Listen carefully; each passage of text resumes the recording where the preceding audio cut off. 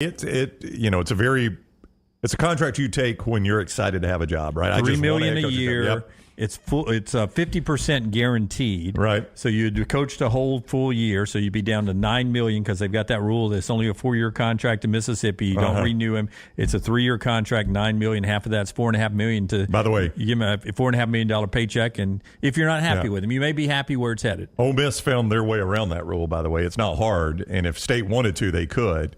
But they knew that they were getting a guy that desperately wanted that job, right? That Zach Arnett, this was his dream come true. So why pay him what everybody else is paying him, and why lock him into a contract that's going to make it hard to fire him? Look, not all colonels make good generals. You've heard that before. I thought Zach Arnett did a good job under Mike Leach as a defensive coordinator. And we heard from Matt Wyatt, who's as close to that program as anyone, that Zach Arnett was going to be a head coach sooner or later. This might not be the fit. When you start to look at this, I think they're going to end up being 4-8 or 5-7.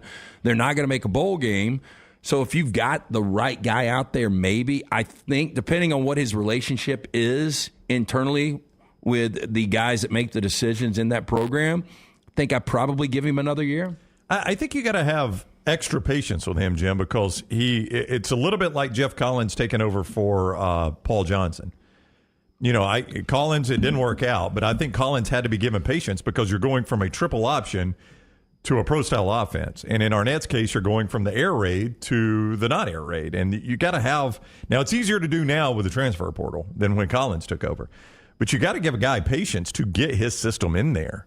Patience game this weekend, Iowa and Wisconsin. Dear Lord. Playing each other. Wisconsin's going to more of an air raid, and it hasn't been fantastic. No. We can dog this out all you want, but one's 5-1, one's 4-1. I mean. But it's awful football. Yeah, but the winner of this game has got the upper hand in the West. Yeah. That's one of the saddest things you'll say this week. It is, but just imagine this, and it will never happen in a million years, but either one of those teams wins out. Yep. Here we go. We got the graphic. There's the meter. Where are we? It's 131.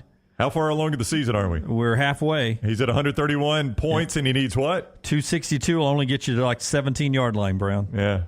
Not going to get there. Not going to make it. He ain't going to make it, Brian Ferentz. He's got to average 27.4 points a game the rest of the way. Not happening. Do you think he starts to look at the schedule, and if there's opportunities where I can run it up here, I'm going to do it?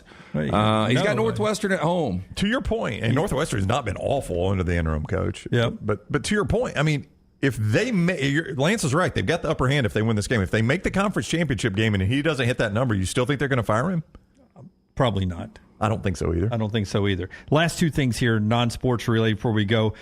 Skittles Littles are coming out from the Mars Company. Same people that gave you M&M's Minis in those tubes. Yeah. Skittles Littles are going to be in a tube too. Yeah, I'm going to pass on that. I love Skittles. Yeah, but Skittles are little enough. I always thought they were the perfect size already. I will say this, though. The last time I busted a crown was on a Skittle.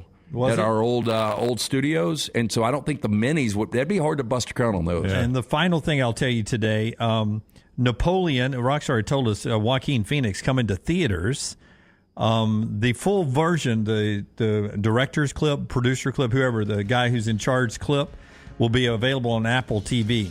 Shorter version in theater, his clip, the way the movie's intended to be seen, in his opinion, on Apple Plus. I would rather watch it like that. 4 hours and 10 minutes. A hard pass on that. Yeah, you break it up. 3 different hit a long sessions. rain, man. Yeah. 4 hours and 10 minutes. We talk a lot about a short guy in history. I mean, it really is that important? And not as short as you think. I think he was really like 5'8", wasn't he? 5'7". 5'7"? Big ass hat. Everybody thinks he's like 5'1". I know. Everybody thinks he's like 4 foot tall. 4 hours and 10 minutes if you want to stream it. We might need to change it, the Danny DeVito syndrome. I guess Napoleon was a little more confrontational, though, right? You think Napoleon liked New York or whatever that? Above? Oh, damn, he would have crushed that. You roll one of those back. All right, that's the show today. The elephant in the room is your continuing programming coming up at the top of the hour with Mick and Jake right there talking Alabama football. Remember to like and subscribe everywhere, both the Next Round and on Disrupt the Media. Until next time, God bless you and God bless America.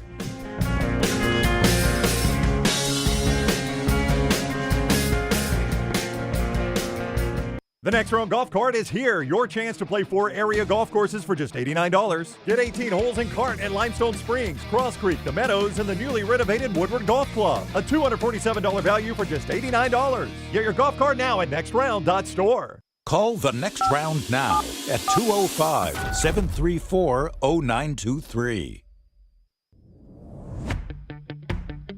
Jim Dunaway, Lance Taylor, Ryan Brown, and Rockstar. Live from the Birmingham Racecourse Casino Studios, the next round, presented by Bud Light, is on now. Hey, we're going to open up the photo album in this very first segment. Everybody's got pictures to show in this first segment. Oh, wow. We've been. It's been like Forrester's been the home base for our Instagram account today. We've been all sending him pictures. I never send Forrester pictures. I haven't sent him anything. Whatever Forrester's got for me, he fleeced from my social media. Give me Forrester's microphone. I never send you anything from LT.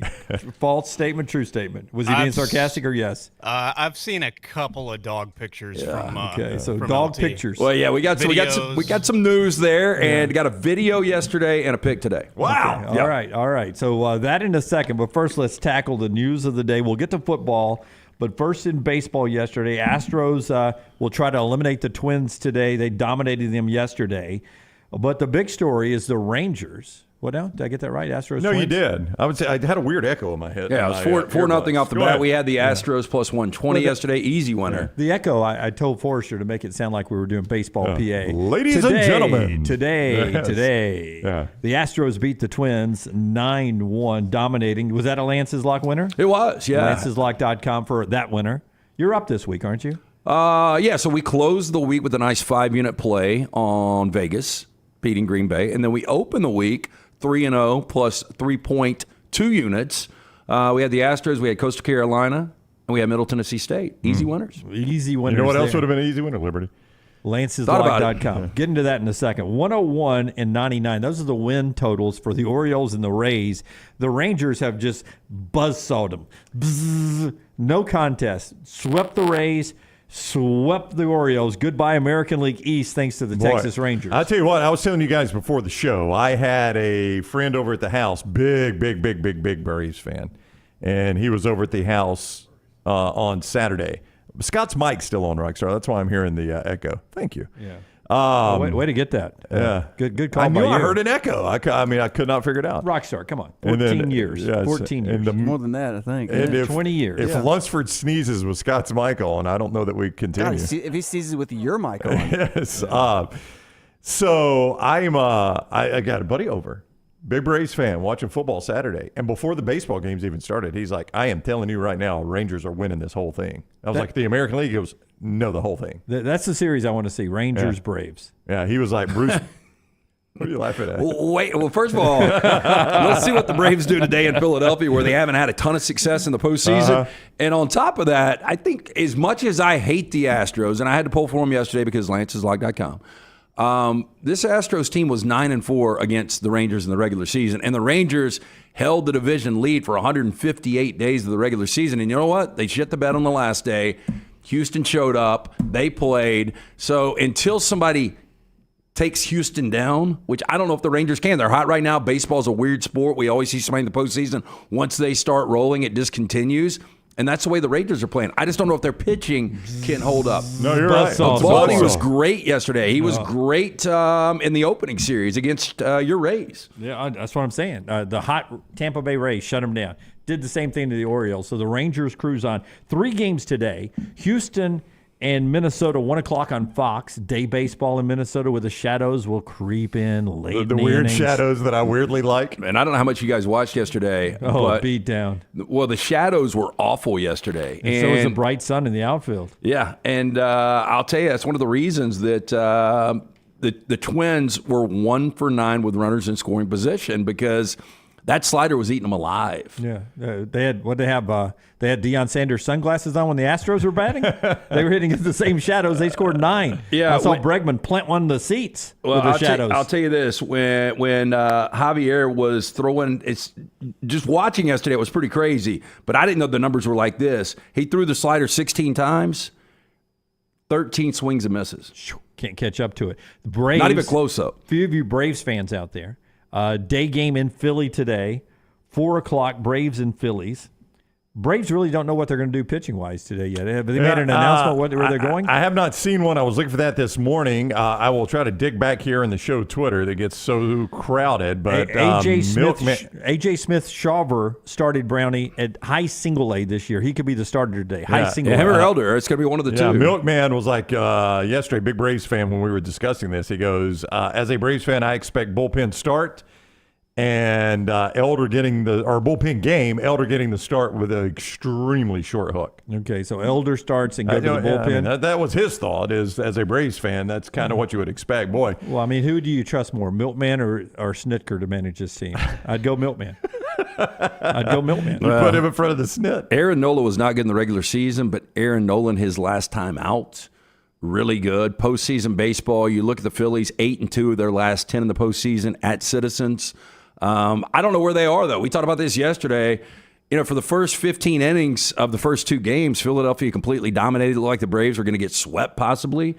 And now when you have the final few innings that you had and the way that game ended, I don't know where Philadelphia is. I mean, the momentum's all Braves. Yeah, Troy says everyone starts. Elder will start, get in trouble in the first inning, then Smith-Shawver will come out in the first inning. So this guy started single A this year, and he could pitch a lot for the Braves tonight? Brown. What? High single A. What is high single A? What's the difference? There's low single. Okay. Basically you rookie can't just ball. give me the words. You got to tell me the difference. Then it's single A. Then it's high single. And they're like, hey, you're pretty good. You can go to double A. And then double A, you can come from double A to the big leagues or double A to triple A. So high single A is one step below double A. High single A is like, oh, these guys are pretty good. Just starting out. We're gonna get these guys good. How old's this guy? I don't know. I don't think they let you play in your 30s in high single A. No, they take your stirrups back at that point. Time to go find a gig. They wouldn't even put Crash Davis down at single. No, Crash will get cut. So this guy was high, and Troy says he's got a lot of potential. Smith, I would assume if he's starting Game 3 of the NLDS. Well, they appear to be. I hope he does. They appear to be desperate. I mean, for 104. I mean, I don't watch the Braves every day like you guys do. I just jump on their bandwagon this time of year.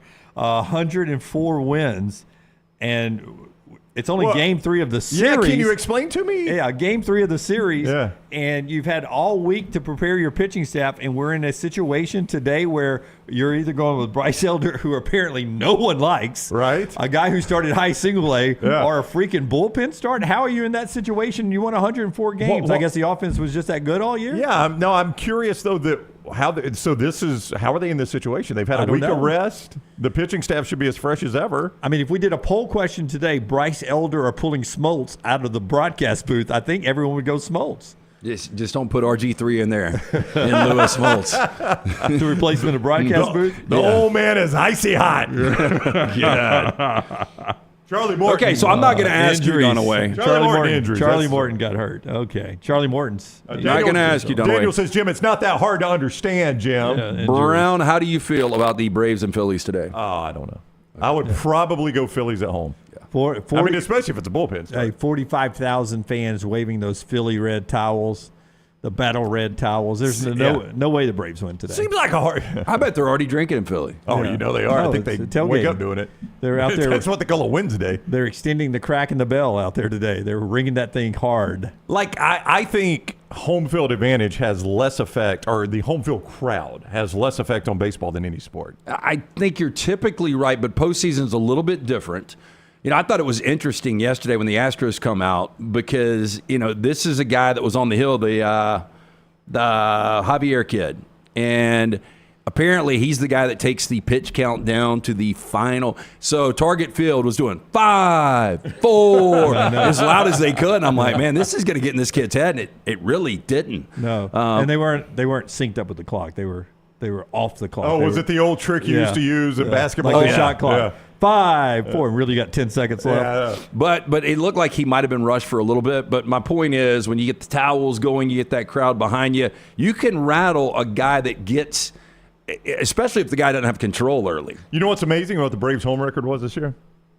What? Braves' home record, 52-29. What do you imagine their road record was? 52-29. Yeah. 52-29. Yeah. Because I knew they won 104. I did quick math. Yep, they're just as good at home as they are on the road. Now, Philadelphia, 49-32 at home, 41-40. Not that huge a difference, just an 8-game difference home and road. So I'm with Lance. It does feel different in the postseason. The crowd's into it more, but crowd can impact football games. We see it all the time. I think it hugely impacts college basketball. The game's officiated even differently. Agree.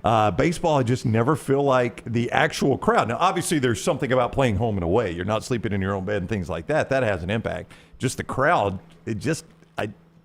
I just don't know how much it impacts the game. I agree with you. RTD4, though, says home crowd definitely will influence the umpires. So. Maybe so. I know it does in college hoops. Yeah. Depending on the park that you're in, I mean, outfielders know the nooks and crannies and the way the ball is going to bounce off the wall. I mean, there are small little things like that. But my point to that would be Major League Baseball umpires, by and large, pretty bad at calling balls and strikes. They were on Austin Riley the other night. The time before the big home run, he got a strike. Called on him.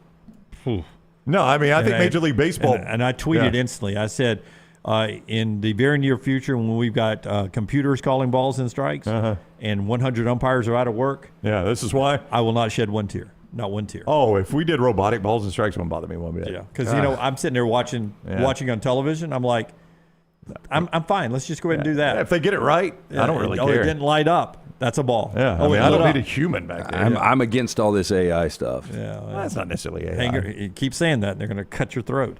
Our friends at Milo's. Who is?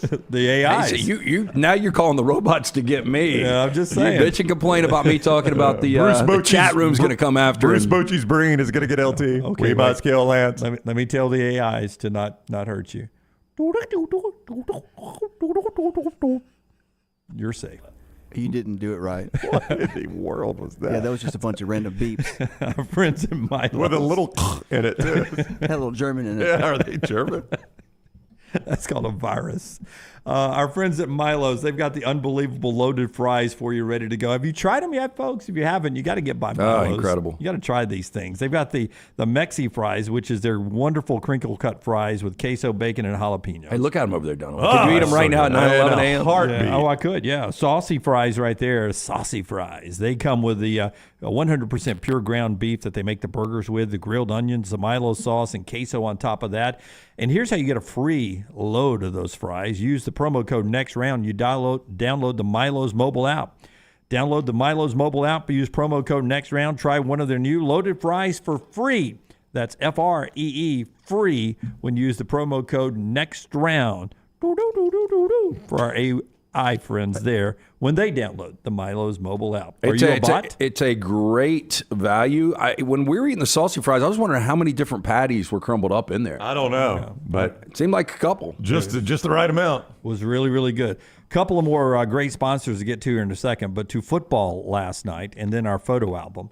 Brownie, you were at the Jack State game. Save your photo for a second. In this game, it was the fourth game in 17 days for Jacksonville State. When we talk about player safety and all of that, we don't really care about the MAC or the CUSA or the Sun Belt when we ask you to play 4 games in 17 days, or Liberty to play, what would they play, Friday, Tuesday, Thursday, Tuesday? They play Thursday, Tuesday. So Jacksonville State has gone Thursday, Wednesday, Tuesday. So, they played on short week, 3 straight weeks. And they're back at it again next Tuesday. But next 4 Tuesday, games, at least they get a week. 4 games jammed into 17 days. Yeah. When the Power Fives are playing 2 games in 14 days, Jack State's rolling out 4 games in 17 days, and I think it looked that way in the defense in the second half. They couldn't get them off the field. No, they were tired in the second half. But when you're down to your third-team quarterback, and somebody asked in the chat room why Rich Rodriguez changed quarterbacks, everybody kept getting hurt. Yeah. The starter Webb got hurt on a run, second play of the game. Let's say he's Bryce Elder, because the next guy who came in looked really good. Well, I mean, they've been... I didn't think any of them looked good. Well, Smothers came in, right? Smothers came in next. He made some pretty good throws, including a good touchdown. Right to the Or touchdown. set up a touchdown, good throw.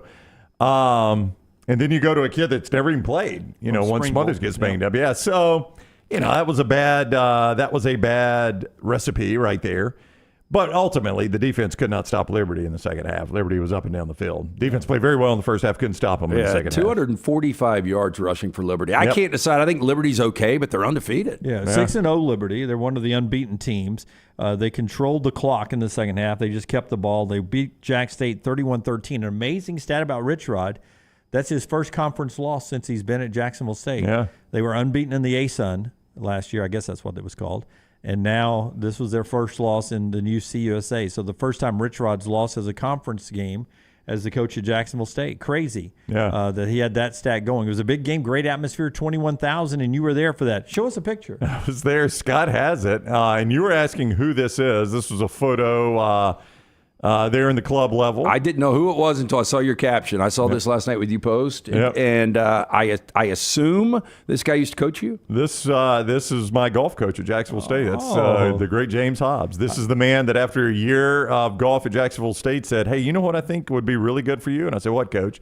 If you just concentrated more on being a student and less on golf. He didn't tell you needed to take Spanish. Because the ironic thing is he ran you off for some Spaniards. Well, Argentinians, but yes, they spoke Spanish. That's James Hobbs, Jacksonville State golf coach. He and I run into each other on occasions. It was good to catch up with him last night. Somebody was asking me, like, aren't there hard feelings? The guy cut you. I'm like, there are no hard feelings. What was I going to do, play on the PGA Tour? No, I played golf with you. No hard feelings. Yeah, no hard feelings. What's in his left hand? Cookie and a drink. Oh, I was going to say it looks like a heart. Well, I think he'd taken a crab. bite. Yeah. He's got 3 levels of hair. Coach is hey, honest to goodness, in that left hand, I thought it was a drink and 7 original spices. Hey, so that was actually really good. How nice are the facilities? I appreciate your bucket, sir. Hey, internally, how nice are the facilities? Phenomenal. They're but my buddy had just been to Tuscaloosa. One of my friends had just been to Tuscaloosa, and it was his first time in there, and he'd been in the zone. He goes, let me just tell you, this is every bit as nice as the zone in Tuscaloosa. Every bit as nice. He's like, I just came from, I was just at the zone. What game was it? Who did Alabama? The Ole Miss game. He was at the Ole Miss game. He said, I've just been to the zone at the Ole Miss game. This is as nice. Every bit as nice as the zone. It was pretty crazy. And they got a lot of construction going on over there in the end zone. I'm sure you saw it on TV on the new field house. What are you yawning about? Oh, no, I'm kidding with you. In the field house and all that. Construction. What? Everybody's building. It's well, a great time to be alive. We're like Vandy. We're playing in an active construction zone. Well, I think one of your big donors was there last night, right? Riley Green flipped the coin, man. How did you do on the coin flip? We won the toss. I bet if it's Riley, it was probably tails. That's what I asked Brown. I said, did Miss Jacksonville State walk him out to the center of the field for the coin toss? There were some girls, and Riley was sitting, up in the suites. And there were some girls, you know how you can, and it's going to sound like the oldest thing I've ever said, but you know how you could do the message on the phone and hold it up and read it? There were some girls that were they didn't even know what suite he was in because they were just scanning the suites. Yeah. That just said, hi, Riley. Hi, Riley. Yeah, that's all it said. Yeah. Riley's pretty I bet that conversation would accelerate fastly if he said hi back. If they were 8.5 or above, I bet he does. Yeah. It would be really funny if he came out with a new song dedicated to his night in Jacksonville State. Heads Phi Mu and tails Alpha Alpha. I bet he's probably in a pile of flesh right now at 9:17 a.m. We're talking about Milo's fries and working. You got a loaded green this morning? Have you ever seen that terrible movie with Mark Wahlberg, Still Dragon, Rocky? Help me out. It's called Rockstar, right? Yeah, Rockstar. Yeah. When he gets up, him and Jennifer Aniston go to that party, and they wake up and it's just a carnage of bodies. It's like Jonestown. Yeah. For Ross. My takeaway for that whole movie real quick is him walking by and seeing a girl he had been making out with standing up and peeing at the urinal. Yeah. That's when you know you've had a rough night. Principal, I don't have a man crush. I really don't. I've met him a couple of times. I've never heard a song he's ever sung. He's got good stuff. Really nice guy. I mean, you like him personally. The times he's been on the show. Yeah, we've interviewed him. Yeah, seems like a great guy. He does a great cover to Atlantic City. It's a great song that Springsteen does a good version of. I think the band did it originally. Right. He does a good cover of that. Yeah. For Ross, I did not say that JSU Stadium is as nice as Bryant-Denny. I was talking about the club level. I mean, I don't know. Selective hearing. Literally did not say that. But the club level was every bit as nice as the zone, is what my buddy said. I don't know. I've never been in the zone. So. I mean, steel and wood, or steel, wood's wood, right? Oh, hey, the key, those liquor lockers. Oh yeah, that's game changer. That's the key, buddy. And let me tell you what, I noticed every one of them was being used at Jacksonville State. Not an empty liquor locker up there. Okay, couple more quick things here. Elijah McAllister, Auburn's captain before Auburn, goes down to Baton Rouge at 10:45. Matt Moscona on that game at 11 Central, starting the final hour of the show coming up. Tell us about Harbin's Outdoors before we get a couple of more pictures and a birthday celebration, all here in the first segment. I love it. I got to the house yesterday, and there is a bulldozer in my cul-de-sac. There is a pile of Jacksonville State's building at your house, too. That's right. New field house for Lance. There is a pile of dirt in my driveway, and my man Jeremy Harbin not only is out on the scene, he's behind the controls of the bulldozer. Right now, Is it one of those you drive like this? I mean, With I only think it sticks? looked like that. It was one of the miniature that he's able to pull in the backyard. But look, they've already laid down some beautiful rock. They're doing a little backyard project for me. But Harbin's does it all, from the install to the lighting, final hardscapes. They are your one-stop shop for your pool construction or just landscaping needs. You can find them on Instagram at Harbins_outdoors. See it for yourself. Scotty's showing you pictures right now of the beautiful work Jeremy and his team do. Or call or text Jeremy directly, 205-300-0718. At Harbins, you and your home are the center of all that they do. Call them today for all of your landscaping needs. Hey, before we get to the birthday celebration, I had a couple of things yesterday. First of all, the New York Butcher picture, please. Our friend Lauren Sisler, her birthday yesterday, her and her little man Mason swung by New York Butcher Shop. John listens to the show. Lauren I saw him listens to the walking show. in Jack and Layton's neighborhood. Or I saw her walking, but she was on the phone and she was kind of up front, so I didn't stop and say anything. Sizzler. New baby, just back off of the SEC network, or not the SEC, ESPN. She did BYU earlier. Where was she this past weekend? Can't remember exactly where she was. Maybe the Baylor game this past weekend. But she's there with her little man, and it was birthday, so her and her husband and the little baby went into New York Butcher Shop to get some good steaks to grill up for Sisler out on the grill there at the house as they celebrate old birthday. Thanks for that picture, Lauren, and happy birthday to you. And then on the golf course, I was out playing yesterday. Shocker to everybody, I know. A Tuesday's golf day. My handicap is down to a 10.4, career low for me, personal best. Handicap 10.4. Is that good? 79 yesterday for me. It's good for Dunaway. But the guy Who's on the the dude throwing gang signs? the guy on the right, It's Matt Murphy. he was It is Matt Murphy. he was behind us, sort of a Murphy Forrester mixture, by the way. And he had a little Forrester in. I said about 13 holes in, I said, "You remind me of my buddy Scott Forrester, great personality." And Hal, So forced. So forced, Scotty. God. Hal is his name. He was playing behind us, but it was so slow. I was like, "Come play with Johnny and me." And he rolled up and he's like, "I listen and watch you guys every day." That's my kind of guy. He watches us on YouTube at home. The guy and- that hates having conversations in the wild. Hey, just come play golf with us. Yeah, That's not intimate at all. It was awkward. It was awkward that I asked him, but he was waiting to hit, and he saw me just drop one very close to the green. I was like, "Come play with us, man. I'm red hot. I want to show you how much better I am Right than before I Brown." saw Sisler, when I pulled in their neighborhood, there was a dude playing golf by himself, and I've never done that, and I'm sure both of you guys have probably done that. Oh, I love it. Very, very therapeutic. I was thinking that, but do Yeah. you think there could be, and this is another one of these ideas I'm just going to throw out on the air, an app where you could actually set up not only golf, but you could do different levels of playing with somebody. You could actually play with a therapist, a guy that is actually like kind of a life coach. You're going to think this is crazy. Were you playing with us today? Johnny Orr came up with this idea. I think you pitched it to me and I didn't like it. Yeah. Here's why it doesn't work. Most people dread being paired to play Yeah, with somebody with else. strangers. Like if you're a twosome, like we were yesterday, a threesome, sometimes courses when they're crowded, they'll force somebody in, a single, and it ruins the whole day. No, that was me at PT's Rams games, and they used to try to sit somebody at my Exactly. table. Yeah. But let me ask you this: if you could have a pre-conversation, like your handicap similar, Yeah, you need a life coach. You want to talk about this? They specialize in this, but they also play golf. Yeah, the idea was like Tinder. Like I can swipe right and find people I got something in common with, and we go play golf. But again, the vast majority of golfers, the one thing they don't want to do is get paired up with a stranger. That's right. I have a group of people I play with. I just want to play with them every time. Yeah. Right.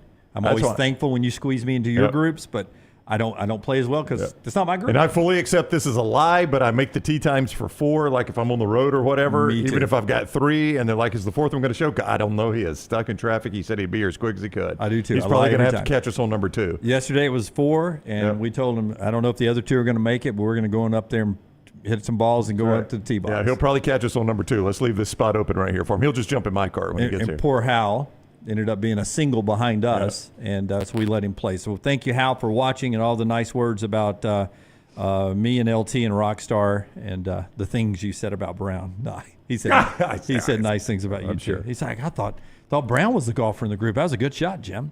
And then then it's birthday time. Yeah, so You threw me for a loop when you came in with what you said. No, I just said one of my kids is having a birthday today. And I knew Jack was recent, and I was Yeah. like, God, is it Layton's birthday Why do you again? think Jack or Leighton? Well, we went and rescued Chili, And then the rescue calls me just a few weeks later, and they were like, we've got a foster situation. A dude has found a Vizsla, male Vizsla, in the woods about 10 miles north of Northport. Are you setting us up for a third dog now? No, hell no. I told her not to call me back. Lose my number. Decided to foster Bullet. Well, when Bullet came in, we took him to Dr. Rab Stewart, and Rab estimated he's about a year old, so I had to give him a birthday. My favorite month is October, so Bullet's birthday is October 11th. He had no chip. He had no collar. There he is. And look at him in action yesterday with his sister, Chili. You got the, can we do that? But anyway, Bullet's won today. All right. This is them going at it. Watch Chili with a tackle. Oh, my God. Yeah, they do that shit looks in like- my house all the time. That looks like those videos I watch at night on TikTok where the lion chases down, the antelope. Hey, but great dogs. By the way, I occasionally run through that baseball park. There are signs everywhere that says no dogs on the field. Oh, I know. I take my bags. Yes, those rules don't apply. Yeah. I mean, look, there's people on the field, people jogging, running poles. What's the difference with a dog on the field? I think it's the urinating that kills the grass. But Oh, yeah, that grass looks really alive. By the way, I pay taxes on that field. That's right. The Not rules too don't apply to worried me. about I pay taxes. Oh, the rules don't apply. The guy that walks in and doesn't pay for his ticket at a theater. See, I knew it. That's the No, way it you didn't works. know it. I could have said something about your dog that ran away. I didn't know it. Anyway, happy birthday, Bullet. don't Going to be a charge. big night. Big night. Excited about that. Oh. 110 ticks when we found him. He's healthy. He's starting to gain weight, and he loves life. Wagyu, the first time for him tonight? Possibly, yeah. Might go to back to the New York Butcher Shop. Yeah, fantastic. All right. I think he's actually going to Odie's with me. Really? Mm-hmm. New York Butcher Shop. By the way, since we mentioned them, go ahead and talk about them, man. New York Butcher Shop, unbelievable. Jim and the guys stop in. The original location, Cabo Heights. There's the new location, Greystone, the one that we go to all of the time. But great selection of fine wines, desserts, rare quality, well-done service. Get in. Go see our friend Jim at the New York Butcher Shop. I love Chris's life. A drunk tourist stumbled in my yard last week, and my cane Corso tackled him just like that. Corso, your dog name? I like That's that. a lot to unpack. Yeah, it really is. I'd kind of like to hear the story. Or is he a tourist? Chris is an LSU fan. Yeah, how do you know he's a But tourist? A drunk A tourist. drunk tourist stumbled into my yard. I guess if you're visiting somebody's yard, you are a tourist, technically, or a My- trespasser. And my cane, which is his dog, Corso, tackled him just like that. Hey, Conrad, no. The Ladybird is doing great. She's in Atlanta now. She has relocated, but she's living a wonderful life in a different state. Pulling for the Braves. Someone says, I think she is. I really love Odie's. I hope Bullet doesn't piss in their vents. Hey, Mike. All right. Long segment to start things off, but a lot of good going on today. We'll set the table. College football, a lot of good going on there. One game tonight, UTEP FIU. LT may have a play at that at lanceslock.com. lanceslock.com. I think UTEP has one of the longest losing streaks, 4 games, going on in the country. They're on the road at FIU tonight. When we come back, some college football conversation right here on TNR. Follow Scott Forrester on Twitter at Scott Forrester TV. If you're looking for a fun golf atmosphere that is laid back with a peaceful environment, the Meadows Golf Course in Harpersville, right off of Highway 280, is perfect for you. Just a short drive from Birmingham, this 18-hole, 200-acre track with rolling fairways and ample greens is the definition of peacefulness of the country just miles from the city. Enjoy a great lunch before your round and a cocktail on the wraparound porch after 18. Come see us today. The Meadows Golf Course in Harpersville, right off of Highway 280. The Next Round Golf Card is back and is presented by Urology Centers of Alabama. For $89, play Limestone Springs, Cross Creek, The Meadows, and the renovated Woodward Golf Club. $247 in value for just $89. Or get bonus gifts with the Deluxe Golf Card for $119. No restrictions, good through September of 2024, but supplies are limited. Buy right now at nextround.store. You could win a Dodge Challenger RT or your share of $25,000 in free play and cash at Birmingham Racecourse Casino. The more you visit, the more chances you have to win. Play the latest, most exciting games around with fun bonuses and big jackpots. You can be a winner too. Come win your share during the Challenger RT and $25,000 giveaway at Birmingham Racecourse Casino. Drawings October 27th and 28th. Located off I-459, exit 31, Derby Parkway. Must be 21 or older, must be present to win.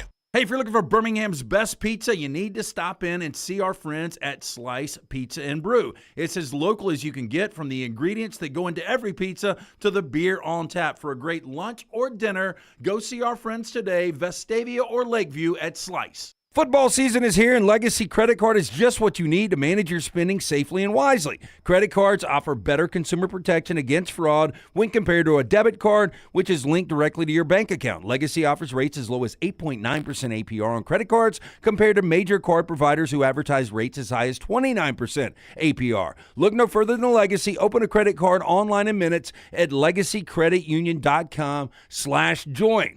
APR's annual percentage rate, rates, and offers subject to change. See website for details. Federally insured by NCUA. IV therapy, B12 injections, cryotherapy, and compression therapy all under one roof. It's our friends at HydroLive. Mention Next Round at checkout. Save 20% off any service. HydroLive's got 3 locations: Homewood, Tuscaloosa, and coming soon to Greystone. Make sure to start your day at nextroundlive.com. Get caught up on the latest podcasts and videos from the Live Daily Show, plus specialty shows such as the Mystery Fifth Hour. You can also learn more about the whole staff at Double Down Media, find all of our social media feeds, see the latest videos from our YouTube channel and gaming channel, plus find other ways to consume the show like the Next Round mobile app, which you can download direct from the site via your iOS and Android device. Make nextroundlive.com your homepage and stay up to date with everything from us here at the Next Round.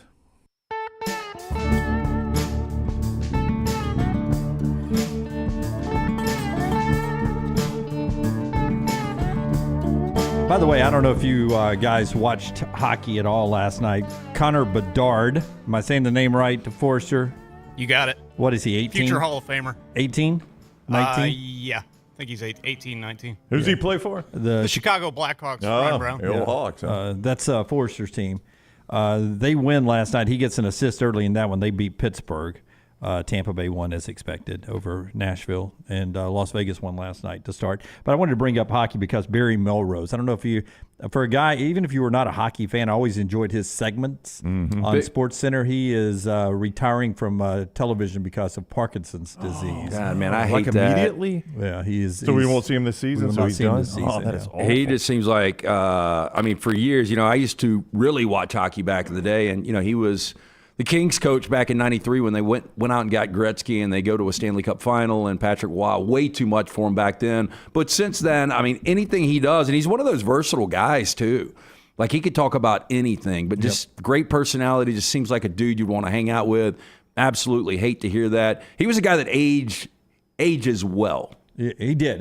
He always had good mullet. Yeah, had a good mullet and wore some really aggressive suits like that's hockey for you. Yeah, that guy, he could have been a made man. I always thought to myself that Barry had that swagger, and he always made me. I never saw him smoke a cigar, but I always pictured him as a cigar smoker. Yeah, he's the definitive. I don't know anything about hockey, but Barry Melrose told me it's not frozen water, it's frozen nitrogen to play on. I'm like, okay, I believe that. He's the definitive voice. Whatever he said about hockey, I assumed was right. Yeah. So hockey got started last night with that news from ESPN about Barry Melrose. We jump into our college football conversation today, being brought to you by our friends at MyBookie. Listen, here's a call to action for you guys. MyBookie has this 110% deposit bonus going on. We don't know how much longer it's going to last. Yep. But now's the time to take advantage of it. Get in there and make some plays. This man's hot at lanceslock.com. I would pair these two up, lanceslock.com and mybookie.ag, and go ahead and get that Christmas money. Hey, I saw yesterday up almost 15 units over the last month. Yeah, that's good. 3.2 yesterday, yeah. Yeah, so we're rolling right now. Again, if you want to win, we're going to win for you. So there you go. MyBookie.ag is where you can play those games. You can bet anything, anytime, anywhere at MyBookie.ag. And when you use code NEXTROUND, as Jim said, right now you get that sign-on bonus, 110%. That is absolutely free money. You make your deposit, they match it 110%. Free money from MyBookie.ag. You can bet anything, anytime, anywhere. In fact, when you take that free money, you play it right away. Win, and it is yours forever. That's not one of those deals where you got to play it like 5, 6, 7, 8 times before it becomes yours. Those odds are pretty low, by the way, of keeping it at that point. You can do it right away at mybookie.ag. It's yours forever. They want to make it easy. They got some fun stuff on there, too, like that money bag where you can just kind of spin the wheel for the player you're playing that night at certain odds, and it's really fun.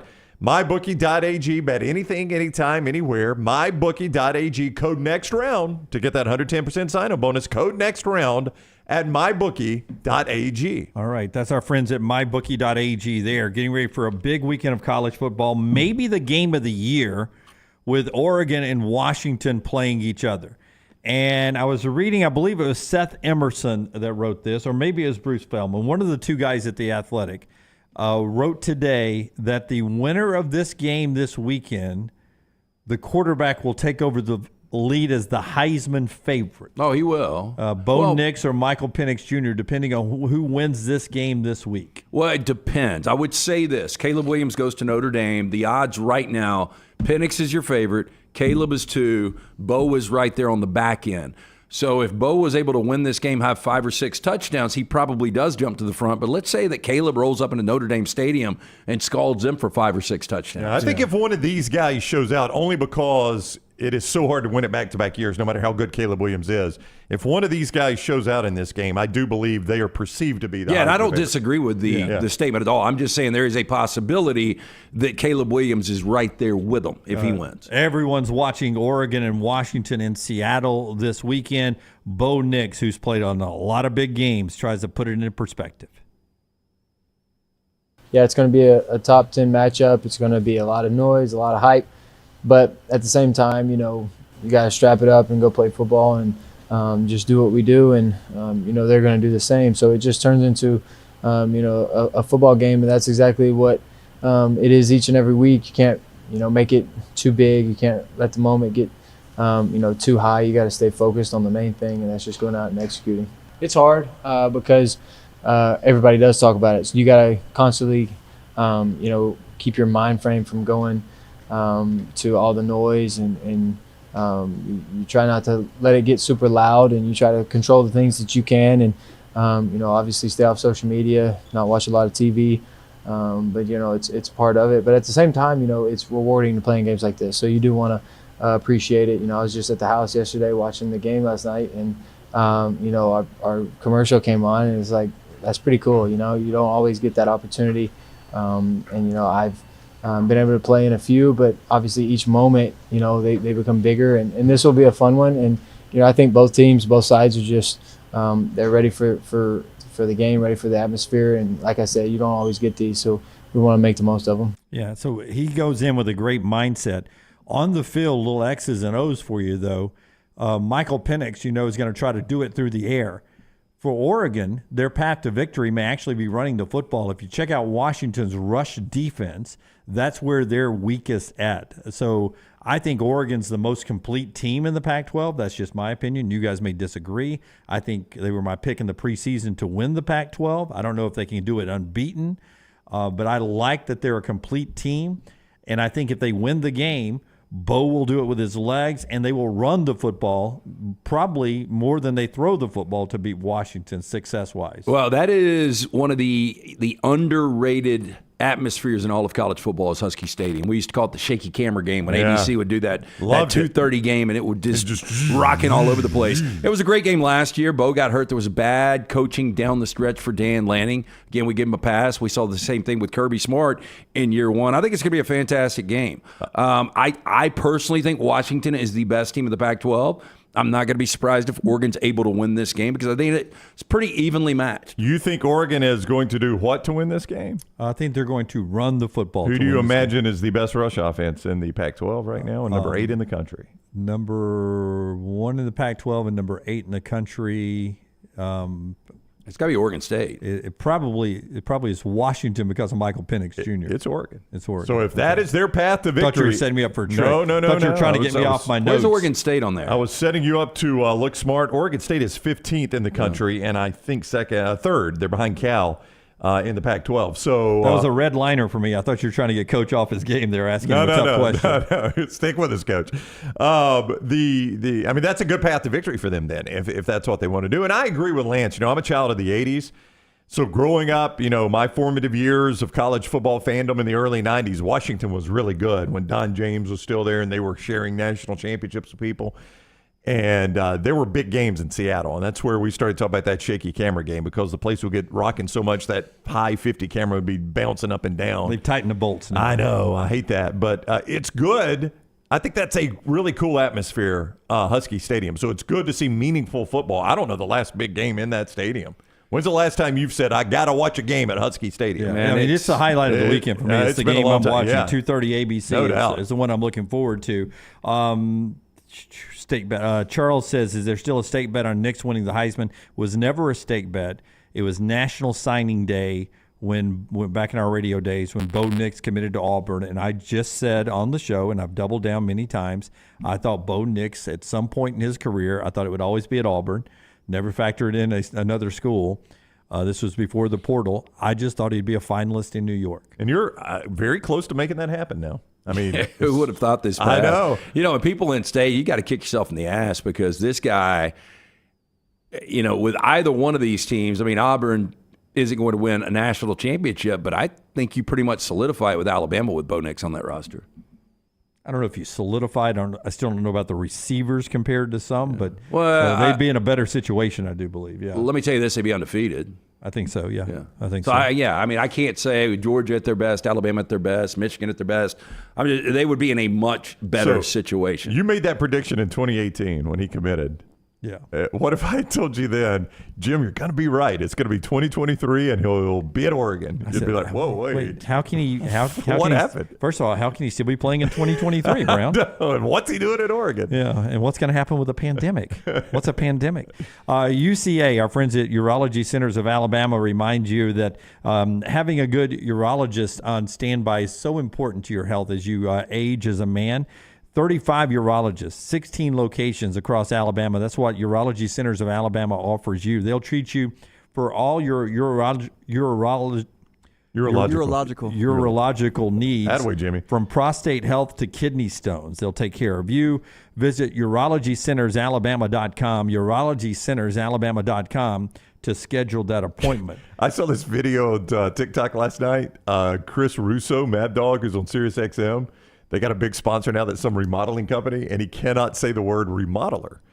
And, of course, how many times do you think that might be in the copy he's got to read? Some 15. People write them to be tongue twisters. I know. He cannot say the word remodeler, and there's like this supercut of him stumbling through it. It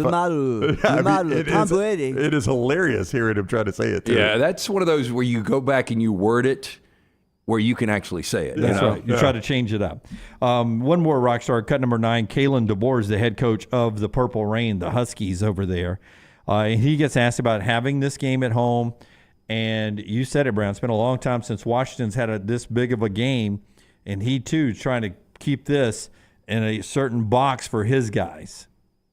You get a top 10 matchup against your most hated rival, first time in 115 years that both teams have been ranked in the top 10. You get them on your home turf. Is there anything bigger than this weekend? Well, the thing for us is we wanted to make sure this weekend was big. And so I'm proud of the way the guys have every week gone about taking care of business. And,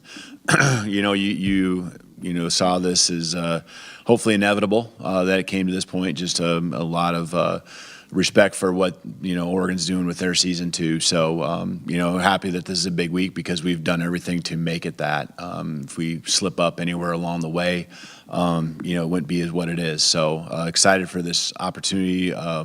That's what it is. It's a challenge, but it's an opportunity. That's what our guys came here to do, is be a part of games like this and moments like this and build the program to this point. And so embracing it is how we look at it. And their only protected game as they move to the Big Ten is Oregon. Yeah. Washington, Oregon will be the only protected rivals. They'll play each other every year.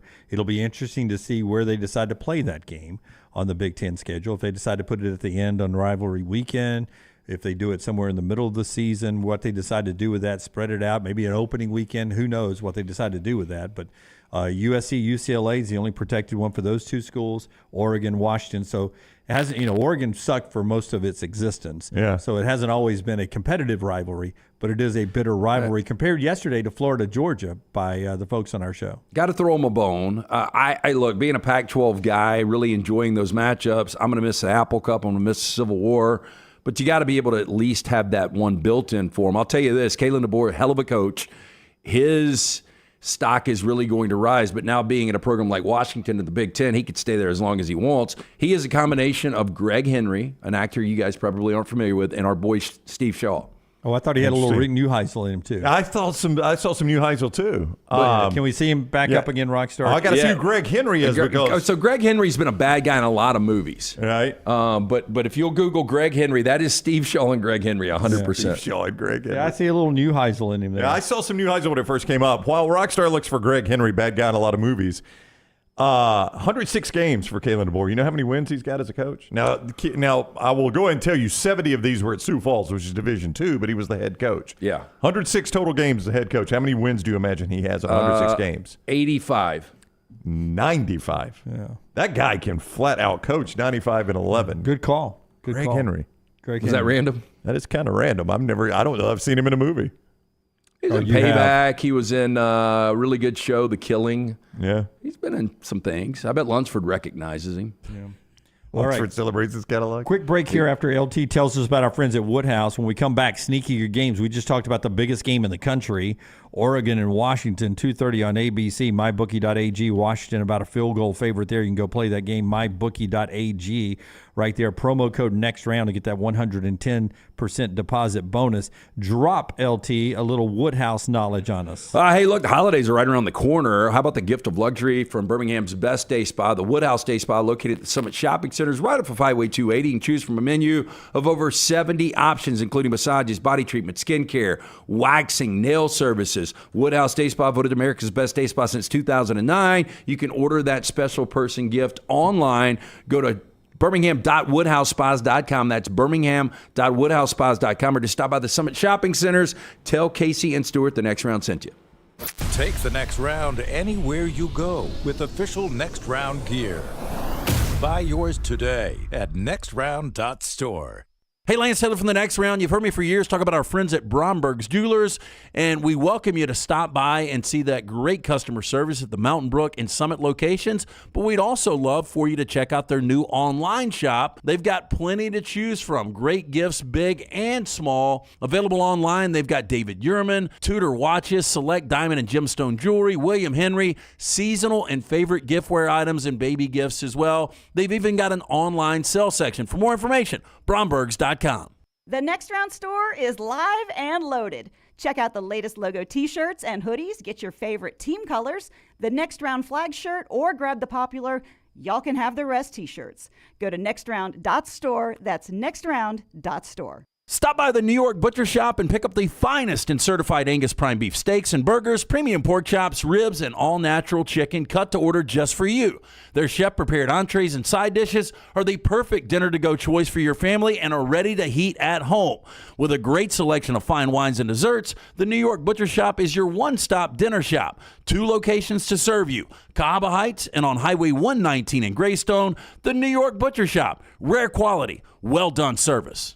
Man, I love a good meal. I'm Jim Dunaway. A good meal is what you get with my friend Sterling at Champy's Chicken on Highway 119 in Alabaster. We're talking great southern fried chicken, wonderful sides, hand-cut chicken fingers, po' boys, and those Mississippi Delta recipe tamales. You got a perfect menu for everybody. Champy's Chicken is perfect for watching the big game, or taking a meal to the lake house, down to the coast, or stay in the restaurant and dine in a great atmosphere. It's all made fresh to order right there on 119 in Alabaster, Champy's Chicken. The wait is over. Tonali has arrived. Beautifully distinctive Italian styling and performance. Come test drive the all-new 2024 Alfa Romeo Tonali plug-in hybrid at Alfa Romeo of Birmingham. The all-new Tonali offers best-in-class horsepower and torque, fastest 0 to 60 times in its class, plus best-in-class range with full electric charge. And best of all, qualified Tonali leasees are eligible for up to $7,500 EV tax credit factored into your lease. Hurry down to Alfa Romeo of Birmingham and experience the all-new Tonali. Start your day online at nextroundlive.com. Get all the latest videos, podcasts, and college football stories. And it's also a great way to stream the show or shop in the Next Round store. Stay connected by visiting nextroundlive.com.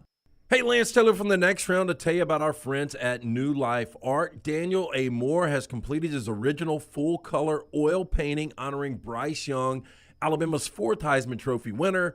This painting depicts the memorable Heisman-worthy go-ahead pinpoint pass to John Mechie in the corner of the end zone as the Tide dismantled the Vaughan Georgia defense in the SEC championship game this past year. Use code TNR for 15% off. You can order online at danielmooreart.com.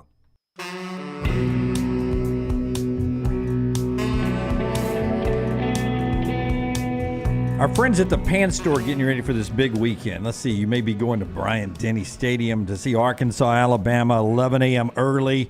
You don't want to wear the old stuff to this new-look Alabama offense, right? You want to roll in with the good new stuff. You get that at Pan Store, panstore.com, panstore.com. 6 great locations, Auburn, Crestline, Hoover, Huntsville, Leeds, and Tuscaloosa. All you have to do to get the game day polos, the hats, quarter zips is go into one of those great locations, or you can go online to panstore.com. They got the great famous brands, Gentile, Cutter and Buck, Antigua, Elephant Head, Taylor and Mick. And for the ladies, they got the game day stuff you need, the skirts, the rompers, the clear bags, and the booties. All right there, panstore.com, panstore.com. 6 locations in Auburn, Crestline, Hoover, Huntsville, Leeds, and Tuscaloosa, ready for another big weekend. Looking forward to that. Little fallout from Mark Stoops' comments. We'll get to that coming up in the 10 o'clock hour. Other coaches commenting about that. LT wanted to point this out. Can you give me the chant from the Pittsburgh Penguin fans last night? Is that on my cut sheet? Cut 7, Rockstar. Pittsburgh Penguins fans last night. They're chanting something in the loss of the Chicago Blackhawks. Let's listen in. What are they chanting?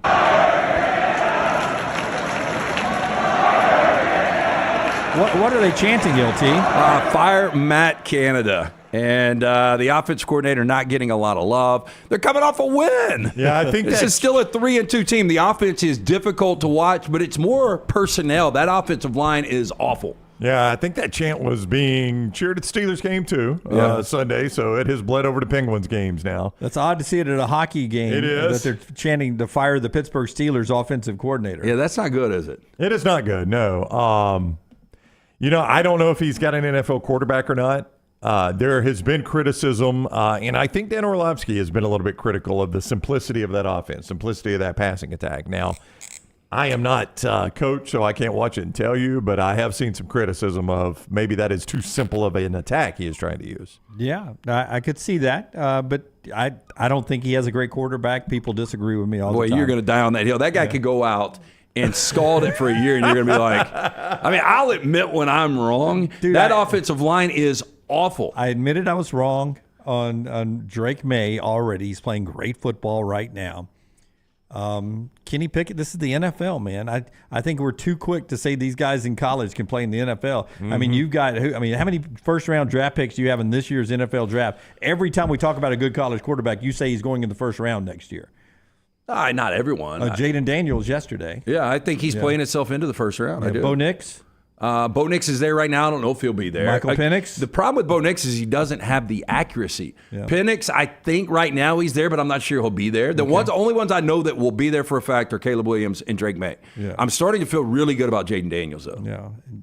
Caleb Williams, you threw in there. Shedeur Sanders at one point was talked about being a first-round draft pick.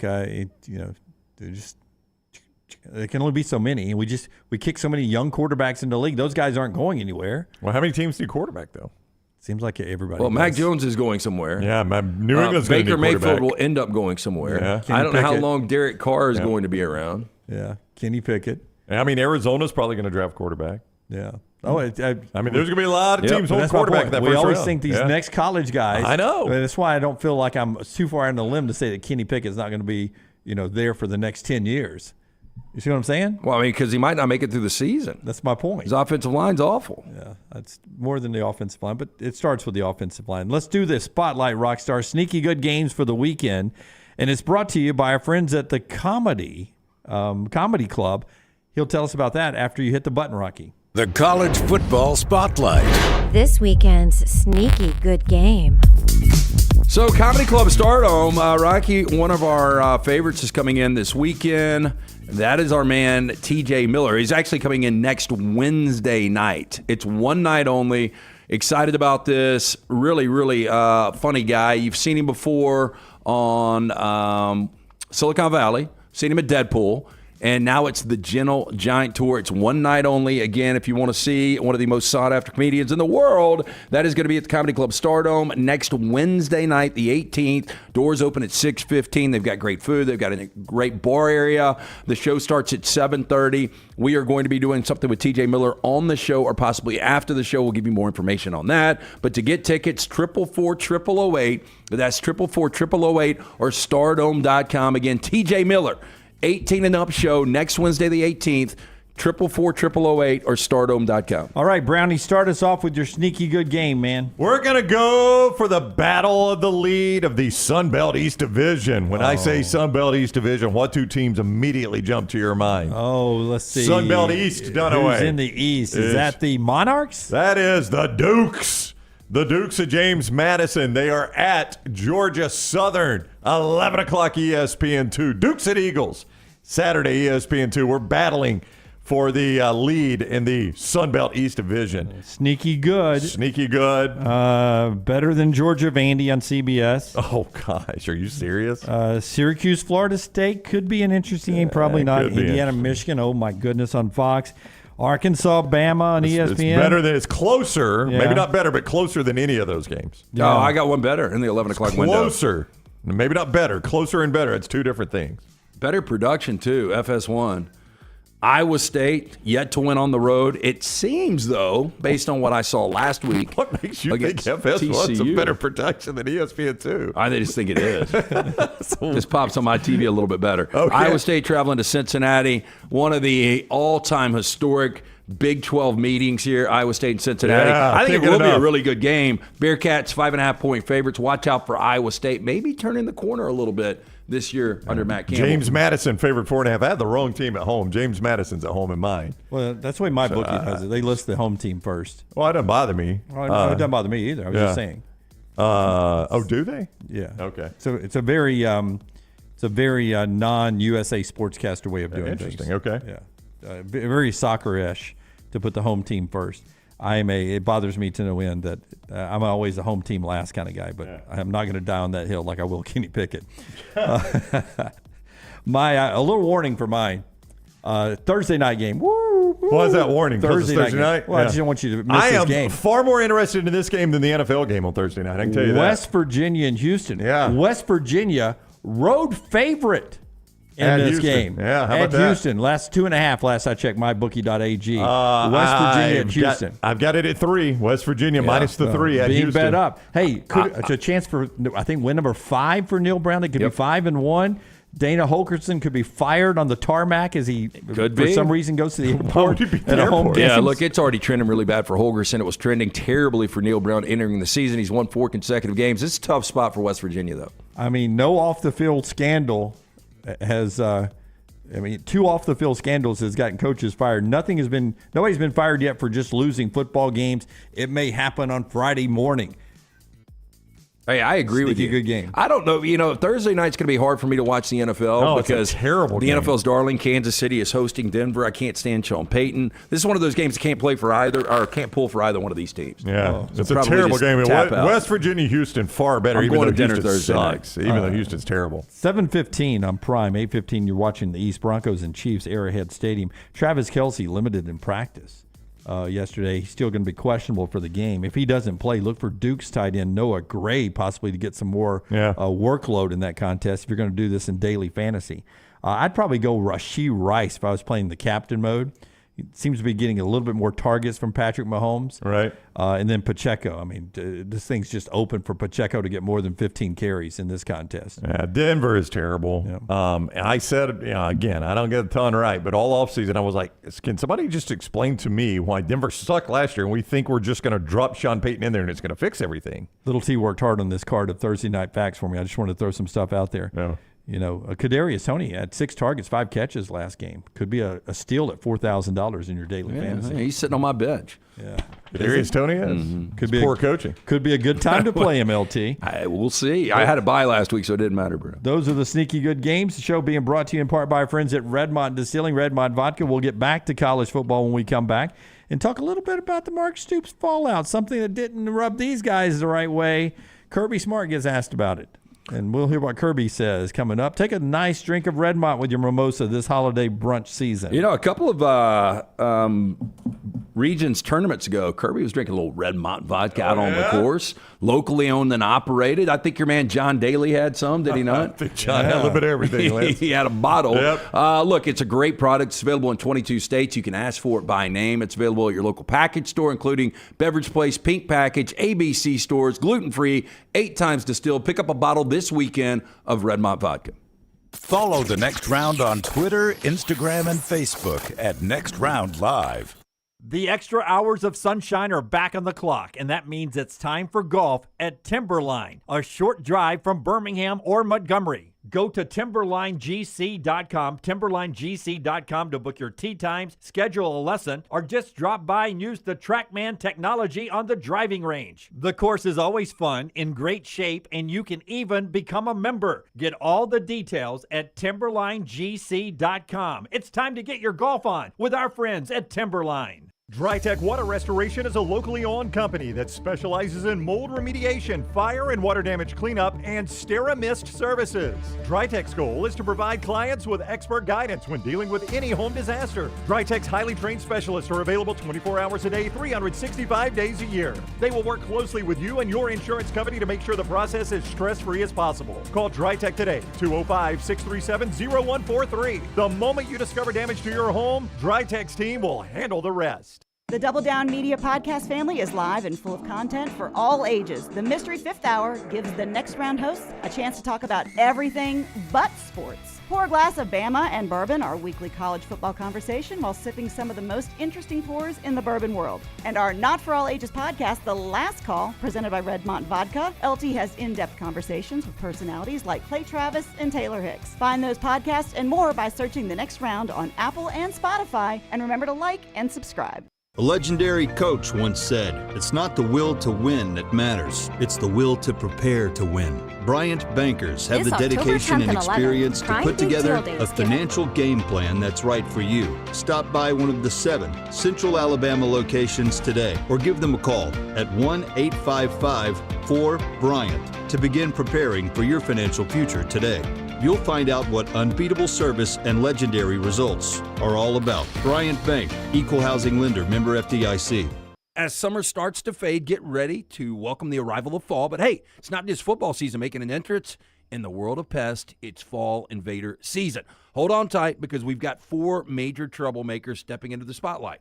Box elder bugs, kudzu bugs, ladybugs, and stink bugs. These pests don't just knock, they barge in like they own the place. But fear not, dial up Wayne's Pest Control now, 865-588-6686, and let's show those fall invaders who's boss. Don't let pests crash your party. Take charge today.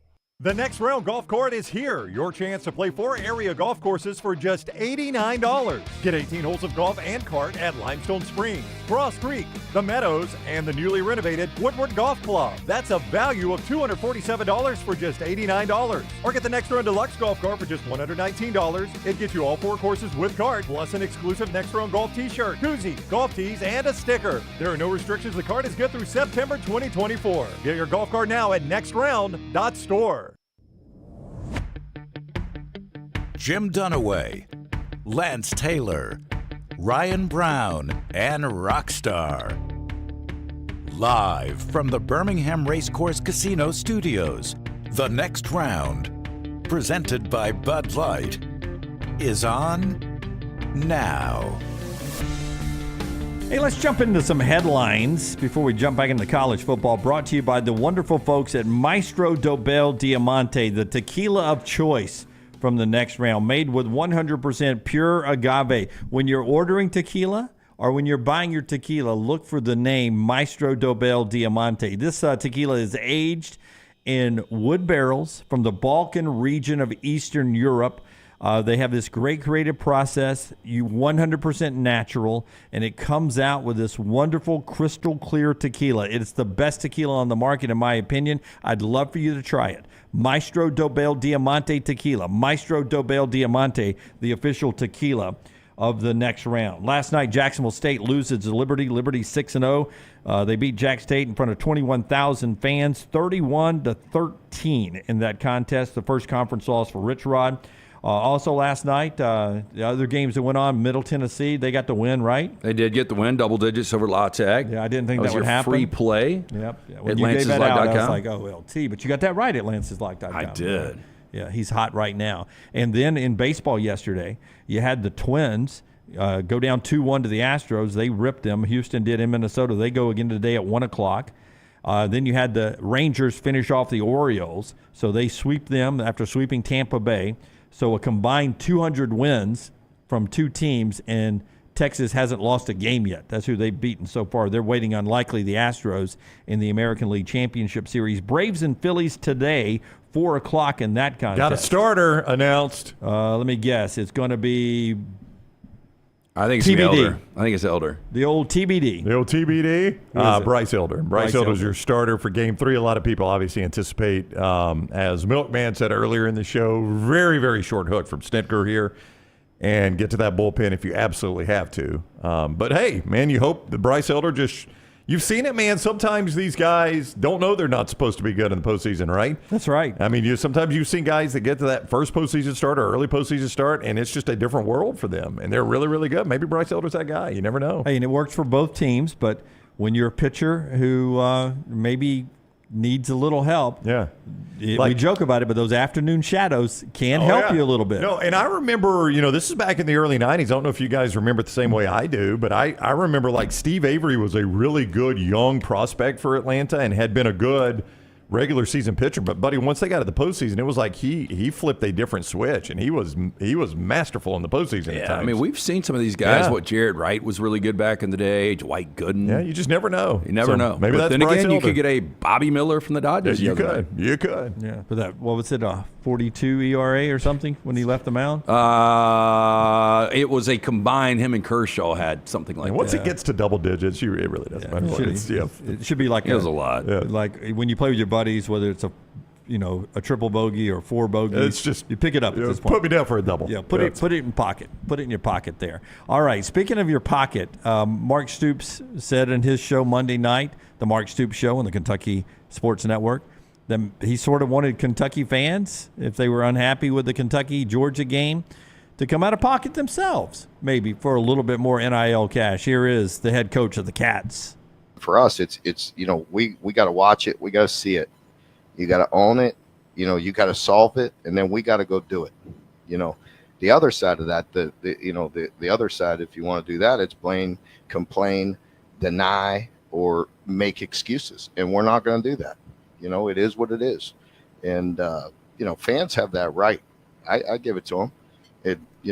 I just encourage them to donate more, because that's what those teams are doing. I could promise you in Georgia, they bought some pretty good players. You're allowed to these days, and we could use some help. That's what they look like. You know what I mean? When you have 85 of them. So I encourage anybody that's disgruntled to pony up some more. Yeah, to translate, I'm not going to make excuses up here, but I don't have good enough players. If I told you Stoops sounds like an excuse, by the way, had a pint of Ben & Jerry's in a recliner, only wearing tighty whities, would that shock you? Not at all. Not at all. Shout out to the late Robert Martin. I'm friends with Tom, who does the Tom Leach. Yeah, the guy who is the other. Show me the picture again, Rockstar. The other the play-by-play guy. He's Kentucky football. He's the voice of Kentucky football and basketball. A long time. He was there, he was there as a radio host. And you guys used to run the bars hard. No. But he was a lot younger, and he and I were built sort of the same way back then. Just was a really nice one guy. Of your bars. Really nice guy. So you reached out to him? No, I'm just saying this whole video. He is not moving. Like you think he's a little uncomfortable? It looks like he and Mark Stoops have zero chemistry. Well, I think Leach is probably a bit uncomfortable with what Stoops is saying. I mean, I think he probably is smart enough to know this is not going to play real well for Mark Stoops. Yeah. True or not, it's not going to play well for him. But again, I try to jump in. Maybe it's because I'm socially awkward. If I'm interviewing someone and I think it's going in a bad place, I usually try to jump in right and try to save the day.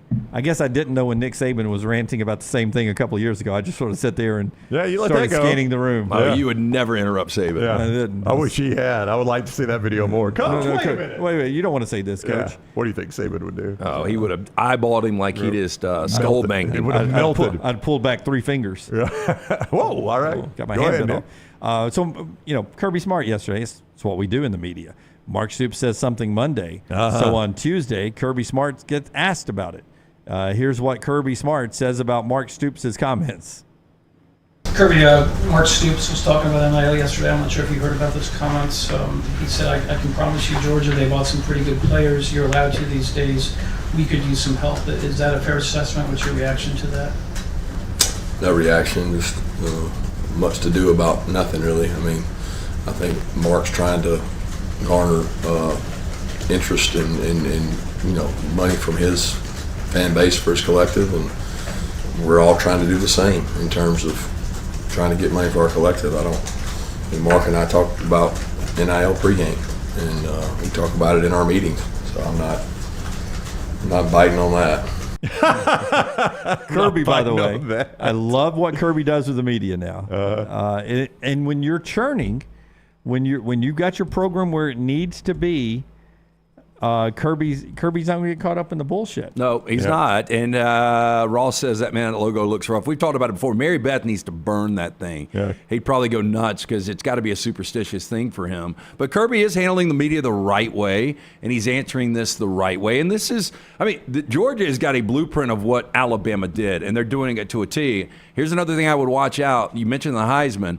If Carson Beck completely lights this thing up down the stretch, Georgia, like Alabama, just up until a couple of years ago, they've never had a quarterback win the Heisman Trophy. Brock Bowers, best player on the team, but Carson Beck, when you look at the schedule, he can put up 350 to 450 kind of numbers each and every week, and if he does that, who knows? These coaches, though, these old school coaches, even though it's legal now, are still going to bristle when you discuss them paying players. Yeah, they still don't like the connotation because of it. It is insulting in a way because it's like you're saying, I can't be good if I didn't have a collective behind me. Oh, I know. And by the way, Kirby knows I'm good without the collective. I'm good without it. I've coached these guys up. No, I think all things equal, I think, if you went to all players are the exact same, Kirby is still one of the elite coaches in college football. He is, but his roster wouldn't be what it is without the collective. He's smart enough to know that. He knows that's true. Yep. But they're going to bristle when it comes up. We said this yesterday. Y'all made a great point how it could fracture the Kentucky locker room because basically you're saying we're the Dollar General players. That's right. We're the great value players. I'm bought from the discount rack. You can't buy the good stuff, and Georgia can. I'm diet check. And the other thing is it doesn't do you any good at Kentucky because if you raise $5 million more, Georgia's going to raise $7 million. If you raise $7 million, Georgia's going to raise $9 million. If you raise $9 million, Georgia's going to raise $11 million. You can't keep up with certain programs, and you're not going to outspend.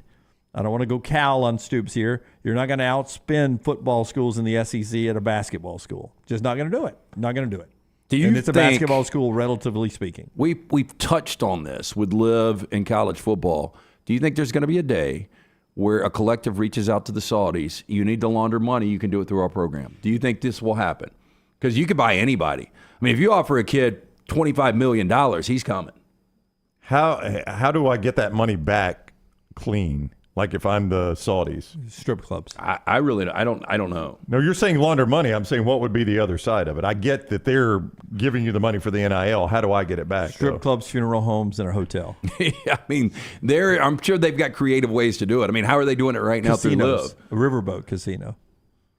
Yeah, how are they doing it through Liv? I'm just doing all of the show. I don't know that they're laundering money through Liv. I think the purpose of Liv is to rehab their image a little bit. I don't know that it's a money laundering. It's sports washing is what everybody is calling for their public image. Yeah, for their public image. Do you think they really care about their public image? Apparently so. Yeah, I think they do. That's why they launched Liv. By the way, this could be a public image thing. Oklahoma State would be pumped if they'd be Saudis. Tesla Talk says Beck for the Heisman may be the dumbest thing LT's ever said. Yeah, I don't know if Tesla Talk is gone now. Yeah, I don't know if Tesla Talk has ever watched Beck. I really don't know. I mean, Beck is just getting better and better each and every week. And if you watched him this past week, he played like an elite quarterback. Better. I'm just saying. Beck the quarterback, Beck the artist. Oh, Beck the quarterback. Beck the artist up until this point, but I think eventually it's going to be Beck the quarterback. What about Boris Becker? I don't know, man. Beck is the weirdest looking quarterback, one of the weirdest I've ever seen, but dude can spin it. And I think he's really, really good. I'll give you guys time to think about this in our Alabama Power question of the segment here. Give me the 3 most disappointing teams in college football for you this year. Alabama Power has an app right now. It's the best power tool to manage your account. It gives you access to different convenient ways to manage your Alabama Power account. You can take action, track your usage of energy. You can report outages in your area and find as well how fast the restoration efforts are going on. You can make your payments all secure right there. Apple and Android devices are good with the Alabama Power app. Just search Alabama Power in your app store. Visit alabamapower.com/mobile app. alabamapower.com/mobile app to download today. Brownie. Yes, Jim. Your 3 most disappointing. We're at the midway point of college football. We are. I haven't said it today. You've resisted this all season long, and I applaud you for doing so. I flipped the script, but here we go. I applaud you. Can you tell me the 3 most disappointing teams so far at the midway point? Number 3 for me is going to be the University of Central Florida, the Gus Bus, UCF. Disappointing. Very disappointing. Well, yeah, they haven't won a Big 12 game, and they blew. Yeah. Is it the biggest lead in college football yet? Probably so. What were they up 35-7 in that game and lost 36-35? Yeah, 35-7. In the third quarter. In the third quarter ended up losing. They're dead last in the Big 12. I know they've had an injury there with John Rice Plumlee. That's a big one. That is a big injury when you hurt your quarterback. But no, dead last, UCF. Texas Tech, I expected so much more out of Texas Tech. And they started the season so badly with that loss to Wyoming. And then they doubled down with blowing that lead against Oregon. You could have almost made you forget the Wyoming loss if you find a way to beat Oregon. But Joey McGuire, who I really like, just has not done great. And then Clemson. Clemson's a 2-loss team right now. 2 losses out of Clemson. One of those against Duke. And then the way that they lost that Florida State game, where they felt like they outplayed Florida State all day and just made some critical mistakes against Florida State and then had the Hollywood story kicker. I got a question about Clemson. After I show you my board. All right, Jimmy D. That's my top 3. Clemson number 1, though. My number 1 is going to be UTSA. And I just thought that they would dominate. I mean, right now, Air Force is going to end up being that team. Air Force is going to pop Wyoming this week. They're going to end up being the Group 5 that comes out of nowhere. When you look at Air Force's schedule, they got one more difficult game left. I think they go 11-1 or 12-0, so they'll be that team. I thought it was going to be the Roadrunners. Frank Harris hurts the toe. They go south. He is back. They're about to go on a run, but they're probably going to end up 8-4. I did have LSU winning the national championship. It is wide open. LSU, with this offense, is still going to win a lot of games, but very disappointed where the defense is. And then Arkansas, yet to win a conference game. They've been close. And I think when it started to fall apart for Sam Pittman in Arkansas is when you had a double-digit lead to BYU at home and you blew that lead. And since then, 1-possession losses to LSU and Ole Miss, and they're not sitting in a great spot right now. They are not, and they come to Tuscaloosa Saturday, a 19.5-point underdog at mybookie.ag, and it is a really bad spot for Arkansas. I do not like where they are coming into Tuscaloosa. This could get ugly. It could, yeah. UGLY. NH3425, Vulcan Tire and Automotive Chat Room, goes LSU, Clemson, Arkansas, South Carolina, and Illinois for him as disappointing teams. Some of those make it on my list. Almost win South Carolina. LSU is the most disappointing for me because LT had them as the national champions. Texas Tech we agree with, and Clemson for me as well, Brownie. I'll tell you this. You got a question about Clemson. If I asked you, who's the second best team in the ACC? The second, everyone would say, I don't want to play Florida State. Yeah. Who's the second team you don't want to play? I think I would say North Carolina right now. I think I'd rather play Clemson than North Carolina. Now, some of that depends on where I'm playing the game. I don't know that I want to go Death Valley. That sounds stupid. I think it's Miami. I think a lot of people it could be Clemson. I would have a problem with that. I mean, I don't have Clemson out of the discussion, but I can make a case for anybody we all just mentioned. I think it is so bunched up. Louisville, for the first time, looked really impressive this past week. I don't buy them. I don't buy them. Yep. Clemson would beat Louisville, I think. Losing Riley Leonard is just, that's massive. Day-to-day for Riley Leonard, though I think you can say day-to-day until you see him standing in a boot on the sideline on Saturday, but they say day-to-day. He's still not ruled out for Saturday. And you think about it. If they just hold on 4th and 16, he's not in that situation. They're 5-0. They're close to the top 10 right now. And we're talking about Duke a lot more. Duke kind of out of mind now. Yeah, they could be a top 10 team. Clemson and Miami play next Saturday. They've got a bye. They play next Saturday, so we'll get to see that game. And it's in Miami. Clemson with a bye. And Miami. All right, Miami's got North Carolina. North Carolina, that's right.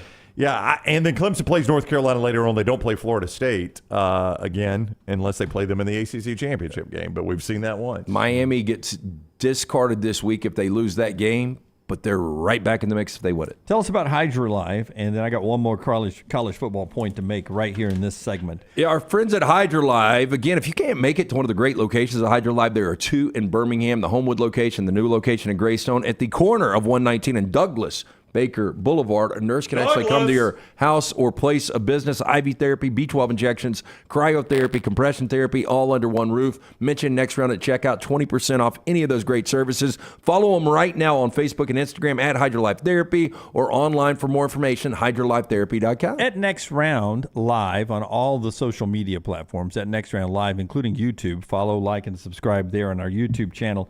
Ty writes in, and he says, if Mark Stoops wants more money for the NIL, tell him to give $2 million back of his $8 million a year contract, only make $6 million a year, and put $2 million of that into the NIL. Well, I think his answer to that would be, I'm telling you, we got to do it the way Kirby does it. You think Kirby's giving money back for his NIL? Yeah, and I see that point, but at the same time, I would say Mark Stoops has done an A-plus job with that job. Yeah, or he would say, do you ask the same of John Calipari? So why do the rules apply to him and not to me? I mean, why should I have to give my money back? I think Ty's being a little no, I know. Is being tongue-in-cheek on why are you making $8 million? But Ty he's earned it. Ty is on to something there, though. The money doesn't flow forever. And all these coaches are going to want to make more and more and more. And guess what? You got to have better and better facilities. And then there's the NIL. At some point, you hit a wall, right? TV money's it goes up, but I mean, there's some point where that's going to hit the wall too. Do you guys know who the winningest coach in Duke football history is? Since you brought up Mike Elko, Wallace Wade would be a good guess. Well, his name's on the stadium. It's incorrect. Steve Spurrier. David Cutcliffe. It is David Cutcliffe. 77 wins. Good coach. And Cutcliffe was 77 and 97. Ole Miss shouldn't have got rid of him. Wait a minute. His record was 77 and 97? Cutcliffe was? Yeah. So he's 20 games below 500, and we consider him maybe the best modern-day Duke coach. Hey, and he picked the wrong year to play for the ACC championship because they played that 2013 Florida State team. It's a bad day to stop sniffing glue. Yeah. My question is, does anyone really think that 46-year-old Mike Elko is going to hang around that place? No. Now, he caught a tough break. I mean, if his quarterback's out, that may hurt the old job prospects. Well, but I think Elko was trending well. Doesn't in my opinion. It doesn't in my opinion either. If I'm an AD, you get a good value now because they're probably going to lose some games based on that, and maybe he does fall off a lot of people's wish list. Yeah, I don't know what is coming open this year or what you guys think might come open this year. But right now, nothing.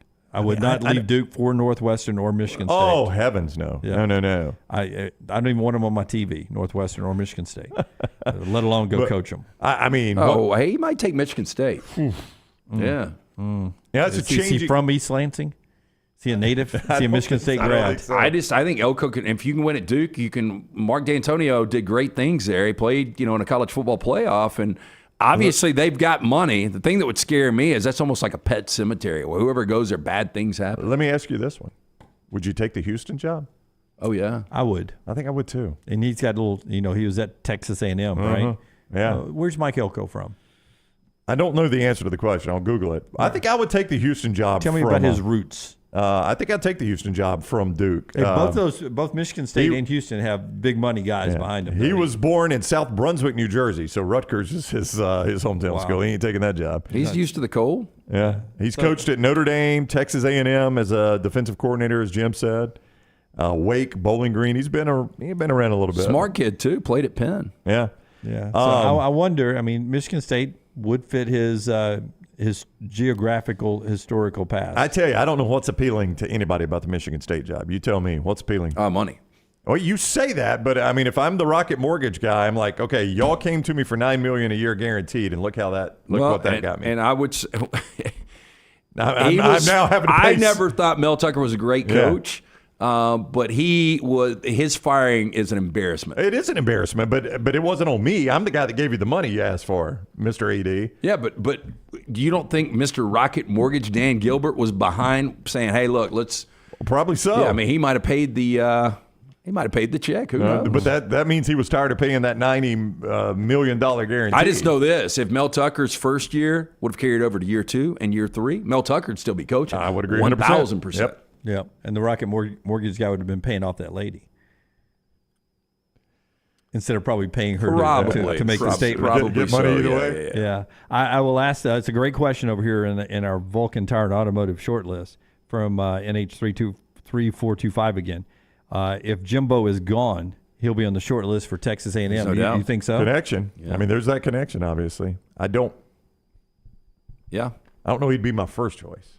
How big of a job is that's the question? It's a big job. That's a big job. I mean, it's so SEC, tons of money, great facilities. It's like one of those things that we've done it a million times. We look at it like, how are you not winning big? Yeah, and you've got to win big nobody ever does. 2 or 3 years. And the expectation now is you got to get me to college football playoff basically every year. We'll give you 1 year pass. That's it. You know who Texas A&M is?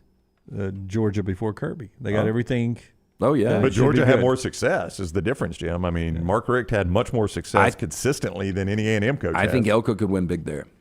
But I think if I'm A&M, if I'm the big oil guys at A&M, I might start my list with Saturday's 2:30 game in Seattle. With either one of those coaches? I mean, I got no problem with that. I might. My list might start right there with both those Would guys. you even consider Urban Meyer? I would. I don't know, man. I feel like you know what would be interesting, and I don't know how good of a coach he is. He's turned this thing around, but Mike Norvell, if he closes the deal with Florida State and gets them to win the ACC, with that unknown conference feature. A&M, is such a bigger job than Florida State is. I never thought we would say that 15, 20 years ago, but it is. Do you think there's some of we just hired the last guy at Florida State and it didn't work out? I don't think about things like that. I mean, you shouldn't, but I think people do. They will. Well, instead of hiring Brian Harsin, do you not think Matt Campbell would have been a better hire for Auburn at that moment in history? But there was probably a little. We went and got Gene Chizik from Iowa State. Are we really going to go? No, you're right Matt about Campbell? that. How do we get Matt Campbell now? Yeah. There was another situation like that, and maybe it was Deion Sanders to Michigan State, and people were like, nope. Mel Tucker came from there. Well, not going to do that. You can't see the difference between Mel Tucker and Deion Sanders. Now, Lance Leipold, and I'll go back to Unlocked with Brock Heward at Disrupt the Media. We'll be recording that later today. But he said one of the top 5 most difficult guys to prepare for offensively is Lance Leipold. He's 59 years old. If you can turn – Kansas was dead. The program was dead. Now, they're kind of forgotten now because Jalen Daniels goes out, and it looks like he's going to be out again this week. But that's a guy that I tell you, though, everywhere he goes. I know he's a good coach, but you know as well as I do, the AD going to the oil men and selling him on the Kansas coach is a hard sell. Absolutely. All right. The show being brought to you by Way to Wellness. LT's got 4 downs in the next segment. We'll jump into that. And then Elijah McAllister, Auburn's captain, will be with us as the Tigers get ready to go down and play LSU. Our friends at Way to Wellness want to make sure that you're living a healthy life. And that could start a couple of ways. If you're a man, you're getting a little older, maybe that blood pressure or cholesterol number is getting a little out of whack, they got a plan for you. Maybe you want to jumpstart the weight loss, just eat a little healthier, get in a little bit better shape. They got a plan for you. They got a plan for everybody. It's a different plan. There's no cookie cutter plans. It's Way to Wellness. Leslie and her board certified team will take care of you. You just go to this website to get details. It's aplanforme.com. Aplanforme.com. That's the website. And Way to Wellness has no contracts, no sign-up fees, and your first consultation is absolutely free. So no out-of-pocket money to learn about Way to Wellness. Just go to the website, aplanforme.com. Aplanforme.com. It's Way to Wellness, your journey to healthy living. Follow LT on Twitter at @TheLanceTaylor. Going to a big football game? Walking around all day? Then you'll want comfortable shoes. This is Wes McClooney, owner of the New Balance Birmingham store. Score a touchdown with a new pair of ultra-comfortable running or walking shoes. Come to the New Balance Birmingham store. I'm telling you, we'll make sure you have a perfect fit and we'll treat you like the starting QB. Our job is to make sure your feet are happy. Visit the New Balance Birmingham store on Highway 280 next to Chick-fil-A. Your feet will thank you. Want more of the show? Download the app or visit nextroundlive.com for the latest podcast. The Mystery Fifth Hour, our Not For All Ages podcast, The Last Call, and our entire Double Down Media podcast family. All at nextroundlive.com and on the Next Round app. Remember the name Way to Wellness if you're battling weight loss in your life. I'm Jim Dunaway from The Next Round. There was a time I was over 216 pounds until Way to Wellness helped me lose 45 pounds, and now for over 2 years, they've helped me keep that weight off. Here's their website, aplanforme.com, aplanforme.com. That's a great name for a website because there's no cookie-cutter plan. Everything is designed specifically for you. No contract, no sign-up fees, and your first consultation is free at Way to Wellness. Want more of the show? Download the app or visit nextroundlive.com for the latest podcast. The Mystery Fifth Hour, our Not For All Ages podcast like Bama and Bourbon, and the entire Double Down Media podcast family. All at nextroundlive.com and on the Next Round app. No one does happy hour like Twin Peaks. Whatever your preference, we have everything from tequila cocktails and an extensive bourbon category to local craft beers and handcrafted whiskey cocktails. And don't forget about that 29-degree man-sized drafts. It's Twin Peaks at the Patton Creek Shopping Centers.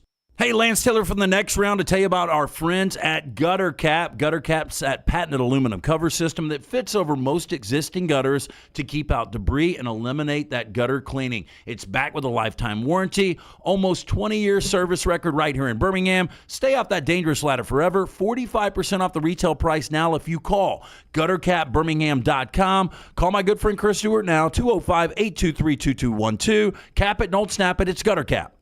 The wait is over. Tonali has arrived. Beautifully distinctive Italian styling and performance. Come test drive the all-new 2024 Alfa Romeo Tonali plug-in hybrid at Alfa Romeo of Birmingham. The all-new Tonali offers best-in-class horsepower and torque, fastest 0 to 60 times in its class, plus best-in-class range with full electric charge. And best of all, qualified Tonali leasees are eligible for up to $7,500 EV tax credit factored into your lease. Hurry down to Alfa Romeo of Birmingham and experience the all-new Tonali. The Next Round Golf Cart is here. Your chance to play 4 area golf courses for just $89. Get 18 holes in Cart at Limestone Springs, Cross Creek, The Meadows, and the newly renovated Woodward Golf Club. A $247 value for just $89. Get your golf cart now at nextround.store.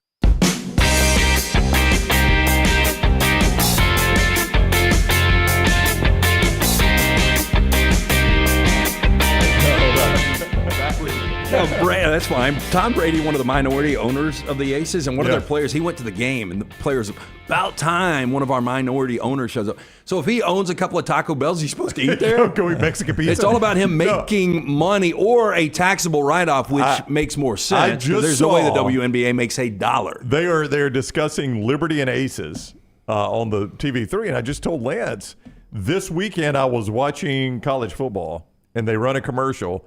The WNBA finals start Monday or whenever it starts. They're like, are you serious? They're in the finals of the WNBA? What's your business plan there? If you're trying to grow it, why would you compete with this time of year? Yeah, it seems like a bad time to have your finals, except for the fact that you probably know I'm drawing from a fan base that is they're going to watch this any time of year, and it doesn't matter. The NBA goes on from like October to August. Yeah, but it's almost like you want to start right when the NBA Finals lose, try to take that momentum for diehard basketball fans, and then roll it up until football starts and just compete with baseball.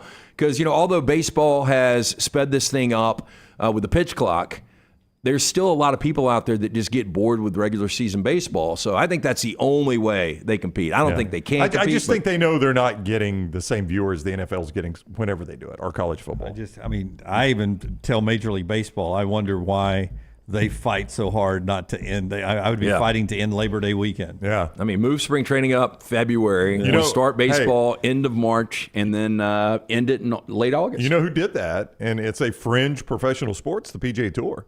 They looked at it and they're like, why are we playing our FedEx Cup when the NFL starts? So you know what they did? They moved it back and they're done in August. That's right. Hey, is that before the NFL ever tees one up? True from Shark Bait? Well, I know the first sentence is true. No, I know the NBA subsidizes the WNBA. Oh, yeah. Yeah, I don't know how much it is, but the NBA does subsidize it. Yeah. Well, you can only take $75 million losses so long. It's been going on a long time now, over 20 years, I think. Yeah, they do subsidize it. I don't know to what level, though. I don't know if it's $75 million. All right. Did not Didn't have WNBA on my bingo card. Well, I just saw it on the screen. Yeah, he brought it up. I was walking in. He's like, "Hey, you got to play on tonight's game." Yeah, I was kidding Lance, see if he had a lock on the Aces and Liberty tonight. I leave for a second, and I come back, and LT's got his new Dr. B hair on in, talking about the WNBA. Yeah, my man, Dr. B, best in the business. Again, when I went first see Dr. B, was really thinning out. After the non-invasive treatment I do on the couch 3 times a week, 30 minutes each time, my hair is more than doubled in thickness. T3hair.net, Dr. B is going to offer you that Sensus transdermal infuser. This enables Dr. B to get various medicines and therapies into the scalp where the hair follicles are without using any injections. This is revolutionary, as Dr. B can pinpoint delivery of a patient's genetically specific products without any needles. T3hair.net or call. Schedule the consultation today, 205-319-0316. Give me cut 11, Rockstar. Shane Beamer. I mean, South Carolina, did they make the list for anybody? Disappointing? Somebody in the chat room had them, and I really did consider them. They're 2-3, right? I didn't have a big expectation. Remember they beat Tennessee and Clemson last year at the end of the year. Yeah, they were just so bad against North Carolina, and they actually played well against Georgia. I know they're not into moral victories, Jim, but that was one of those where I'm like, okay, I see some steps forward there. But boy, then against Tennessee, they were just not good. Yeah, when I looked at the schedule, I thought 3-2 or 2-3. Yeah. So Shane Beamer, this week, his news conference, Forrester found this. He tells me it's about a 3-minute and 30-second discussion that he's chopped down to 90 seconds just for the good stuff, cut out the fat. But it's basically a State of the Union address of where he thinks his program is right now.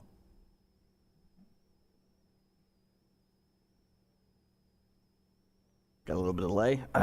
Hold on, Shane.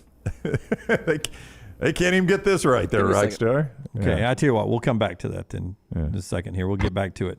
You got it How now? would you assess the state of the program right now, and is it about where you thought you would be when you first showed up here as head coach? I think the state of the program is fantastic right now. Are we happy with being 2-3? No. Did we expect to be 2-3? No. Am I discouraged, or do I feel like we've had any kind of step back? No. But based on the way most of you guys projected us the last 2 seasons, we, without a doubt, overachieved in 2021 and 2022. And now I think the natural progression that people think in their minds is, okay, they won 7, then they won 8. Now they're just supposed to win 10 or 9, and we still may. Who knows? And I get it. I mean, ultimately I'm judged season to season, but week to week.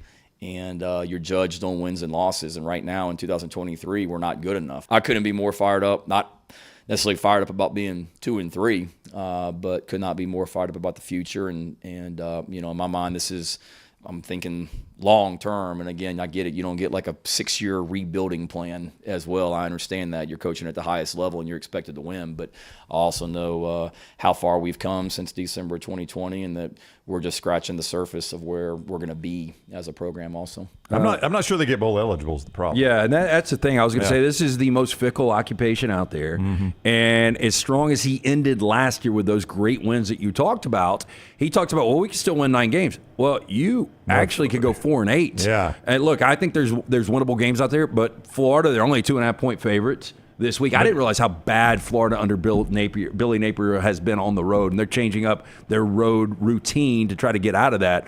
But then you go to Missouri, who's much improved. He makes it sound like they've been saying that commercial that has the soccer team, and they walk down, and the old lady is like, "Do you like eggs?" And she opens them up, and they're all cracked and rotted eggs. "You like eggs?" Yeah. And then they take them to the other hotel, and they all get pancakes and the waffles. I tell you, the road routine would be better. They just take a better team on the road. Well, they're 1-7 in Napier's 2 season on the road. Hey, and even worse, how about this? They've dropped 10 of their last. Mertz likes eggs. I want eggs. They've dropped 10 of their last 11 road games and 15 of 17 away from the swamp. That is pathetic.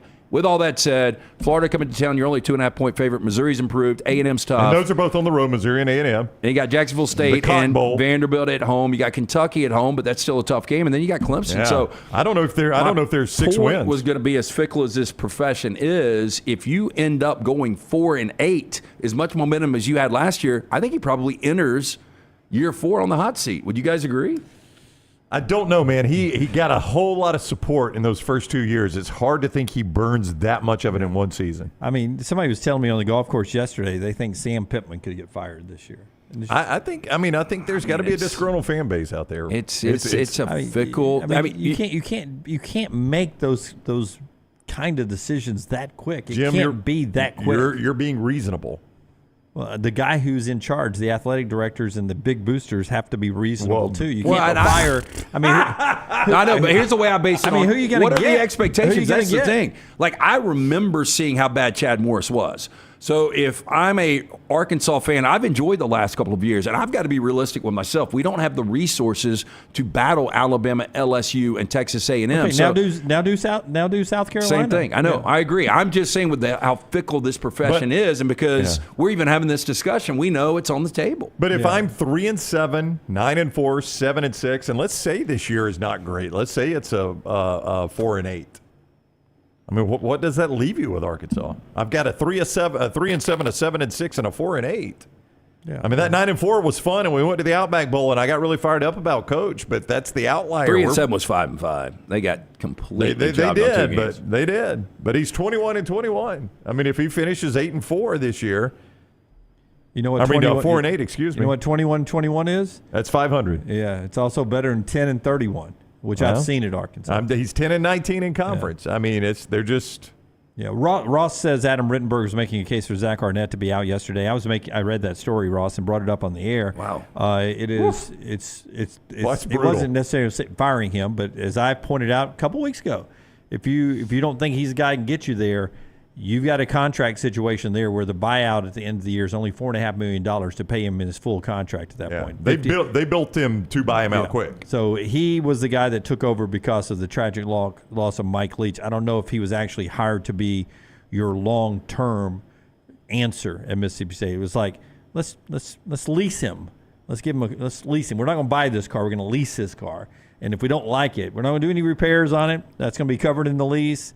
I'm going to buy that package where you change the oil for me, change the tires, all that crap. And if we don't like it, we're going to turn that puppy in at 12,000 miles, and we're going to get another one. So you're telling me that State's athletic director is standing at the football complex, and Arnett's going out to recruit, and he's like, no, you got to stay here. We got to keep your miles low. You got to go low. Low mileage. I'm not paying that 10 cents a mile on you. Let me introduce you to Clay Travis's 150-mile radius right here. That's where you're recruiting. All right, let's do 4 downs. LT has them for us today. It's brought to you by the great folks at Slice. Tell us about Slice, LT. Hey, 4 great locations for you. One we're going to be at. So the original in Lakeview, there's one in Vestavia. There is one in Montevallo. Now there is Crestline Park. We will be there. Bud Light game night from 5 until 7. Join us this Thursday. Local pizza, local ingredients. Get out. Say hello to the Majaya brothers. For more information, slicebirmingham.com. First down. Who's out of the state of Texas first, Jimbo Fisher or Mike McCarthy? Mike McCarthy, he does not get another year. Now his season lasts longer than Jimbo Fisher. Yep, that's going to be your key there. I think. And I guess you can make a case that if Jimbo Fisher, more on this later. Who's the popular idea to replace McCarthy? I mean, would they still go back? I mean, Kellen Moore used to be, but now Kellen Moore's not there. So Kellen Moore was the guy that was mentioned. Sean plays with the Chargers now, right? Kellen is. Sean Payton was mentioned before he took the Denver job. Good luck with that. Make that move. And Lincoln Riley has always been mentioned. Yeah. I'd rather have the USC job. Oh, I had too, 100%. You can win there. I still think I'm going to go Jimbo. Second down. More turnovers Saturday in Knoxville. Max Johnson or Joe Milton? I think A&M plays well. I think the defensive line that sacked Alabama 6 times does the same thing or more to Joe Milton. And if not, he's going to throw interceptions. So I'm going to say Joe Milton. I kind of agree with you. Yeah, I think I kind of agree on that too. That's a tough game. Tough game. I think I'm going to go Joe Milton. God, is the moon lined up with Venus today? Probably. They both agreed with that very smart statement that I must have read somewhere upset else. alert yesterday, which I've been awful on. It's lined up with Uranus. Third down. It's a bunch of. Yes. More touchdowns in Seattle this weekend. Bo Nix, Michael Penix Jr. I got a sneaking suspicion. I think Washington is the best team in the Pac-12, but I just got a sneaking suspicion Oregon's going to go in there and win this game. I'm going to go Bo Nix. Well, they can't be the best team in the Pac-12 if Oregon goes on the road and beats them. Sometimes you can't. You have a bad day. Yeah, no. Oregon is the most complete team. But the way you phrase the question, I mean, Bo Nix, there may be a running back that scores one more touchdown. No, I get that. Takes one off of Bo's board. But back to Brown's point, you still believe Texas is better than Oklahoma, don't you? I do. When Texas and Oklahoma play again in the Big 12 championship game, Texas will win by 2 touchdowns. The better team doesn't always win on a given Saturday. Some teams have bad games, and I think Washington's the better team, but I got a sneaking suspicion Oregon wins this game. Yeah, I think Oregon wins this game as well. But for some reason, I think Michael Penix Jr. will have the same number of touchdowns as Bo Nix. Okay. But I'll go Bo Nix. I'll go Penix. 4th down. TJ Watt, 29 years old, ultimately better Steeler, Hines Ward or TJ Watt? That's a tough one right there. I mean, Watt's been phenomenal, but boy, I love me some Hines Ward. The way I he played did too, the man. passion he played with. TJ Watt. Yeah, and had to outrun Bain blowing that stadium up. That one time. He had a career, man. Yeah. People of Gotham. Steelers fans. We are here to blow up your stadium. This is not elbow. Oh. Yeah, I just wonder if TJ Watt is like pissing his career away right now because their defense is still good. He is a complete stud. And the I offense think he's is the awful. best defensive player in college, in pro football. He's been top 5 guy for the last 3 years. Yeah. He's a complete stud. Oh, Hines Ward could outrun my bombs. 4th down? Bombs. That was 4th. That was 4th That was down. 4 already. We did 4 already, So yeah. good, so quick. Glad you're not working the chains. We will just be par for the course. We talked to the captain of the Auburn Tigers, Elijah McAllister, coming up on the other side. The show being brought to you in part by our friends at Bromberg's LT. Again, family owned and operated since 1836. They are your diamond specialist. Holidays right around the corner, and they've got a great selection of watches. You want to take care of the man in your life, get into one of those great locations, Mountain Brook and the Summit. You can always shop online, board at work right now. Check them out, brombergs.com. Follow Brownie on Twitter and Instagram at Ryan Brown Live. Birmingham, guess who is back? Our friend TJ Miller, the Gentle Giant Tour. It continues at the Comedy Club Stardome, coming up one night only, Wednesday, October 18th. Doors open at 6:15. Show goes off at 7:30. To order tickets right now, 444-0008 or stardome.com. TJ Miller, you remember him from Silicon Valley, from the Deadpool movies, one of the most sought-after comedians in the world. This Wednesday, October 18th, Comedy Club Stardome. For more information, stardome.com. Do you need extra cash handy? Look no further than Legacy Credit Union for whatever loan your lifestyle requires. It only takes a few minutes to apply and request the amount you need to give you peace of mind.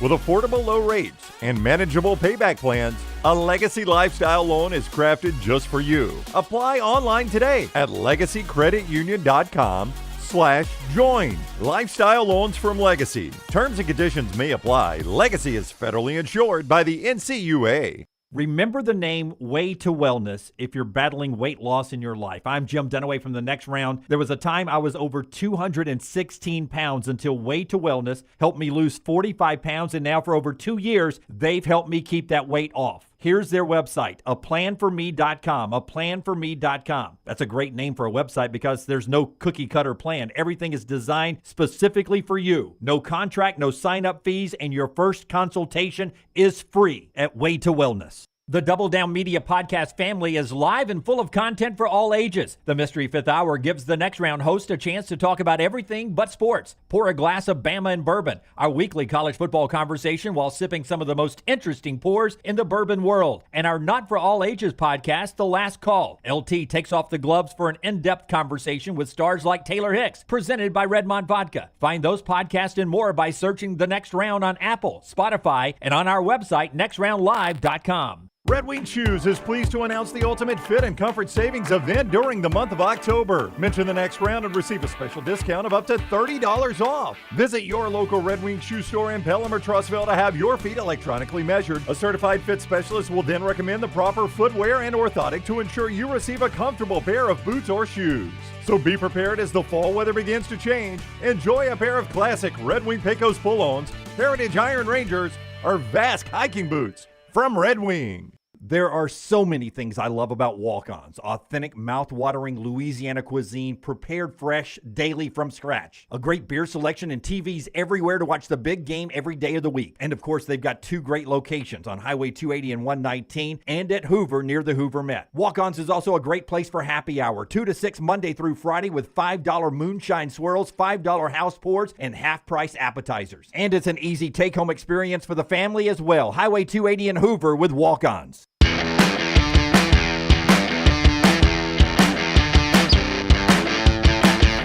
I think Elijah McAllister is joining us from the Louvre. He's in between 2 masterpieces hanging on the wall there. You ever, what's in the Louvre, Dunaway? Give me one thing. The Mona Lisa. Give me 2 things. Good Night Moon. Starry Night. Starry Night. Good Night Moon. It's a book. Elijah McAllister is with us. Have you ever had art history at Auburn or Vandy, Elijah? No, never. Yeah, it sounds awful. Elijah joins us each week courtesy of Craneworks. The big guy reminds you, check out Craneworks, the big dog for Craneworks and Rental Works. How was the bye week? You feel rested? Yeah, I feel rested and ready to go. You know, it's always good when you can, give your body a rest as an older guy as well. Give your body a rest, kind of get prepared for the back half of the season. Are you a guy that can sleep in? And if so, what is the latest you could sleep in on a bye weekend? I'm not a big sleep-in guy. I guess it's 7:30, 8 is a sleep-in. That's pretty late for me. So I guess that's what time I try to wake up during the bye week. Sometimes I feel like Elijah's our age. Yeah. He talks about hurting. Old soul. It's old soul. I can't sleep past 7:30 either. Do you believe breakfast is the most important meal? Yes, I love breakfast because I can eat it at any time of the day, which is why I like it. Oh, wow. You love my wife. Or me. Do you like the combination of salty and sweet? Do you like eggs, bacon, grits, and a waffle, or do you go all sweet or all salty? I like a mix. I mix all grits and eggs with some type of meat, and then I eat that first, and I end it with a pancake or something. Yeah, me too. What about bacon and syrup? Yes. Yeah. When you were at Vandy, did you go to the Pancake Pantry right there by campus? That place is amazing. Have you been before? Oh, gosh, yes. Yeah. My wife loves that place. We're in Nashville a little bit, and she loves the Pancake Pantry, man. Yes. He even took me, and I didn't take my glasses, so I made the worst order of all time. I didn't flip over the menu where all the good stuff was on the back, so I was just on the front because I didn't know there was a whole back where all the good pancakes are. So I ended up just going basic silver dollar pancakes. You were silver dollar It was the most disappointing breakfast I've ever had. A kid. I was like, that is the weirdest order I've ever seen at Pancake Pantry. And he's like, silver dollar pancakes. And we're sitting there. We're like one of the first tables. So mine comes out, and it's a sad-looking plate of little miniature pancakes. Yeah. And then all these great pancakes come running out the other, there were 12 nurses sitting next to us. And I was like, well, theirs looks better than mine. Yeah, I was like, well, you ordered silver dollar pancakes. It's horrible. So you're getting ready to go to LSU. You're not part of all of this, but 7 straight SEC road losses for the team. But you guys have been so close in so many games that you've lost this year, and you've won some really good games. Going on the road playing this LSU team, what do you see on tape in their quarterback? Jaden Daniels playing as good, I think, as anybody in the country at that position. What do you see when you watch him play? Yeah, he's a dynamic quarterback, a dynamic football player. I mean, he can run it and throw with the best of them, as you guys know, and as we're scouting and watching tape. A lot of respect to the guy and what he can do on the field. And just, as we're preparing this week, we're just continuing to, honing on our craft and our skills as defense and knowing, what we can do to stop their offense and hold them to what we can. Some people say sneaky fast, or he's just smooth running, however you describe it. When you watch him run, does he look on tape as fast as he is in a game? Yeah, so I think it's different. He just is a smooth runner. You can see him pulling away from guys on tape, but he's not a wild. He doesn't look like he's running with a lot of energy, but he's getting away from people. So I'd say he's just a smooth runner. He's a smooth runner, but he's moving past people for sure. Elijah McAllister is with us. The Auburn team captain is on the JohnstonRVCenter.com hotline. And as always, he's presented by Craneworks. The big guy says, check out the big dog, Craneworks and Rental Works. And forgive me for having asked this. Have you played there? I know Vandy and LSU don't play annually. And I know, obviously, this is your first year at Auburn. Have you played at Tiger Stadium? This is actually the only SEC stadium I have not played in. Are you serious? Wow. So this will make all SEC stadiums for you, huh? all of them. So it's the only one I have not played in yet. I played LSU before, but I haven't been there. So it's the only stadium I haven't played in, which would be nice. Boy, I tell you, you're in select company. I wonder how many SEC players at the end of their career could say they played in every stadium. Not many. Yeah, I don't know that many guys have ever done that. What are the stories you've heard about Tiger Stadium? Well, I just know it's a college town, obviously, and I know they are one of the few who actually is able to sell alcohol in their stadium. So I do know they get pretty rowdy. I just know they just tell me it gets crazy, and obviously it's known to be one of the best places to play in college football. So I'm excited to experience it. But I just know they're really good fans and passionate fans, and when you add some alcohol there, it probably gets pretty crazy. To me, it's an incredible atmosphere. One of these two thinks it's an overrated atmosphere. I forgot which one of the two. Is it Brown? Yeah, can I at least clarify before we go to the question? All I'm saying, Elijah, is you can only get so loud. Like, if it's 100,000 people cheering or 120,000 people cheering, loud is loud, right? I mean, it gets to the point where it's just all the same. Yeah, 100%. And I think I have a unique perspective on that. All defensive guys, for real. Like, you think about it, when we go to these, it's loud at our home stadium, obviously. When we go to these away stadiums, they're not trying to be as loud as they can because their offense is on the field. So it only gets so loud for us defensive guys because they're trying to be quiet, if that makes sense. Whereas our offensive guys may feel it more so than we do. It definitely is a destination place, though, if you're an SEC fan or just a college football fan. Have you had friends and family reach out, hey, we need tickets, this is one of those games we want to go to? Yeah, 100%. But I try to, give, the tickets, some of the tickets that I know we got a lot of Louisiana guys on our team and guys who, have family around the area. So I try to get the tickets to them to make sure. But I definitely have had some like, man, we got to get to LSU. We got to get to, when y'all play Georgia, some games that people really want to see. See, breaking news here in the next round. You're telling me you bought your captain votes by giving away tickets to the Louisiana guys. Is that what happened? Vote for me for captain. I'll give you my Louisiana tickets. I see what you did there. Okay, here's the only advice I have. You're riding into the stadium on the bus. It pulls up to the back gate near your locker room. Small locker room, by the way. Get ready for that. Keep your eyes down at the ground as you approach the stadium. The place is known for grandmothers even mooning the bus, so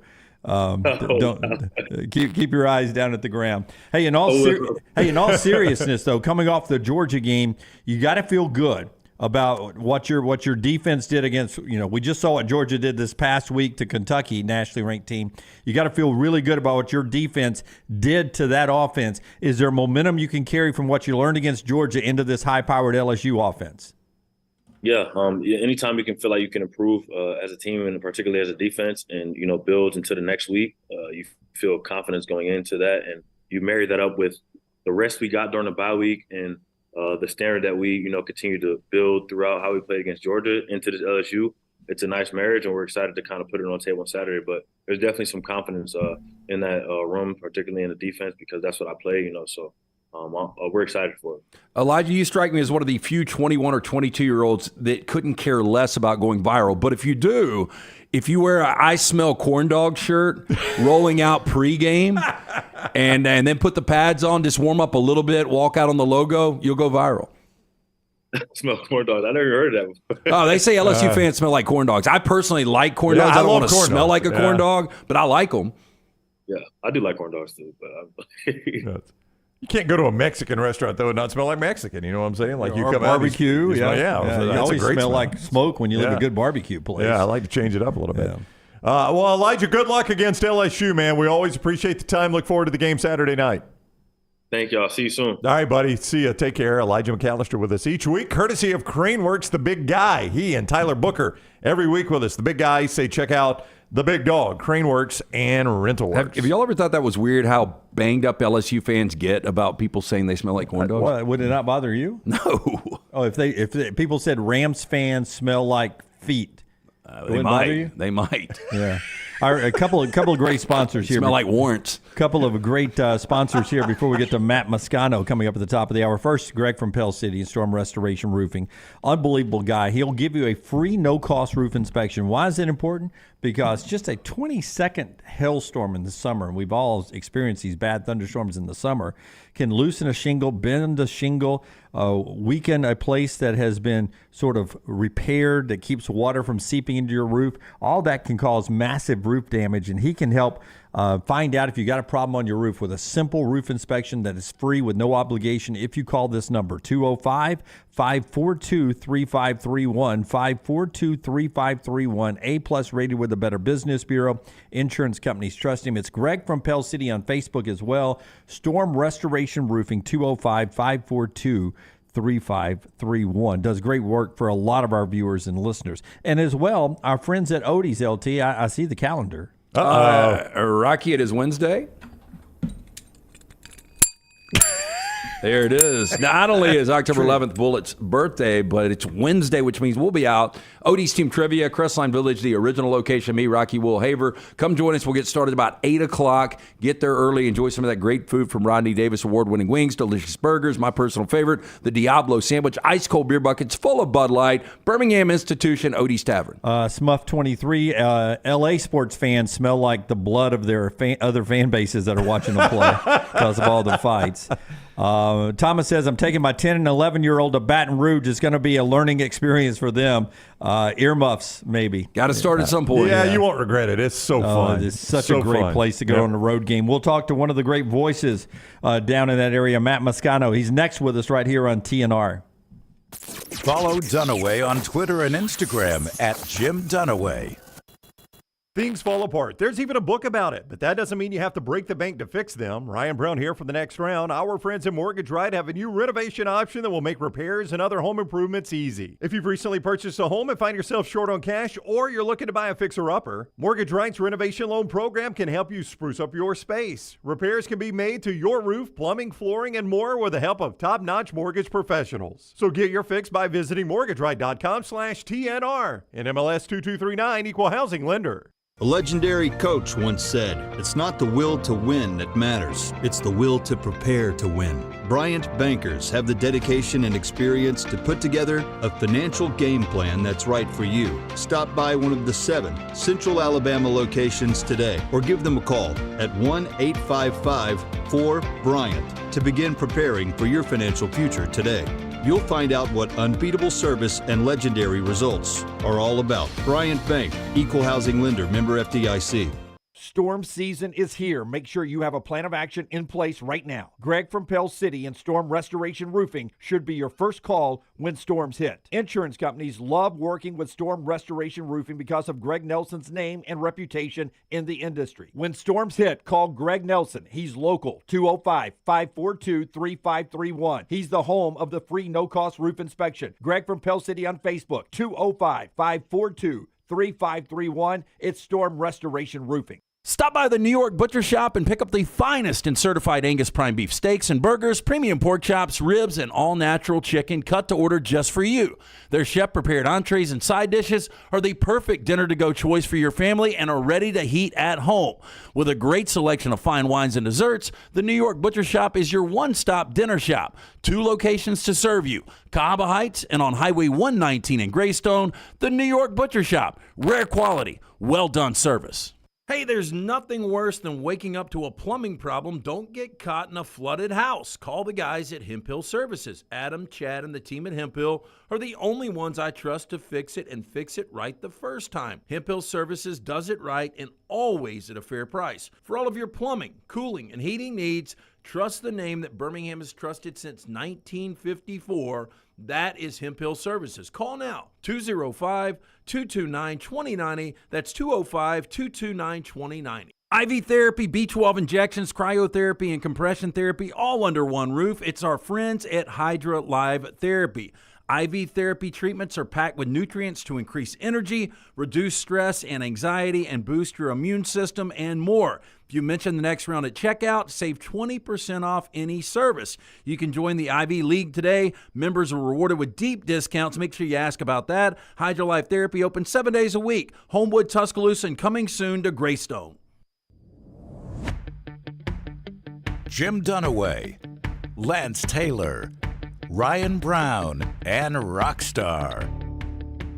Live from the Birmingham Racecourse Casino Studios, the next round, presented by Bud Light, is on now. All right, here goes Auburn on the road. 7 straight SEC road losses. trying to win down in LSU. Going to be a tough task with the way Jaden Daniels is playing. We'll talk about that. Remember, this hour brought to you by our friends at Champy's World Famous Fried Chicken, Highway 119 in Alabaster. Perfect for your tailgate.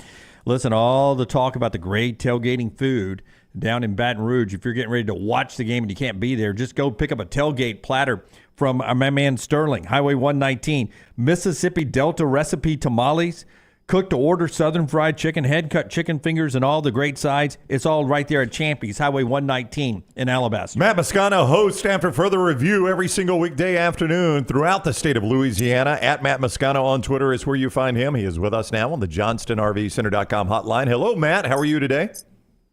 Hey, guys. Good morning. Doing great. Good. We appreciate you coming on with us. What is the fan temperature of this LSU team right now? Well, they won this week, so I guess maybe optimism is back after the Ole Miss loss. LSU's not a hard team to figure out, guys. They are elite offensively. This is pacing to be the second best offense in school history, behind only the Joe Burrow team in 2019. But defensively, they are really challenged, and that might be put it mildly. They've underperformed at some spots where they have talent, and they're void of talent in spots where they desperately need an upgrade. So they need to try to figure out a way to get some stops as best they can. Yeah, I mean, I don't think I was out on a limb earlier this year, Matt, when I said I think LSU is going to win the national championship in year two. I think that much of Brian Kelly and Jaden Daniels. And how much is Brian Kelly? How much is Matt House? Where is the fan blame right now? Because they've got the personnel. I don't know that they have the personnel defensively. That's maybe the big misnomer. And I did pick this team, by the way, to win the SEC. I had to beat Georgia going to the playoff. I did have LSU winning the West, winning the SEC, and going to the playoff because I knew this offense was going to be really good. And my assumption was defensively, they were good in the front seven. They had to go attack the portal, but they had to do that last year as well. They went into the portal to remake their secondary after the Ogeron era, and they hit on a lot of guys. Here's the big difference. They went and brought in 4 cornerbacks and a couple of safeties, and they just missed, guys. Like they missed on those players. There's nothing in that secondary that resembles what you would think of when you think of LSU and DBU. There is no Eric Reed. There's no Grant Delpit. There's no Tyrann Mathieu. There's no Jamal Adams. At corner, they don't have Patrick Peterson or Derek Stingley or Tre'Davious White or anything close to it. So what you got are guys that are physically not what you're used to seeing with an LSU defense.